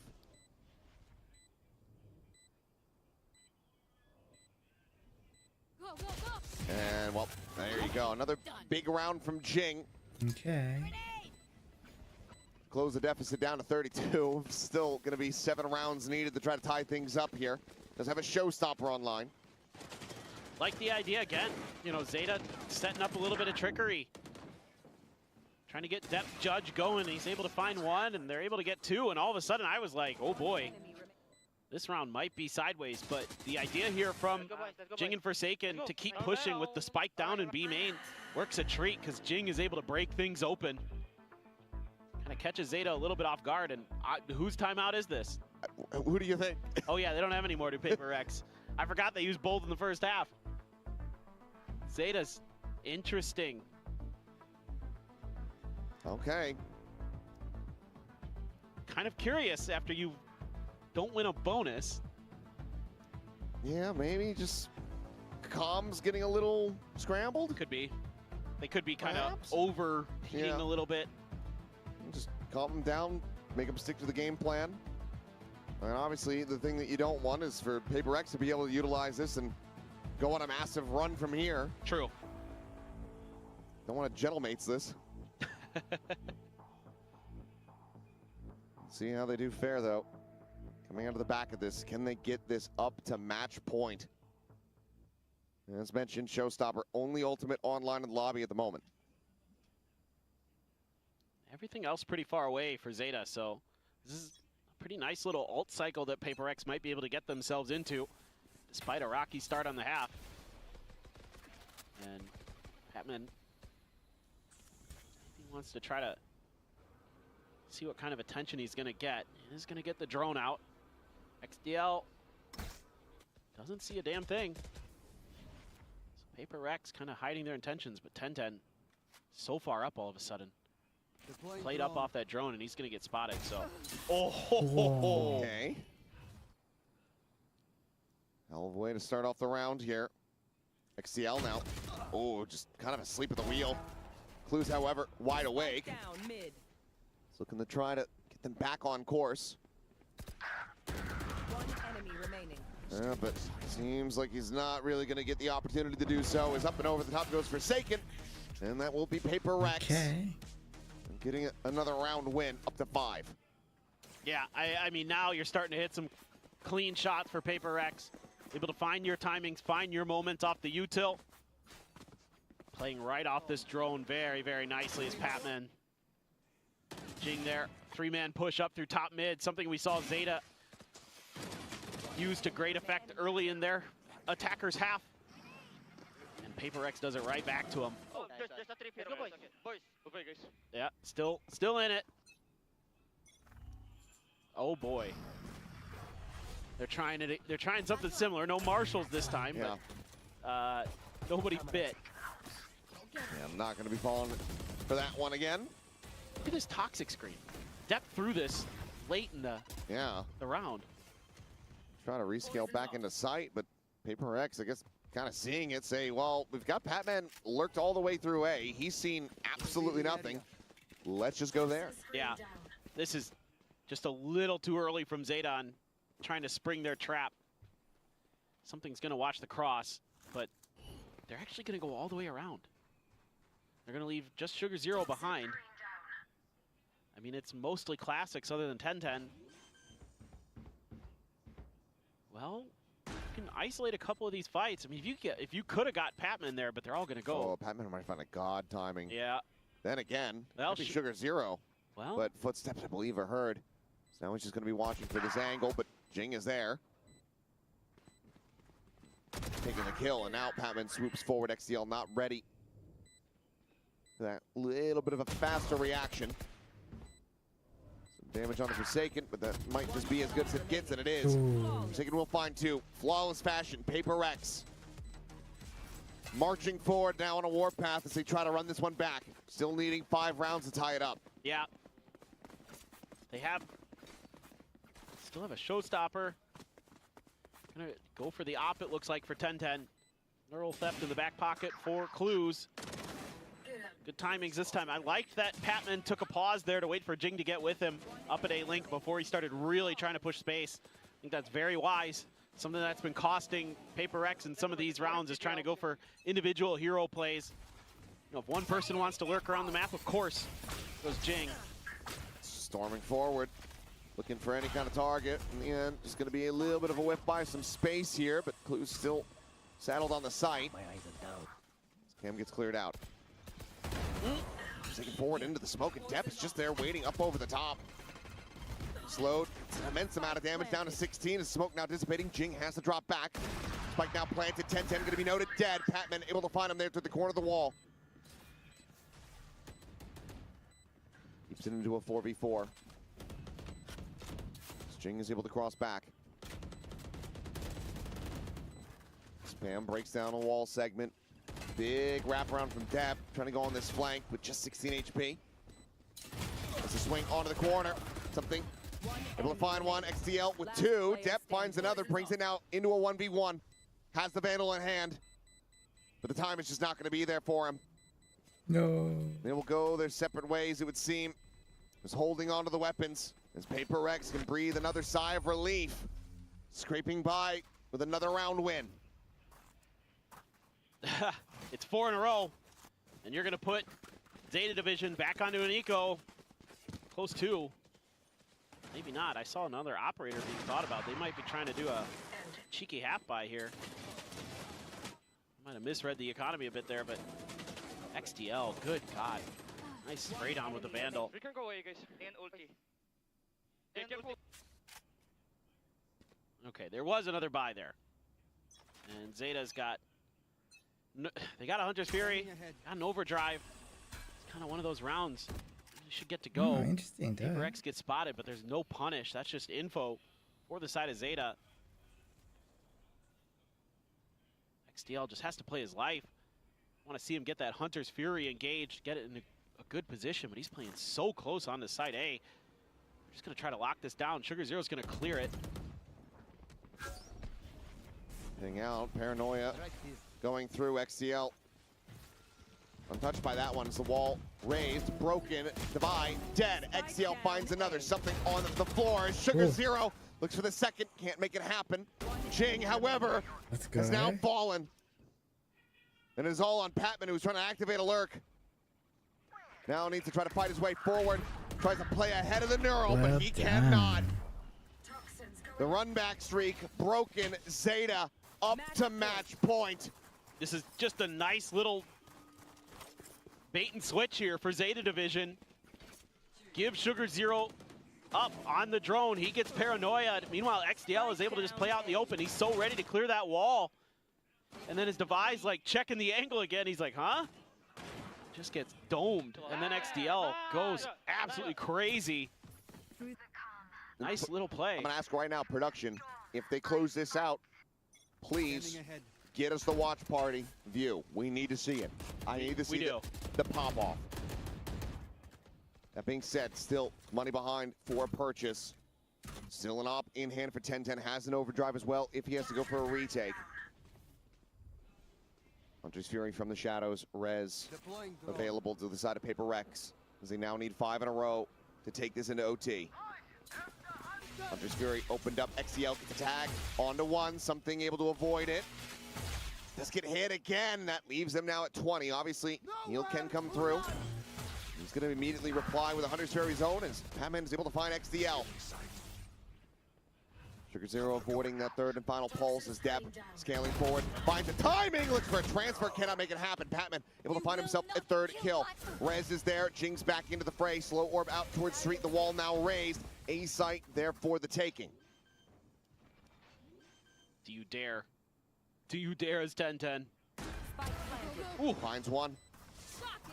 Relay bolt into the corner of the fast lane, gonna be set up. The overdrive pops, he's able to slide away, gets himself in towards Alley. Buying time for Clues to strike on the flank. Sliding forward, finds the first! This is all on Divide! Goes for the reload, the heal, ticking away, pushing him further and further! But Clues gets it done! To defuse Let's go, ZETA. That was huge. ZETA Division have done the impossible! They get the 2-0 victory over PRX. That was amazing. The best we have seen from ZETA Division in a very long time. And this is a tremendous effort. I mean, they had good plans today, but it's the individual skill that really shone through. Clues playing out of his mind all day. Depp and Sugar Zero just back to their old selves. What a pleasant surprise. What a treat for ZETA. It's a treat, but it's bittersweet. ZETA Division finding the right formula, finding their groove. It's a monumental victory.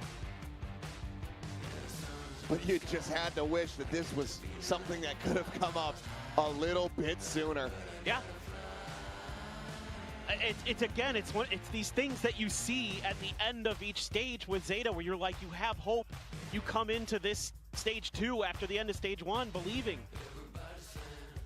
Well, that is all the same a monumental victory here. ZETA Division doing no watch party shot though. Thought that they could.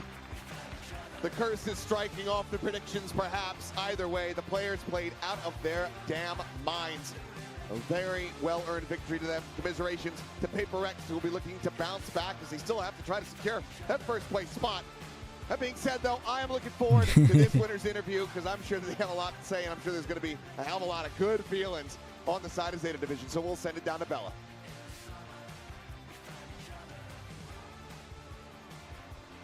헬로, 안녕하세요. 승리 축하드립니다.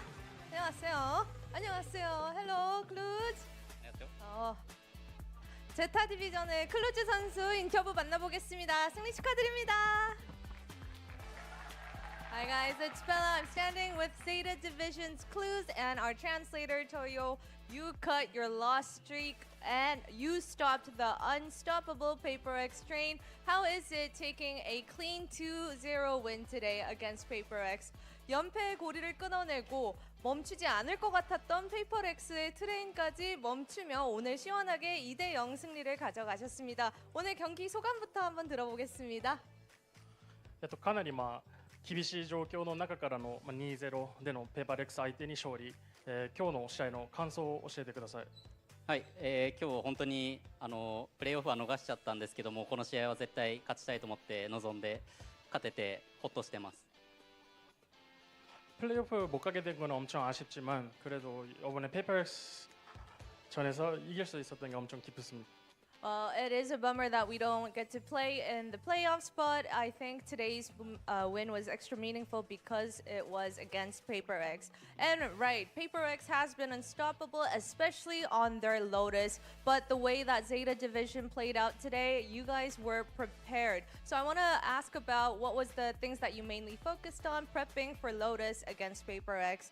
뭐 연승가도 주역인 페이퍼렉스의 로터스 그리고 오늘 제타 디비전이 로터스를 열어두고 왜 선택했는지를 알 수 있었던 경기력이었어요. 좀 연습 과정이나 오늘은 좀 뭐를 준비를 좀 제대로 해와야겠다라면서 경기에 임했는지 제가 더 떨리네요. 한번 여쭤봐 주시죠.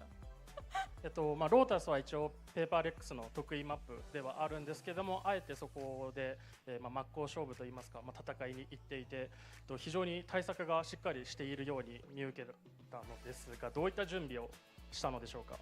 そうですね、本当にペーパーレックス、ロータスほとんど負けてなくて、めちゃめちゃ強いとは思ってて、でも逆に自分たちの得意なマップもロータスだったんで、もう負けてもなんもないし、押し付けるかって言ってやりました。 페이퍼렉스가 로터스를 엄청 잘하는 건 알았었는데 우리가 잘하는 맵도 로터스여서 그냥 여기서 한번 해보자라는 그런 느낌으로 그냥 했습니다. Well, I know that PRX is really strong on Lotus, but I was confident that my team was always so very strong on Lotus. So I think it was a more of a hey, let's battle it out. Let's see who plays better on Lotus. All right, that is a lot of confidence, and it definitely paid off. And we always see the ZETA fans vibing it out at the viewing party, and we saw DFM players here at the venue to cheer for ZETA Division as well. What do you have to say to all the fans that are still here waiting for you? Do you have anything that you would like to say to them? 또 제타 디비전 하면 뷰잉 파티의 그 뜨거운 열기와 오늘은 특별하게 DFM 선수들도 현장에서 같이 제타 디비전을 응원하러 방문해 주셨는데 이렇게 현장에 남아 계신 팬분들, 일본에서 계신 팬분들 그리고 DFM 선수들에게도 한마디 부탁드리겠습니다.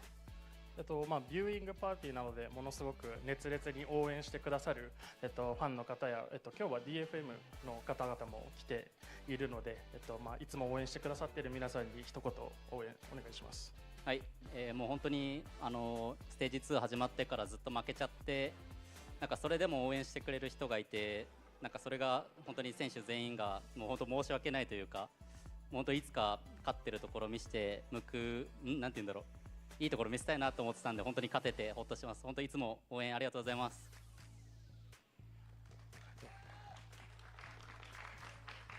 스테이지 2에서는 계속 이길 수가 없어갖고 엄청 팬분들한테는 미안한 마음이 많았고 근데 이번에 이렇게 이길 수가 있어서 정말로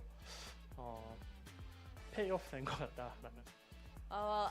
First of all, I want to say that I'm sorry that we haven't been bringing more wins to you guys during stage 2, but I'm glad that we finally got our win, and I think it paid off because it was a win that we haven't had in a while. All right, thank you for the interview, Clues, and thanks for joining me, Toyo, and I'll be back with more interviews next week here at Pacific.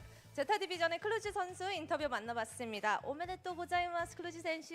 ありがとうございます。 Say bye bye. Yay, well done, guys. Good job.